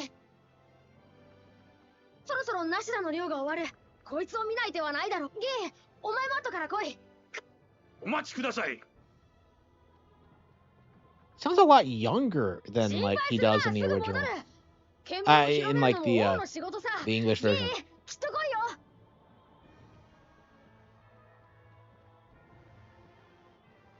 So he just runs out. おう、レイドカンを。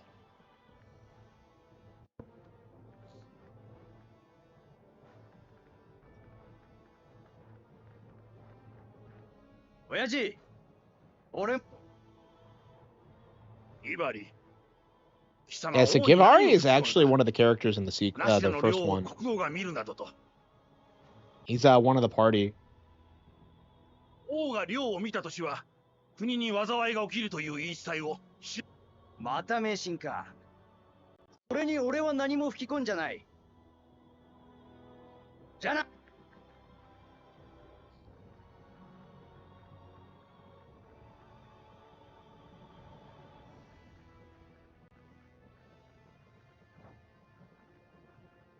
ランバリ殿。やれやれ。まったく育て方を間違ったぞ。ランバリ殿。おお、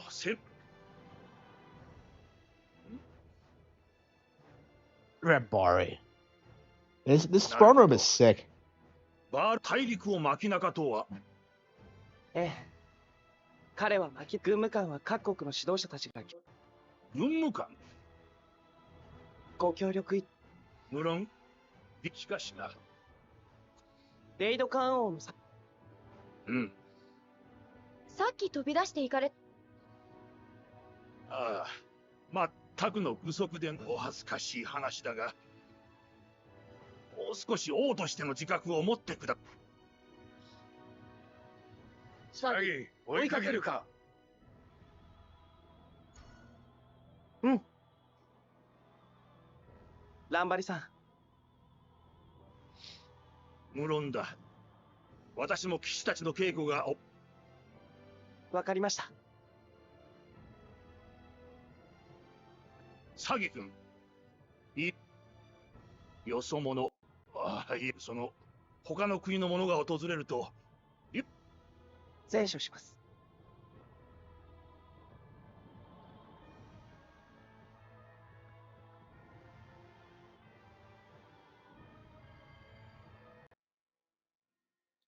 Yeah, like this game is like it's a really interesting like kind of art style because it seems really simplistic, and yet it has these really amazing like backdrops and like visuals. It's like very artistically well done. Like just look at this.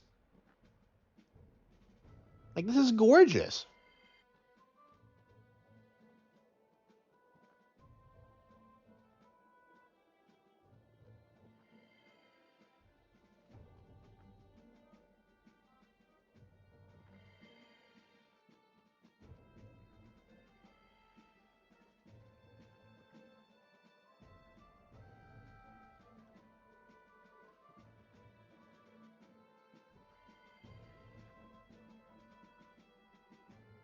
I'll fill your shoes someday. It's the goal of every girl. What does she mean? Like, is she gonna be like Celsica? Holy fucking shit. I never liked the shopkeepers in this game. They're all garbage.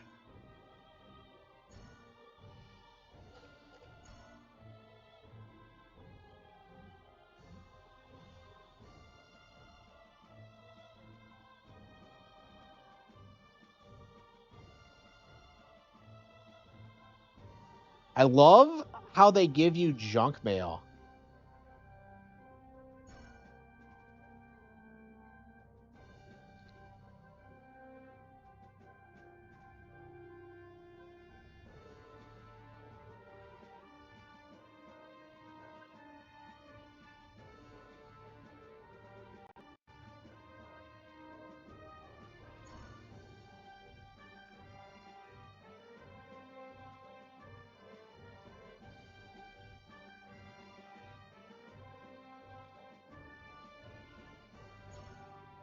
From Almard.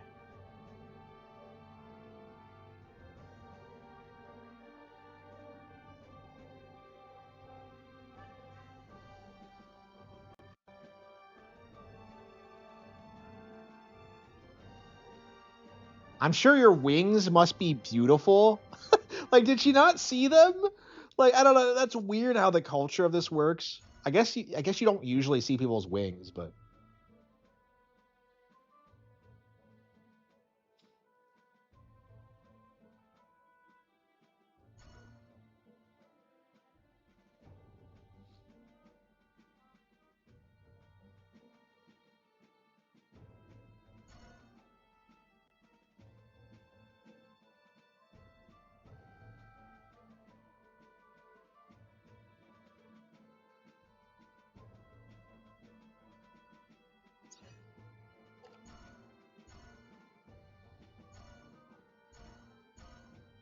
Yeah, it says there are new ones, but no.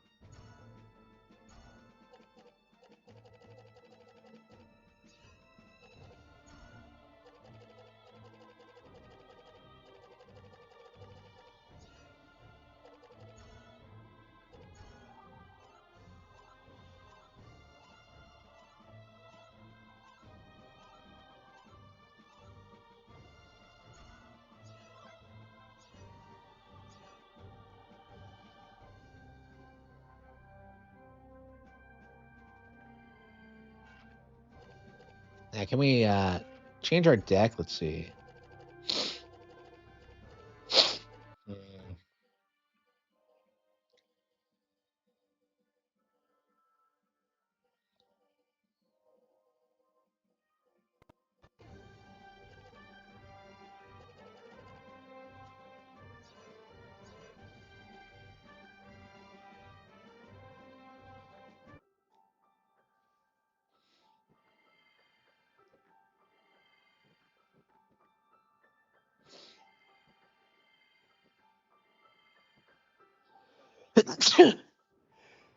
Hmm.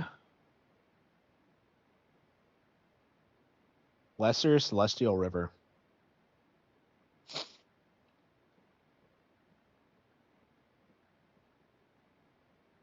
ここが商店。すごい流れね。小娘なんぞが。ポンコツ人形が入っ。まあまあ。I love their dynamic.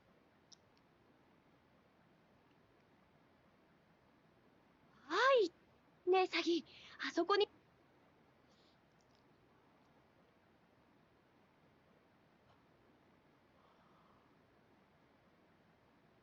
見ろよ、ギー。おとなしく雲の道回りの方が早かったんじゃない。慌てるなって、レイちゃん。この時期の雲の道は、だから商店街周りの方。そうなの。商店街と雲の道は漁師の庭。けど。そこでこいつの出番。ナシラの漁師はこいつを使って雲の道と商店街を行っ。なるほど。渡れないと。ギーには珍しくはよ。そら。 Why don't we just talk to them? Like.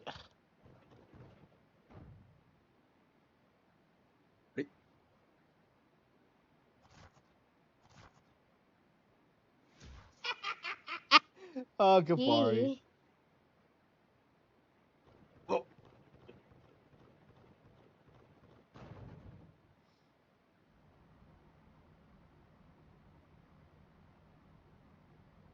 ほ。 You never see anyone else's wings. Like, you see, like, Sagi's and Millie's all the time, but, like, well, Sagi's, but, like, yeah, like, it's not common to see, like, other people's wings. And it's really strange considering the premise of the game. I guess because, like,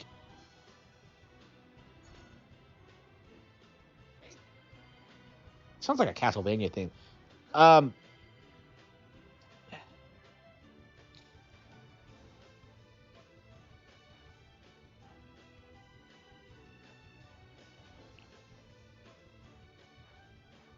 What are Imperial troops doing up here?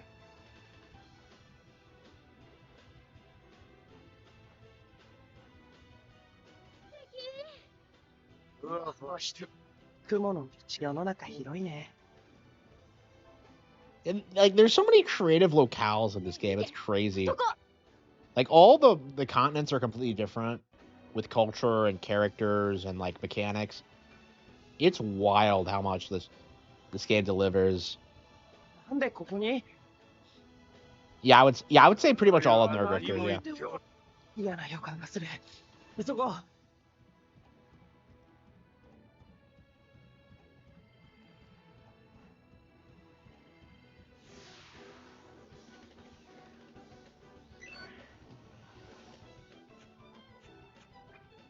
Yeah, I don't remember struggling with the boss here, but I think a big reason for that is because you spend so much time, like, doing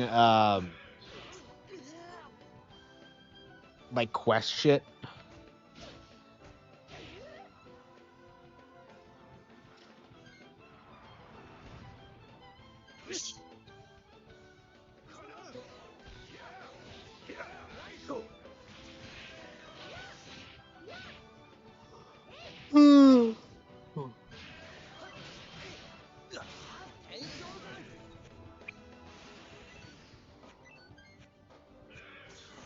Yeah, we grinded so much for that fight that I think we're a little bit overpowered. Maybe not.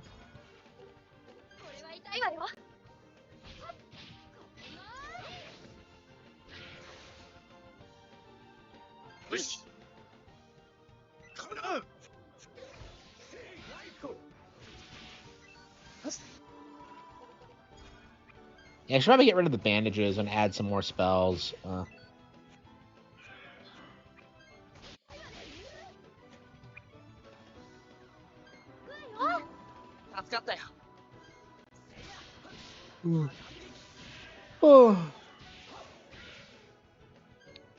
Yeah, it's weird. I don't remember the last time I played through this, or like Sadal Sood. I guess I must have blasted through it. Like, I really don't remember doing it again. I must have, because I got to it as far as Anue when I last played this, but I guess I must have last done this like years and years ago. Probably like, I don't know, 2010 maybe? Like, it certainly doesn't feel more recent than that. I feel like after like the Wii U came out, I started like obsessively keeping track of everything I play, so I think it had to have been around like 2010 or so since I last did this. Yeah, I vaguely remember doing Sadal Sood, but this I don't remember at all. Yeah, this is a Monolith Soft game. Yep. Mm-hmm. I don't know how much overlap of the actual developers, but yeah, it's the same company. Like, I don't know if it's the exact same people, because like I think they have like different teams there, so I don't know. I don't know exactly how this is set up. And this was before the Nintendo acquisition, so.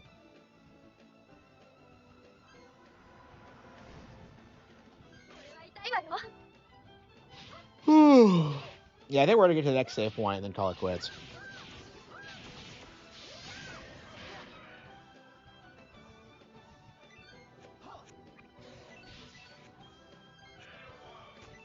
I should have used the cudgel.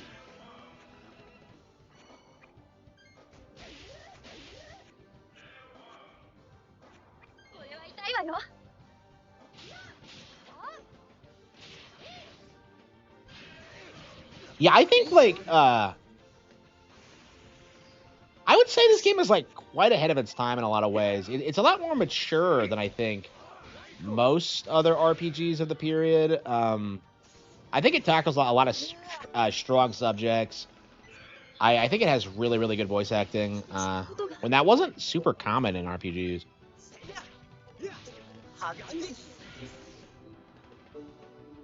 Yeah, it's a really standout GameCube RPG, and anybody who's played it like really looks back on it fondly. But it definitely was an obscure game even back then. Like, it came out in 2006. I don't know. I kind of almost wondered like what would have happened if they had delayed it a year and then put it out on the Wii instead. But like, I think then it might have been like a classic, but I don't know. The Wii had like backwards compatibility anyway, so I guess it doesn't really matter.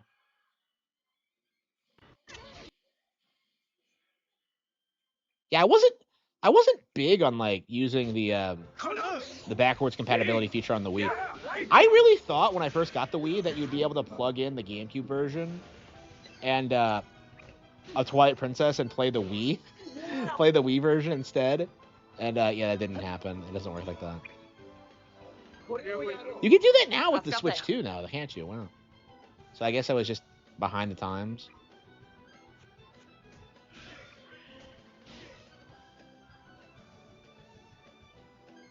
Better off on GameCube. I don't know. I mean, I guess it was like one of the last really good games on GameCube. I don't know. Like, what was coming out for GameCube in 2006? Like, this, Twilight Princess. What was the exact release date for this?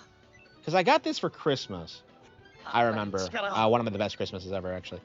And like I got this, and I remember playing it for the first time. It was just a monumental experience.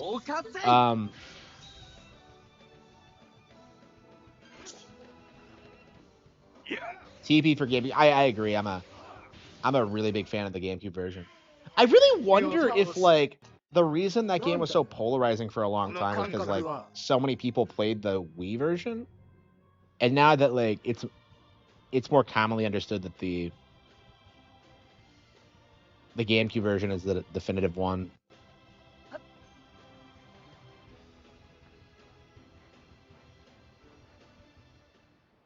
How are we not? Yeah. Just walk up to them. What's the deal? 今から鏡を取る。落ち着けって。母上の形見だ。さすがレイ。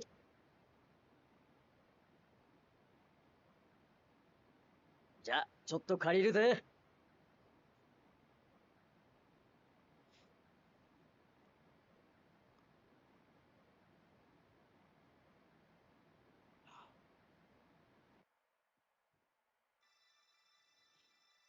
This entire plot relies on like Glotticon and Gabari not turning around and noticing we're there.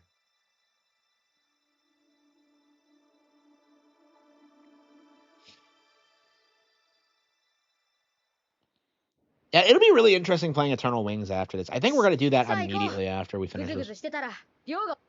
So I think there's a lot of like character beats that you wouldn't pick up on unless you play both.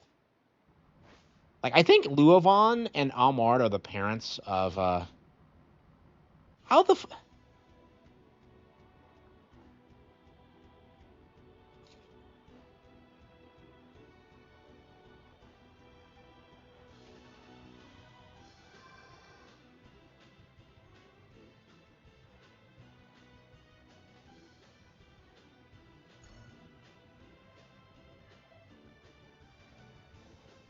like why the hell do we have to do it again? Like why the hell did we just stand there and let it happen? Like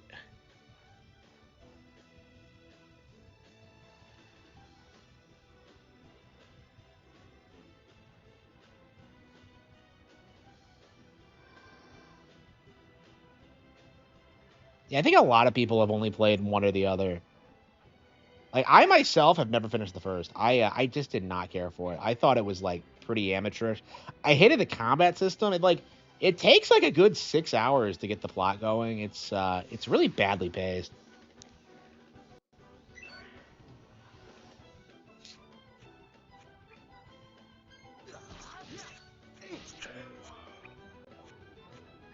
I don't know. Yeah, it's weird to me how I still don't like know anything about it. I know the twist of Eternal Wings. Well, one of the twists. I don't know. It'll be interesting kind of talking about it. I would like to do lore videos for this, actually. That would be really cool, because I think this is kind of an obscure game that people don't really talk about.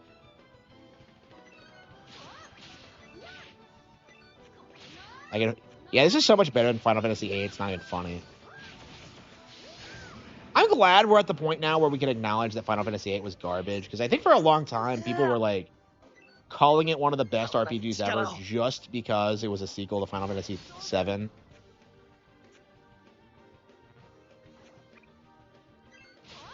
I'm a 7 fan.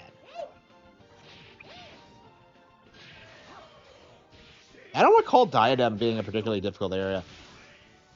I remember being Kino, though. Like, some of the shit you see, like, in this section are, like, unbelievable. Like, I think Diadem is my favorite area for sure. I just love, like, the culture and, like, the environments. Yeah, I remember doing this. Yeah. I remember doing this for the second time and thinking that, like, the puzzle was kind of tedious with the clouds, but I certainly don't feel that way this time. Maybe it'll get worse as we go on, but I think we're going to call it quits for tonight, actually. We'll play something else. Spoonie didn't think, yeah. Spoonie's such a poser, though. You can't really take him seriously about anything. Like, I don't get why he streams, like, Eternal Darkness every Halloween. It's, like, his favorite game ever. Like, really, bro? Like, why don't you actually finish it? It's not even that long. I just... I mean, I am anxious for Eternal Darkness to get re-released because I really want to finish it again. It's been a while. I don't think yeah, last time I played it, I got to like the end. So I got to the end where you like have to do that stupid thing where you put all the... You have to like assign all of the signs like exactly the way you're supposed to, and it's like, ugh. It's just unbelievably obnoxious.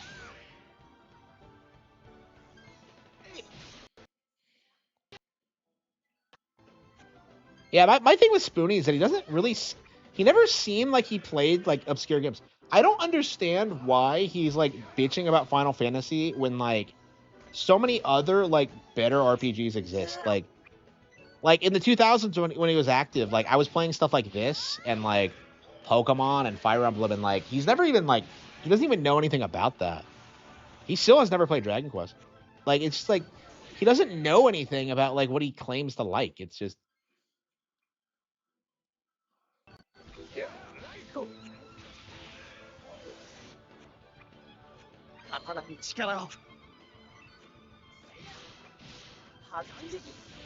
I don't know. I know Spoonie's irrelevant at this point in time. I don't think he's ever going to make a comeback. I don't think anybody like, from that guy with the glasses is relevant anymore. Like, I'm sure like Doug can just live off like the residuals from old videos or whatever. And just being like, you know, such an internet icon. I'm curious when he's going to call it quits for good. I mean, there's no reason to stop because he likes what he does, and it's like stable and...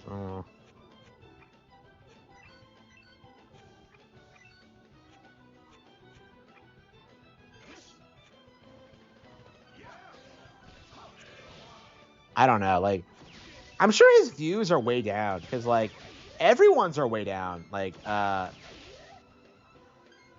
Angry Joe specifically, I talked about, but like I think Doug's, Brad's, Linkara's, all of them are way down.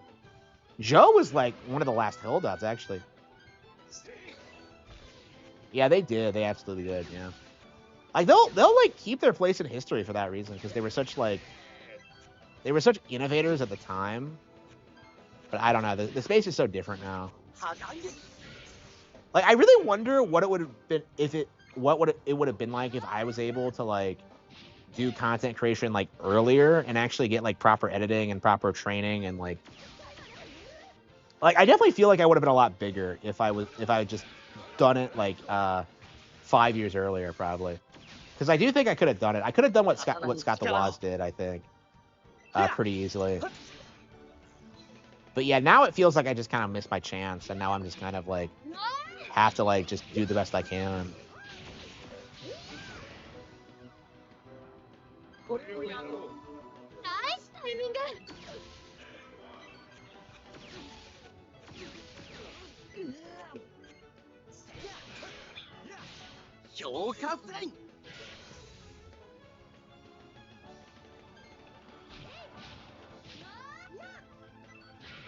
Yeah, I know. That's like the weird thing about... That's like one of the weird things about him. It's like he didn't realize what he had. Like, it's like... I kind of feel the same way. I mean, I've said this on like... Okay, so what I'm doing now is actually better than going through like traditional publishing. Because I get to keep like a bigger cut of my book sales. I get to handle merchandising. I get to handle like the website. I get to handle like... You know, I have complete creative freedom. Like, what I'm doing is better than like traditional publishing. And that's something that a lot of people like don't understand because like, well, traditional publishers are how you get noticed. Like, no, like you can promote yourself on your own.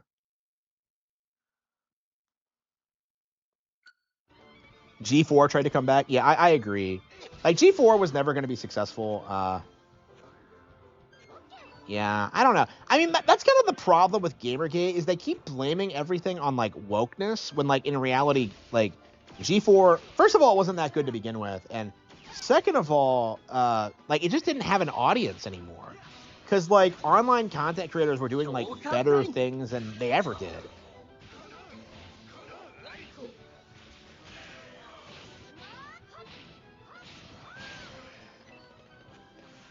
So G4 was just, I don't know, it was just a product of its time.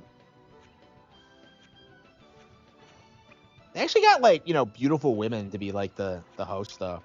Like Kristen Holt had a great fucking smile. It's like she's so charming. I loved her.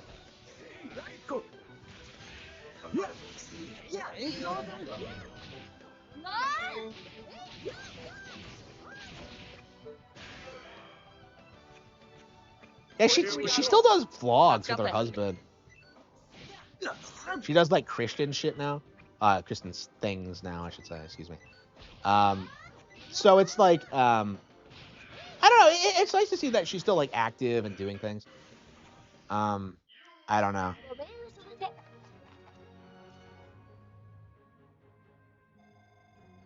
Yeah, G4's only real advantage was that it was on TV. Like if it wasn't like, it was a very like time and place kind of thing. And honestly, they kind of were already like what they probably should have done is that they should have like promoted internet stuff more and then like made that transition, because I know they were like doing that thing where they were telling you to go to their websites or whatever, and it's like they should have like made that their focal point of their business. It's just like, yeah, we want to be like the next IGN and we want to compete with that demographic. It's just like, I don't know, like they absolutely had the shot to do it, but the completionist was there. Yeah, people forget he was in the room with Frost when she like started going off on her rant. It's like him, Adam Sessler, like I don't know anyone else. Her, like a bunch of like soy boys. He's sitting there looking uncomfortable because I think he's like I don't know, he's from Lebanon.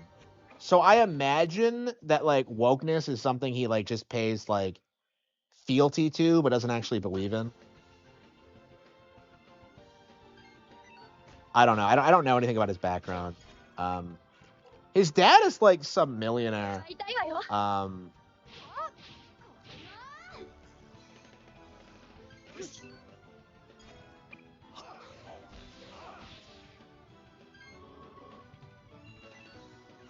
But yeah, apparently his family is like really scummy.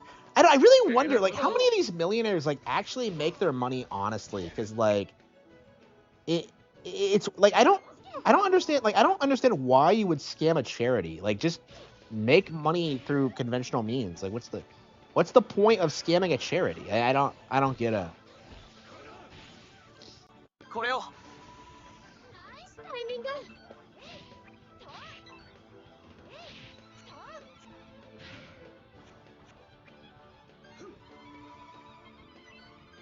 Yeah, rich plants, yeah. Like pretty much all of them, yeah.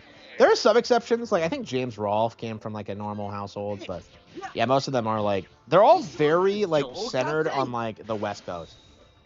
Occasionally New York. Yeah, they're all in like the major metro areas or Austin or something. They're all like very specific areas. Like Gerard and like JonTron went to the same high school together. If that tells you anything about how like cliquey it is.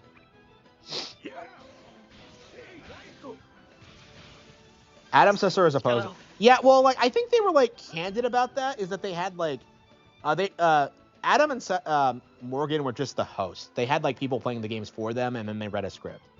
I think they were like pretty candid about it, that they didn't play everything. I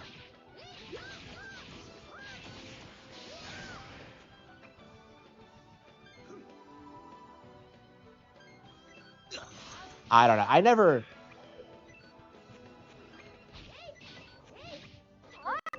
never really had a problem with that.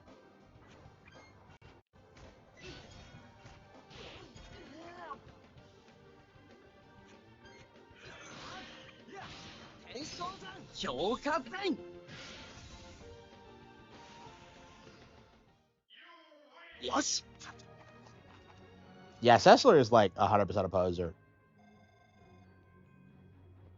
Yeah, it's weird because like everyone assumed he knew more about games than Morgan did because she's a girl. But she I don't know. I guess she learned more about them as she was there, because she was there for tech, right? I don't know exactly what she was brought on. She was like an intern with like a huge rack. So like the producers were just like, "Oh, we're gonna make you the host of the show." So she went in there and like learned more about games, on the job. So she put more effort in, and she still seems to like them, and she works for like Activision now, I believe.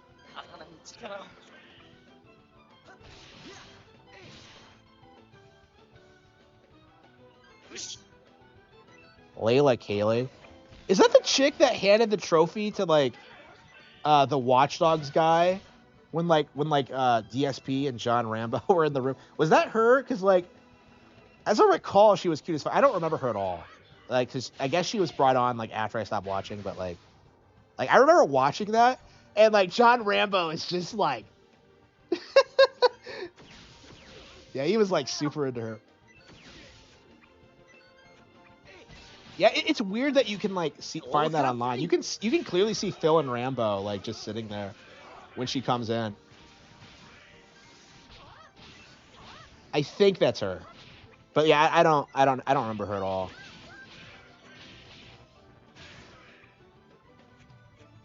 Yeah, where were they finding these chicks? They were all hot as fuck.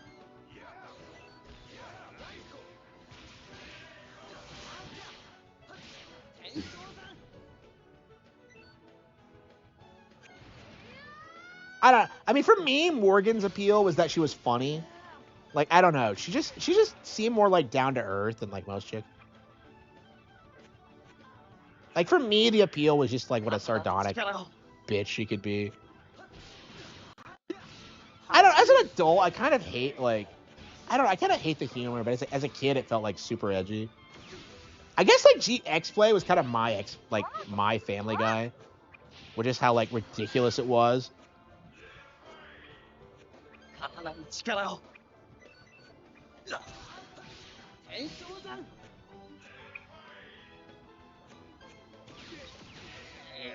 AVGN as a poser. I wouldn't say that. I mean, he actually played the games. Like, I don't know. At one point in his life, I find it difficult to like call James a poser when like he has played the games at one point in his life. I don't know.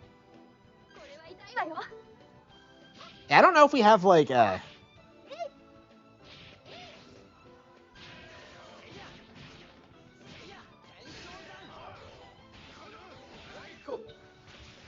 think it's unfair to say he did all of them. Like Mike was there, like they would play games together.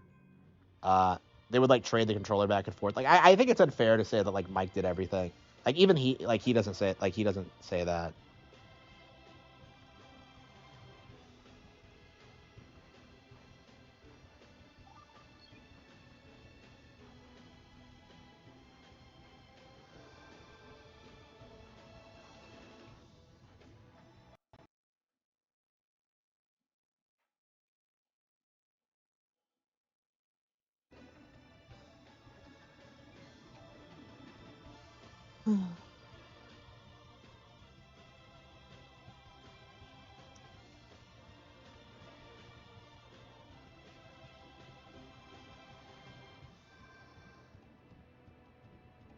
I don't know. I mean, I finally got around to playing Mortal Kombat Mythology Sub-Zero for the first time, a decade after James covered it, and like my experience was exactly the same as his. It's crazy how accurately he nailed it. Like it is insane how what?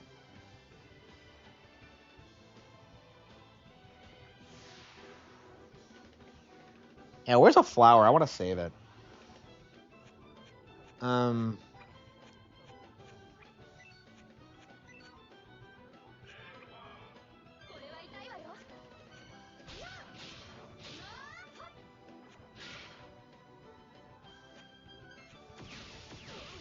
Yeah, I've never played Sub-Zero Mythology before.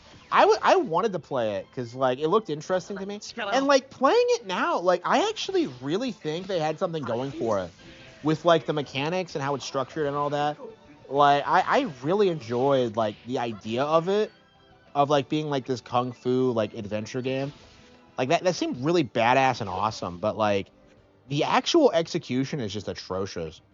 Like the weird like death traps and like I don't know, like playing like a fighting game despite not being one. It's like I don't know. They really needed to like work out the mechanics more, but I think they really had something going. I think they had I think you can definitely see what they were trying to do, and that's what makes it more frustrating. Definitely though, Special Forces is worse. Like I was kind of like, I wasn't sure which one was worse, Special Forces or this. Like Special Forces is 100% worse. It is like borderline unplayable. Like when you actually get into like mythologies, like you can kind of understand them. You can kind of like memorize like the level layout and like kind of play around it. Because I zoomed through that first hallway when I went back to it tonight. There's no doing that in Special Forces. It's just pure garbage. Shaolin Monks. Yeah, I've always wanted to play Shaolin Monks. I'm sure it'll get re-released in the next 3D collection. So when that comes out, so yeah, we'll definitely do it when that gets made. I've always wanted to play. I remember when that was new, and I really wanted it, but I could never get a hold of it. And like besides, I never even got like Deception like I wanted to. Like I was so hyped for Deception when it came out, and I never did actually play it. I actually own it now, and I still haven't gotten around to really playing it. So I think we're gonna wait until the re-release, honestly. I mean, like I'm still playing Mortal Kombat 3 after Mortal Kombat 2 after like 30 years. So, well, 20 years because I first played it 10 years after it came out.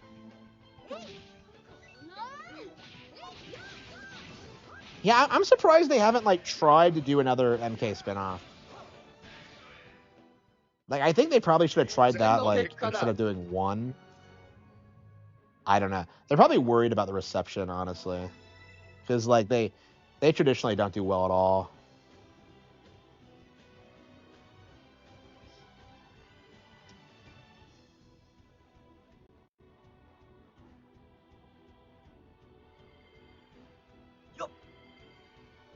So how the hell are Laticon and Gabardi getting ahead without the mirror?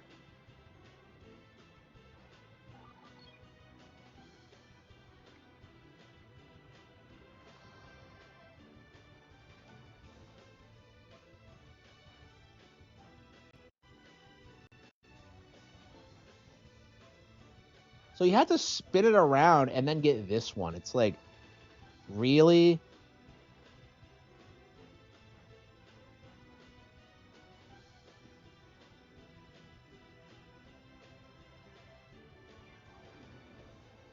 Like a lot. Yeah, I can't keep track of them all. And they're always like really insane shit too. Like I don't know. I don't take them seriously. I don't know. We're at the point now where people are straight up making up stuff about me, so it's that is really frustrating. I'm just, what the fuck? Didn't I shut this down?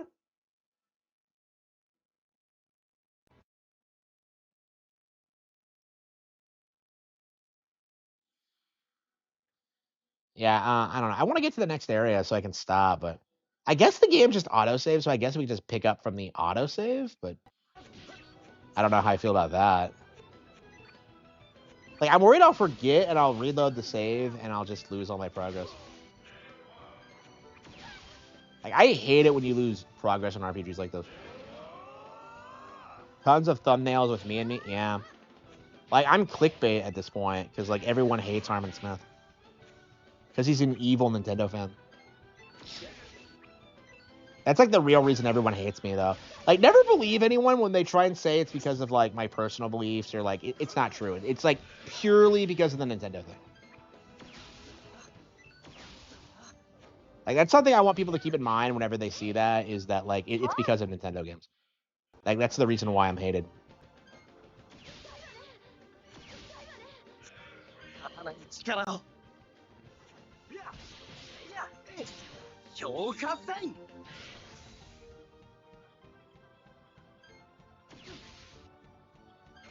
Yeah, it's pretty late. Yeah,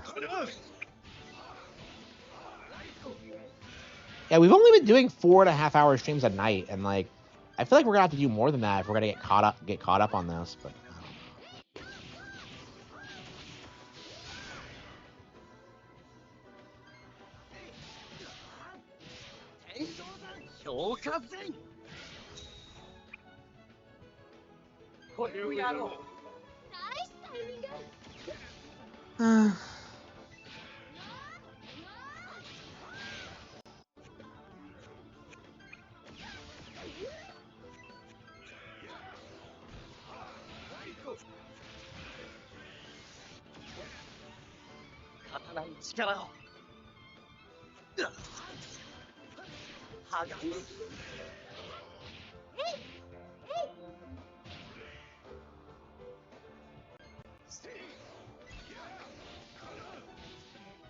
これを。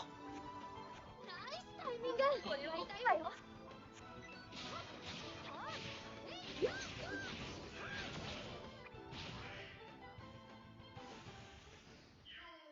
ごめんなさ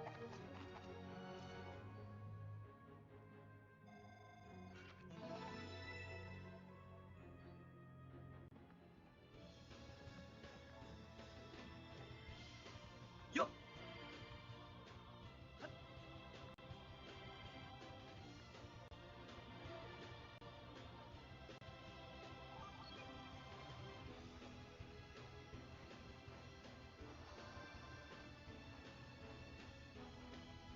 Yeah, I thought I got rid of it. Why is it back?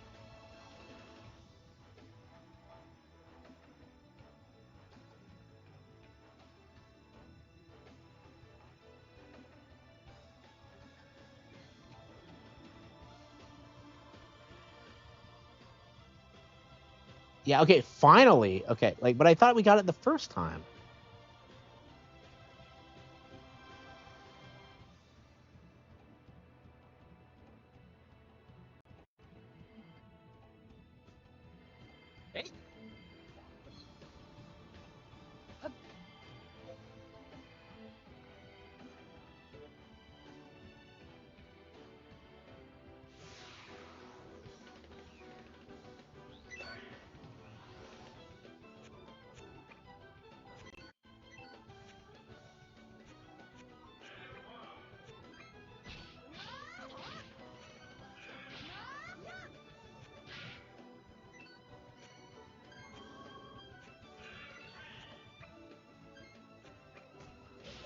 It ain't me. It ain't me.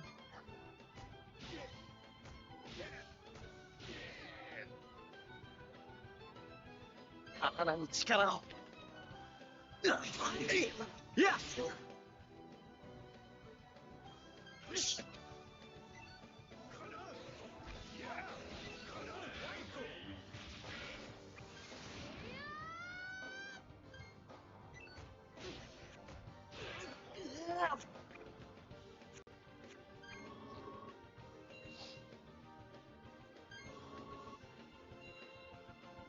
Yeah, I love this game, but sometimes battles feel like they take way too long. Especially when it's like a basic enemy like this. It's like, why does it take 3 minutes to do? It's just, I don't know. When I first played this, I love the combat system, but I did have a tendency to kind of avoid combat whenever possible. Like, it's just unnecessary, really.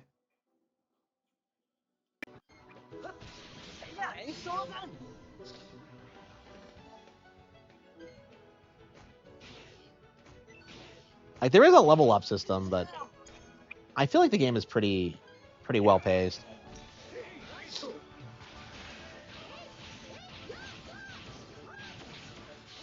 Like, I love how all the combos just kind of flow effortlessly together.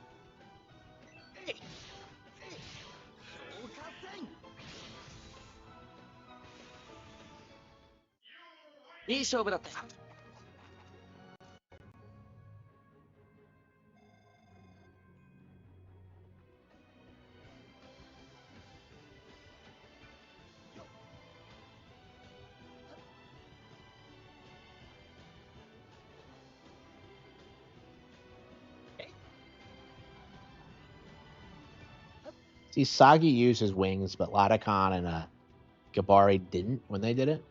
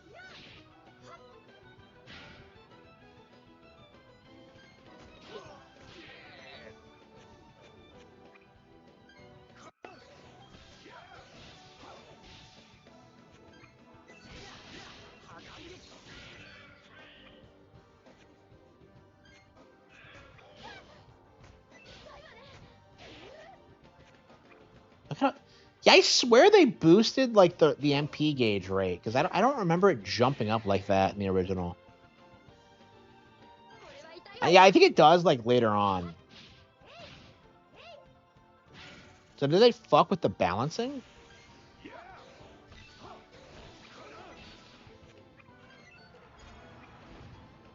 Yeah, I'm curious about all the differences between this and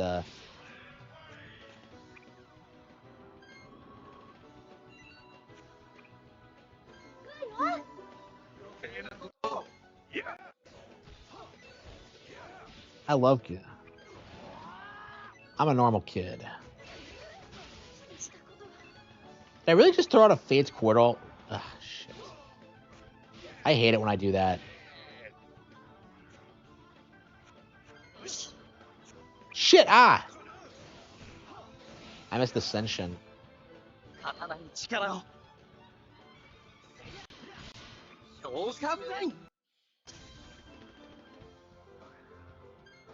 Wow, if Gilo dies.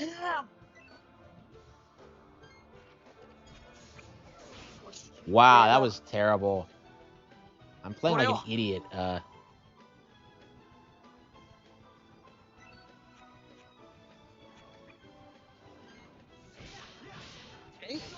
he's dead. I just gotta bring my guys back.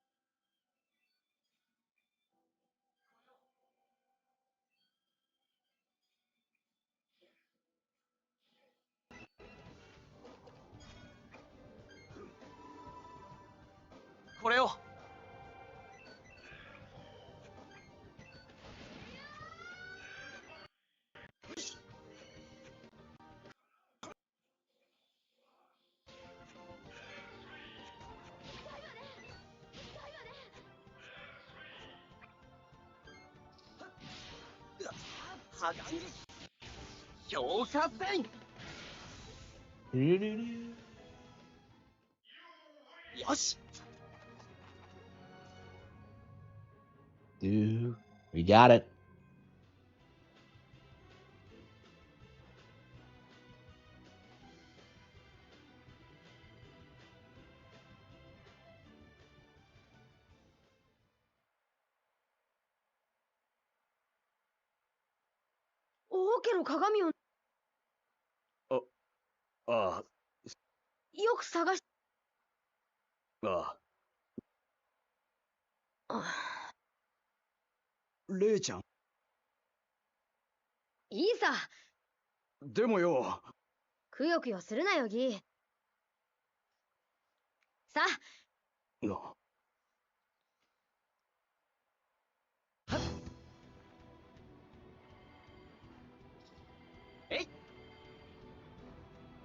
I don't get. It's there are Imperial soldiers everywhere. Like, how are they avoiding them?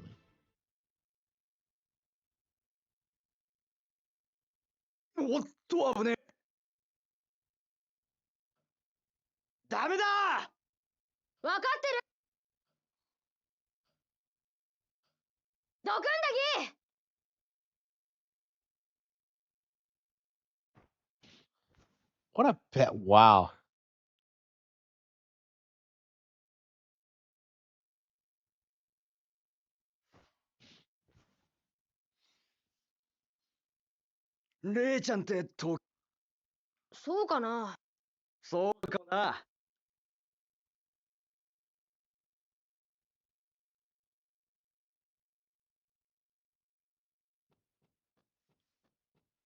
My friend is a kid.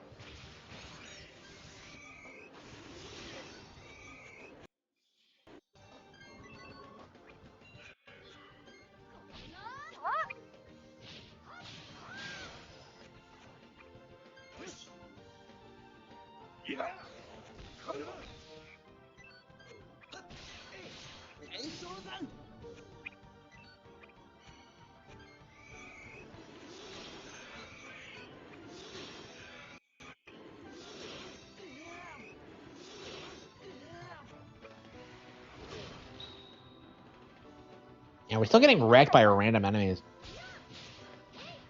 Like, you fight a lot more here, which is why I think I don't really struggle with the boss of the area much.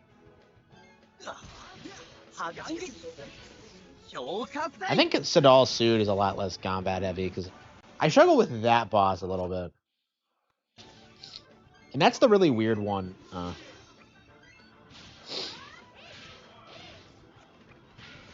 I don't remember Inui at all.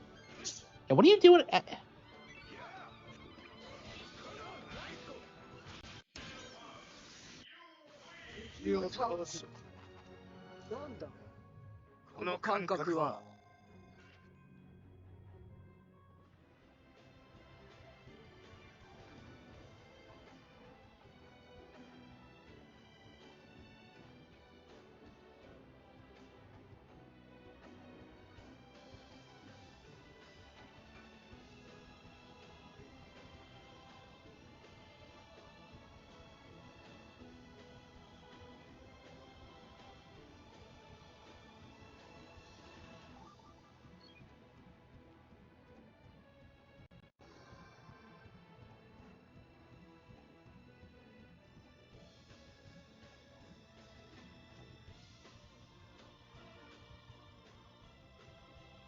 I'm a rainbow.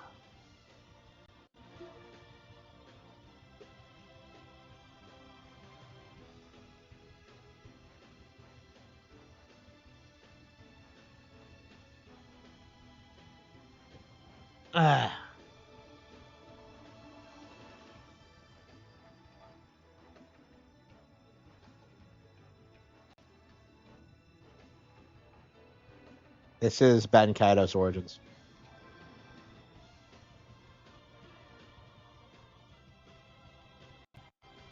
Yeah, it's a lot better than I remember this. I think when I last did this, I was like really annoyed by this, but I guess because like I don't know, that was back when I like just did not have any time for RPGs at all, so that's probably why. Like playing it again, it's really good. Well, I mean this segment specifically.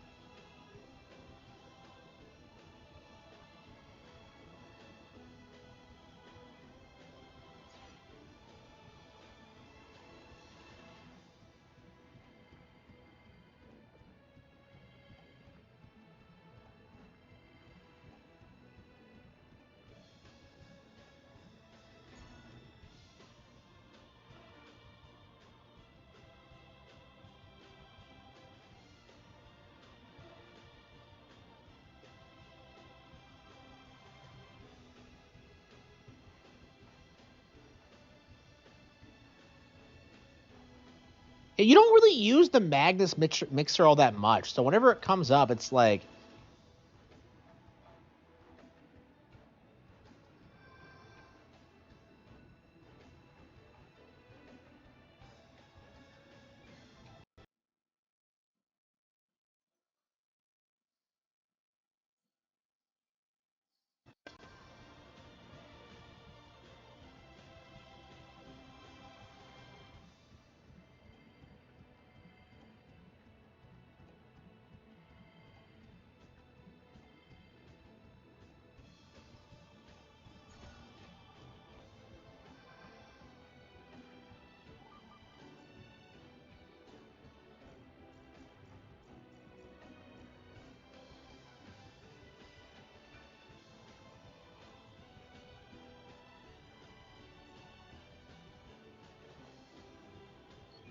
How do you even mix them?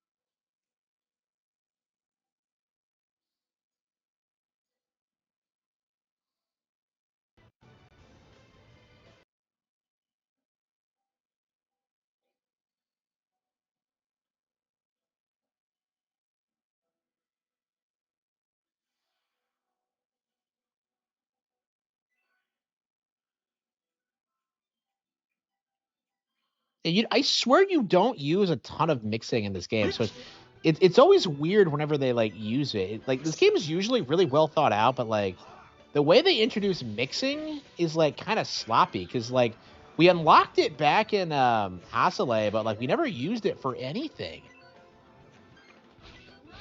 Like some Imperial just had it.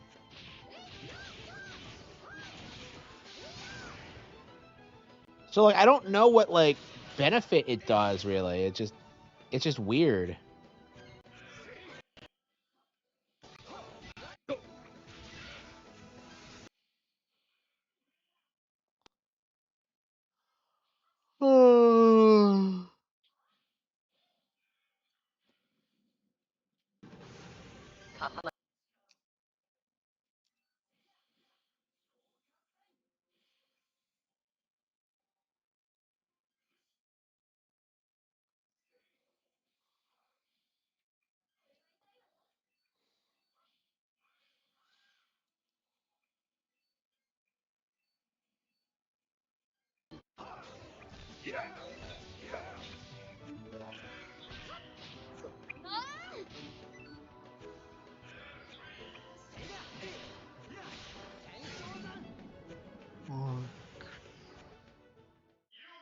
Yes.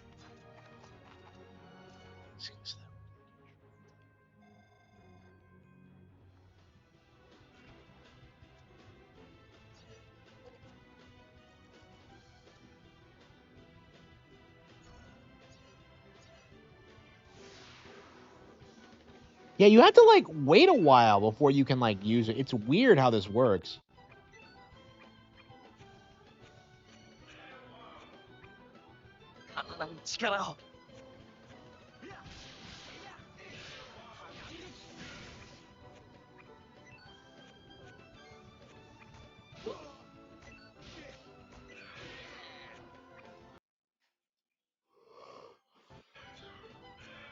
Wait, what was that? Did my screen flicker? Oh no, is my TV dying?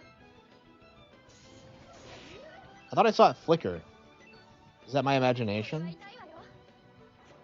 Yeah, my TV might be on its last life. This thing is like pretty old, like a decade, so I'm like I would not be shocked if it dies any day now, but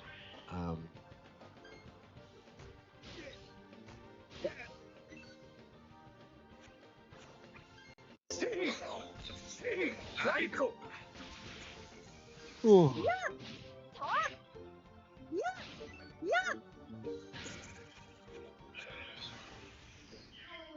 手加減してくれてありがとう。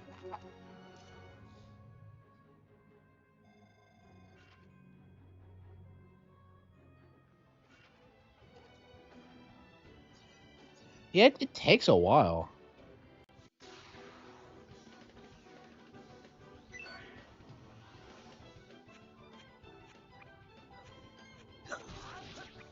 He's very vague about how much time it actually takes to mix this.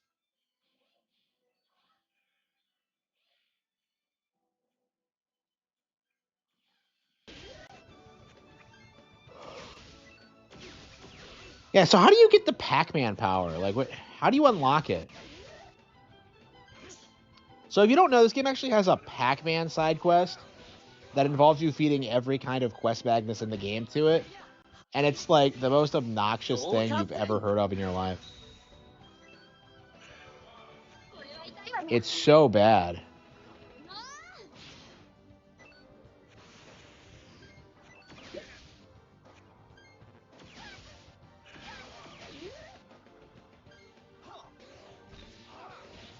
Secure.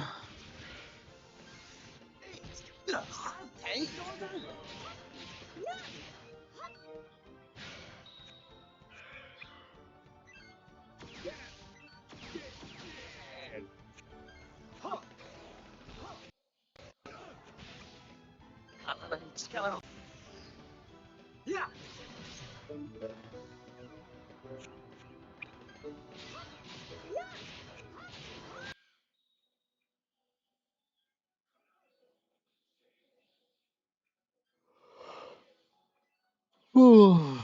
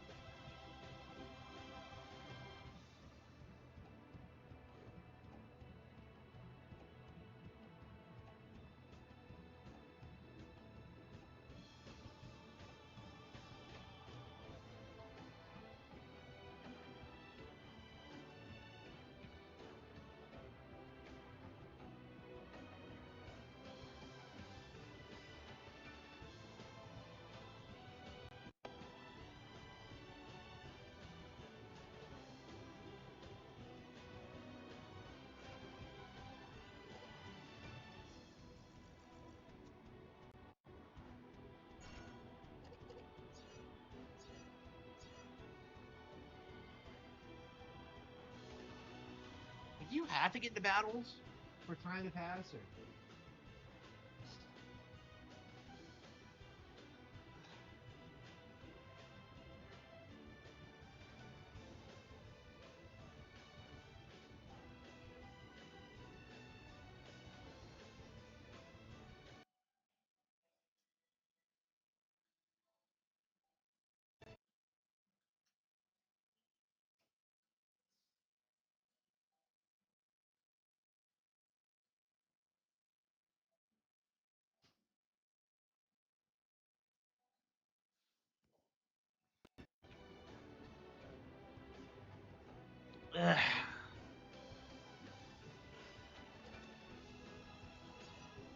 guess you have to.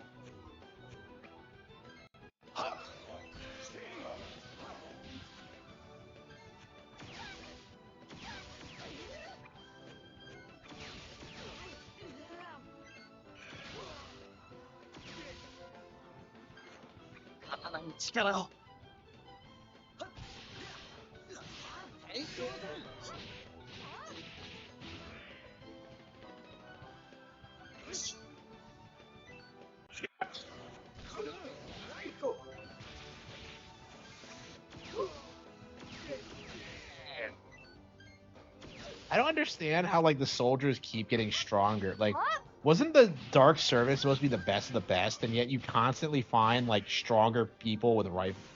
It just, I don't know.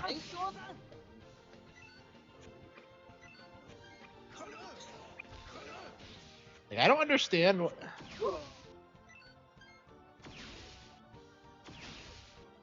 I don't know. It's a video game thing, but it's like, it's weird how the Dark Service are treated. You don't even like really fight them that much. I think it's like usually standard troopers.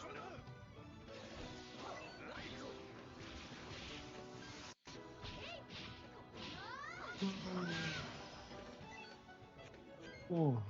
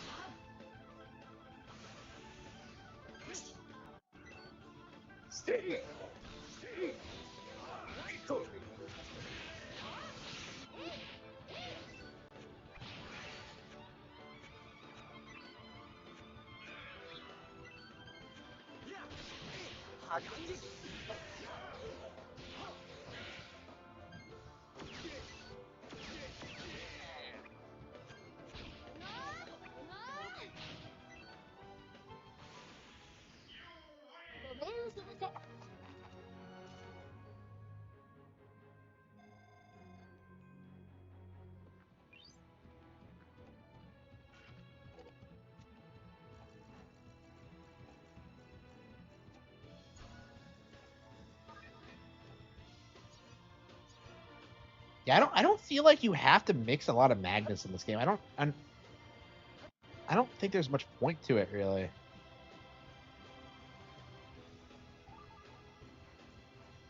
I swear, if I lose it and I have to do it again, I'll be furious.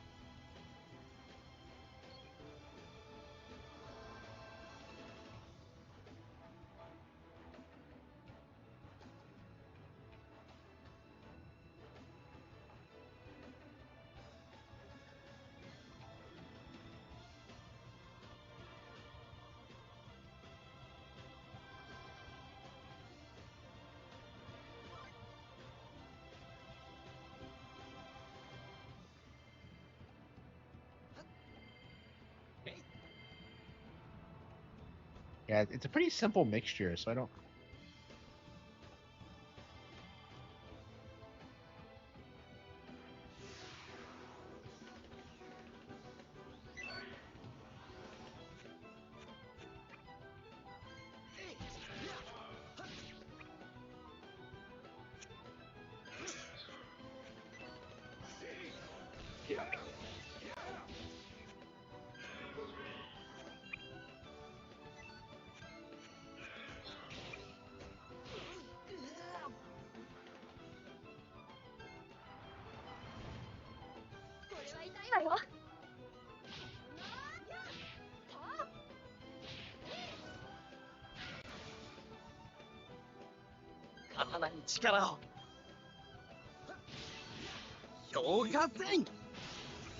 I think we're just gonna run. I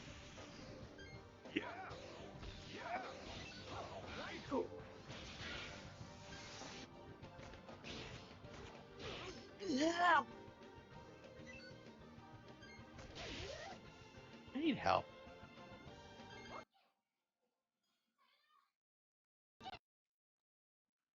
Is that Sayonara? that how you pronounce it? Japanese? Say it. No.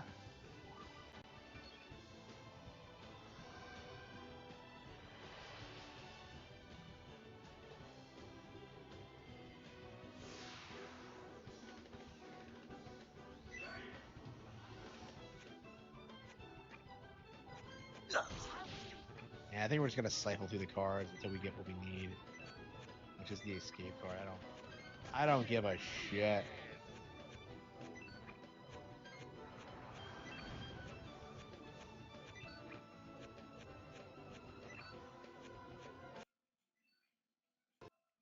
Oh shit, no! That is exactly what I did not want to do.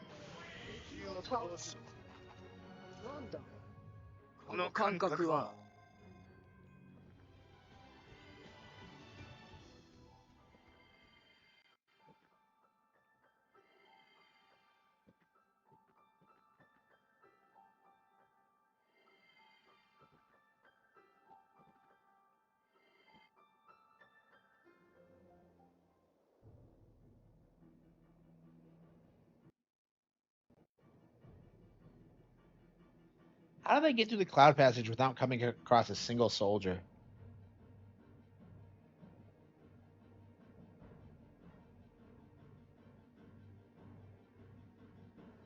どういうことだ？なんでここに奴らがいるんだ？様子がおかしいな。村の連中に何？貴様ら、何を。なんだと？君らこそ、このディアデム。こいつ。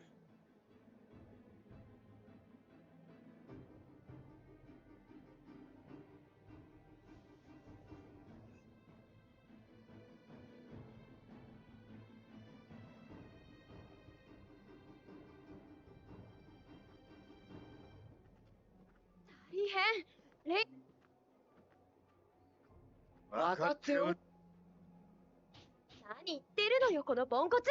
早く助けな。待てよ、ミリー。今、ここは下手に戦うより。え？それで、捕まってるレイドカン王と合流して。そう思う。よし。さす。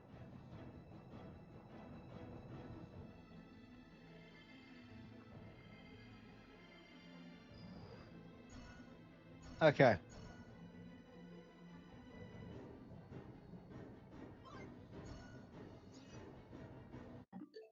Okay, I think that's it for tonight. I'm pretty happy with what we've been playing, but it's gonna be a long while before we beat any of this.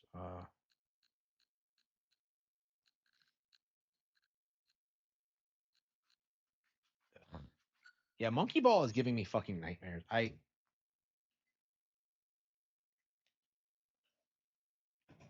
I'm determined to beat this game, but um, it's so hard. Like I looked on YouTube to try and find a guide to help me figure this out, and apparently nobody on YouTube has played this far. Like all the levels I saw were like the original version and not this updated like bullshit version.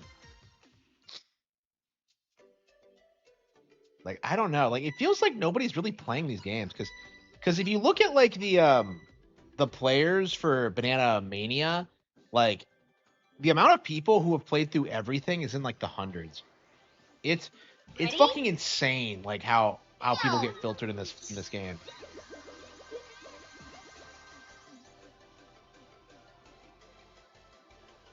All out. Ready? Go!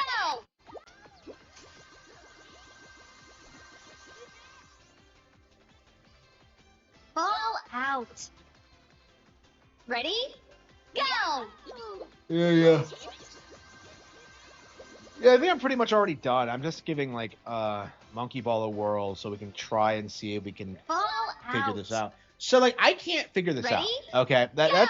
That's where we're at right now is that like I've been doing the same thing over and over again cuz like there's just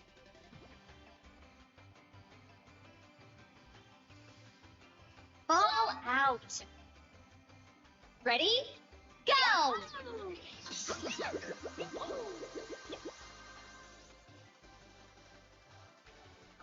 All out. Ready? Go!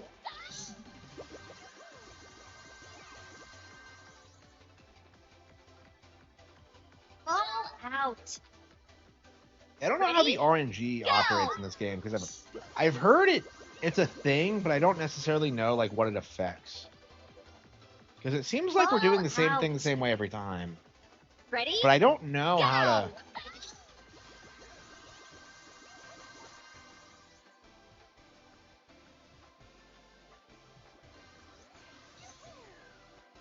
All out. Yeah, it doesn't seem to work. They're nowhere near Ready? each other. Go! All out. Ready? Go!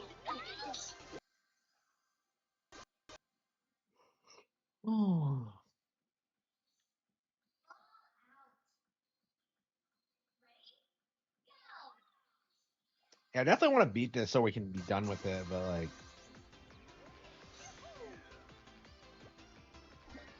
All out. it's obnoxious. Ready? Go! Yeah, 5 hour stream is probably fine. All Hyrule out. Warriors and Hyrule Warriors and Pokemon Legends EA are probably the priority right now. Ready? Go!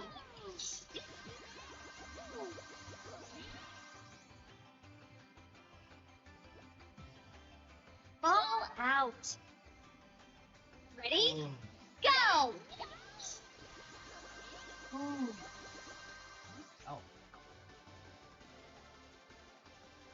All out.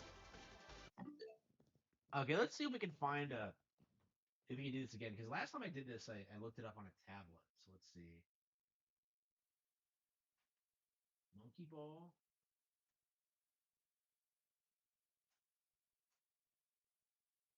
Okay. Yeah, nobody seems to like.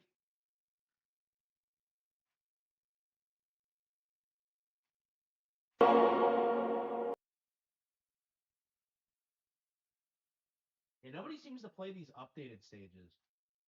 Just they added them with an update. Mm.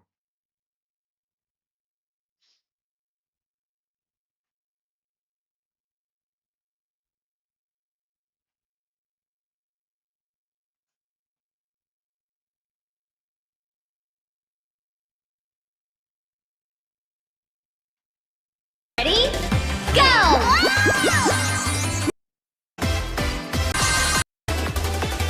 Ready? Go!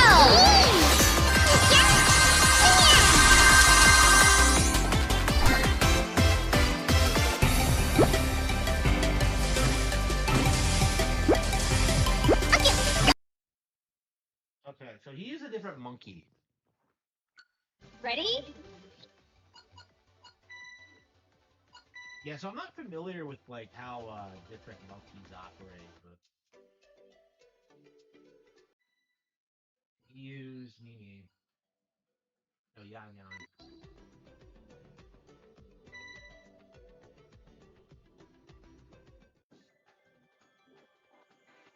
Ready?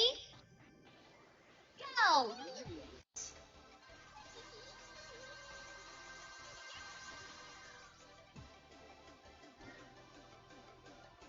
Yeah, I don't All understand how he out. did that. Ready? Go!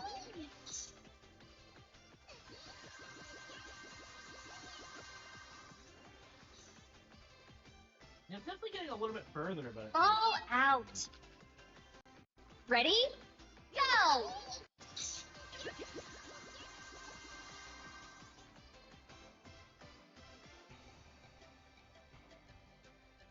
okay, this does seem to All work. out. Okay.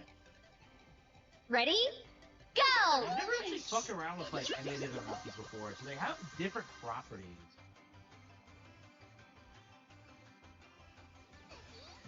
Yep, we got it. Okay. Yeah, we pretty much kind of figured out. Okay. So that's all we have to do Ready? is just fling ourselves Go! across with Yan Yan, and that'll do it somehow? No, okay. All Yeah, we out. got it. Ready? Go! Yeah, it sucks that I had to look up a guide to do this, but like, I was never gonna figure this out. It's one of those. One of those things. All out. Ready? I hated Go! this force the first time I saw it. So. Like, I hate playing these stages I can't stand just because like I want to get to like All something I might out. actually enjoy. There are a lot of bad stages Ready? in this game. Go!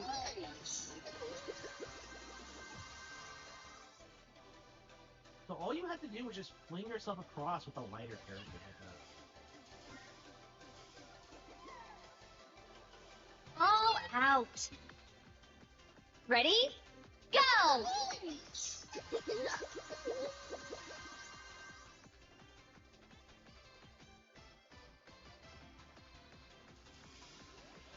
All out. Ready? Go!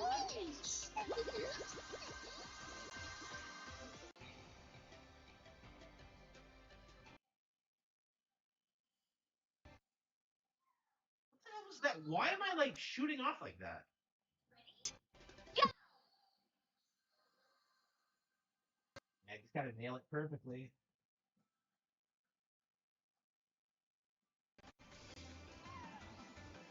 All out. Ready? Go! So yeah, to add insult to injury, it's not even placed in like a reasonable location. It's placed on the side of the ring. All So if you out. like get across there, like inside the ring, Ready? it's not reachable. You Go! have to jump across like an idiot.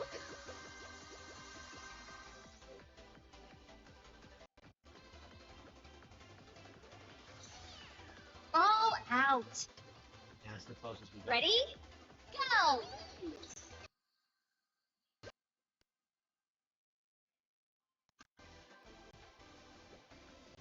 Yeah, this is something that never All really occurred to me, out. trying to get more distance by switching characters. So characters do have different properties. They're not just. It's not just a size difference thing. All out. It is, yeah. Monkey Ball is legit. Ready? Probably like the hardest Go! game I've ever played. It's brutal.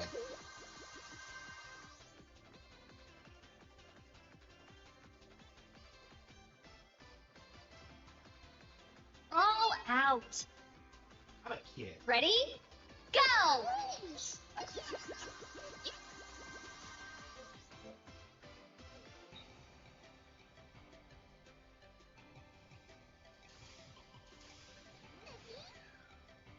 All out.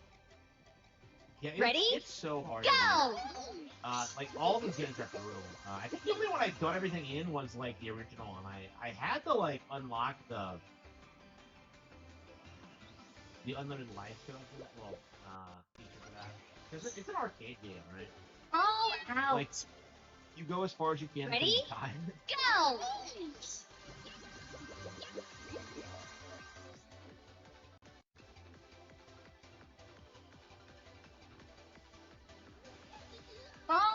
Yeah, I don't think so.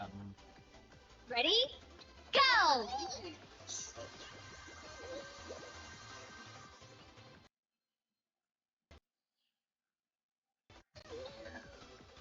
All out. Yeah, like I've had to sit here Ready? like for multiple Go! hours trying to beat one course in this. It's insane. I did it on stream, if you remember. Like it was so painful. It was that weird snake out. level. I just could not get the timing Ready? down. Go!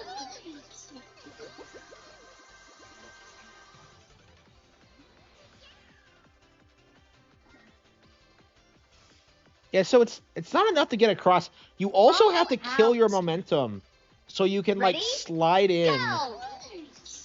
at the end. It's just like slide into her DMs. Like, come the fuck up. Ah, shit. All out.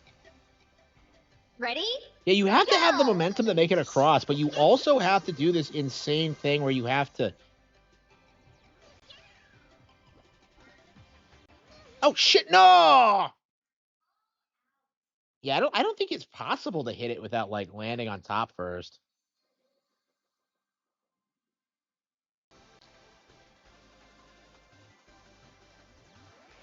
All out. Ready? Go! Yeah, it's insane. Like this game was brutal. It's like it's probably the hardest game on Switch, truth be told. I can't think of anything harder. All out. DSP to play this. I think he Ready? did. I don't know. I'm sure he beat it. Like okay, so the way this game works is that you get like an easy set of stages at first, and then they get like increasingly difficult after the credits roll because there's like all these different like updated harder versions of them. So he probably just stopped at the credits roll. It's not that hard for the first Ready? like 100 Go! stages or so, but they get really fucked up after a certain point. Like you start seeing shit like this. It's unbelievable. Like there have been so many things. This is not okay. We did it. Yeah, this was not an isolated incident. Like me struggling to beat these courses. Oh, man, I remember doing the easy version of this and struggling Ready? with it for like an hour and a half. Okay. Okay. All I mean, at least we out. beat the stage. So this is the final stage. Ready? Go!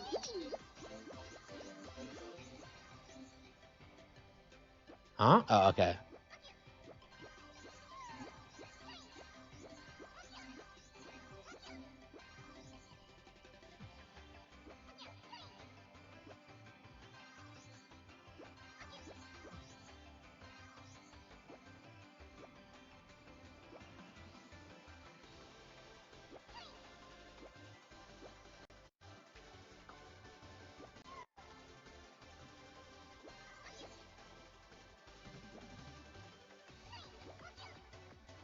All out. Bugged Ready? rolling mechanics. Go! Oh, but I rolled past that. Like, okay. All out. Ready? I don't understand Go! DSP's mindset and like blaming everything that goes wrong in games on glitches and bugs. It's just a giant cope. Like it can never be his fault. It's just like, I feel like if it wasn't for that, like DSP would not be as well known as he is.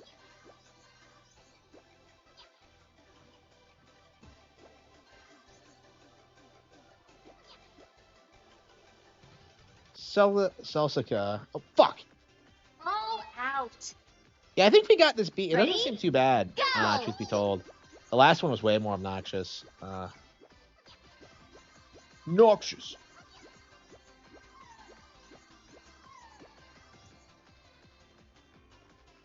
Yeah, maybe you have to go kind of fast, but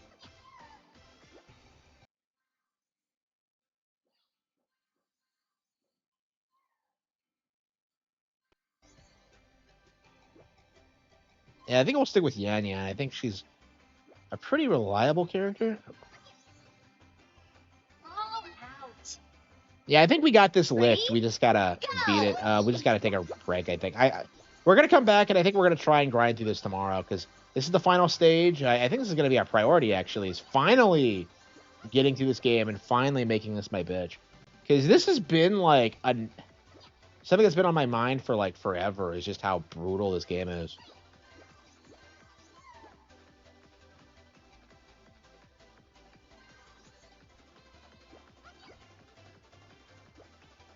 Yeah, I can't think of any games on Switch that are harder. All out. Ready? Go!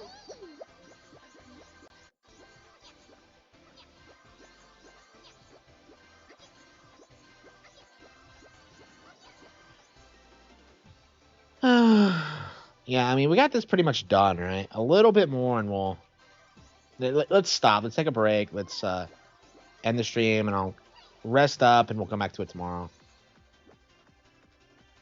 I mean, we've been playing for 5.5 hours. That's perfect. That's a perfect amount of time. I don't know. Like, I mean, I'm playing through so many RPGs. It just feels like I'll never get caught up on them. Go! Like Age of Imprisoment's gonna take forever.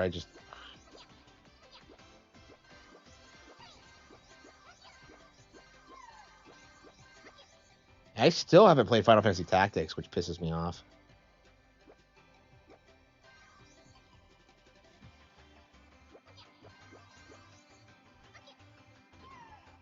All out. Okay, I think we're done. We're just gonna call it quits for now.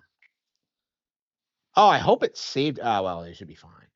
We'll just beat it again if not. Okay, so thank you all for tuning in, and I will see you all next time. Thank you.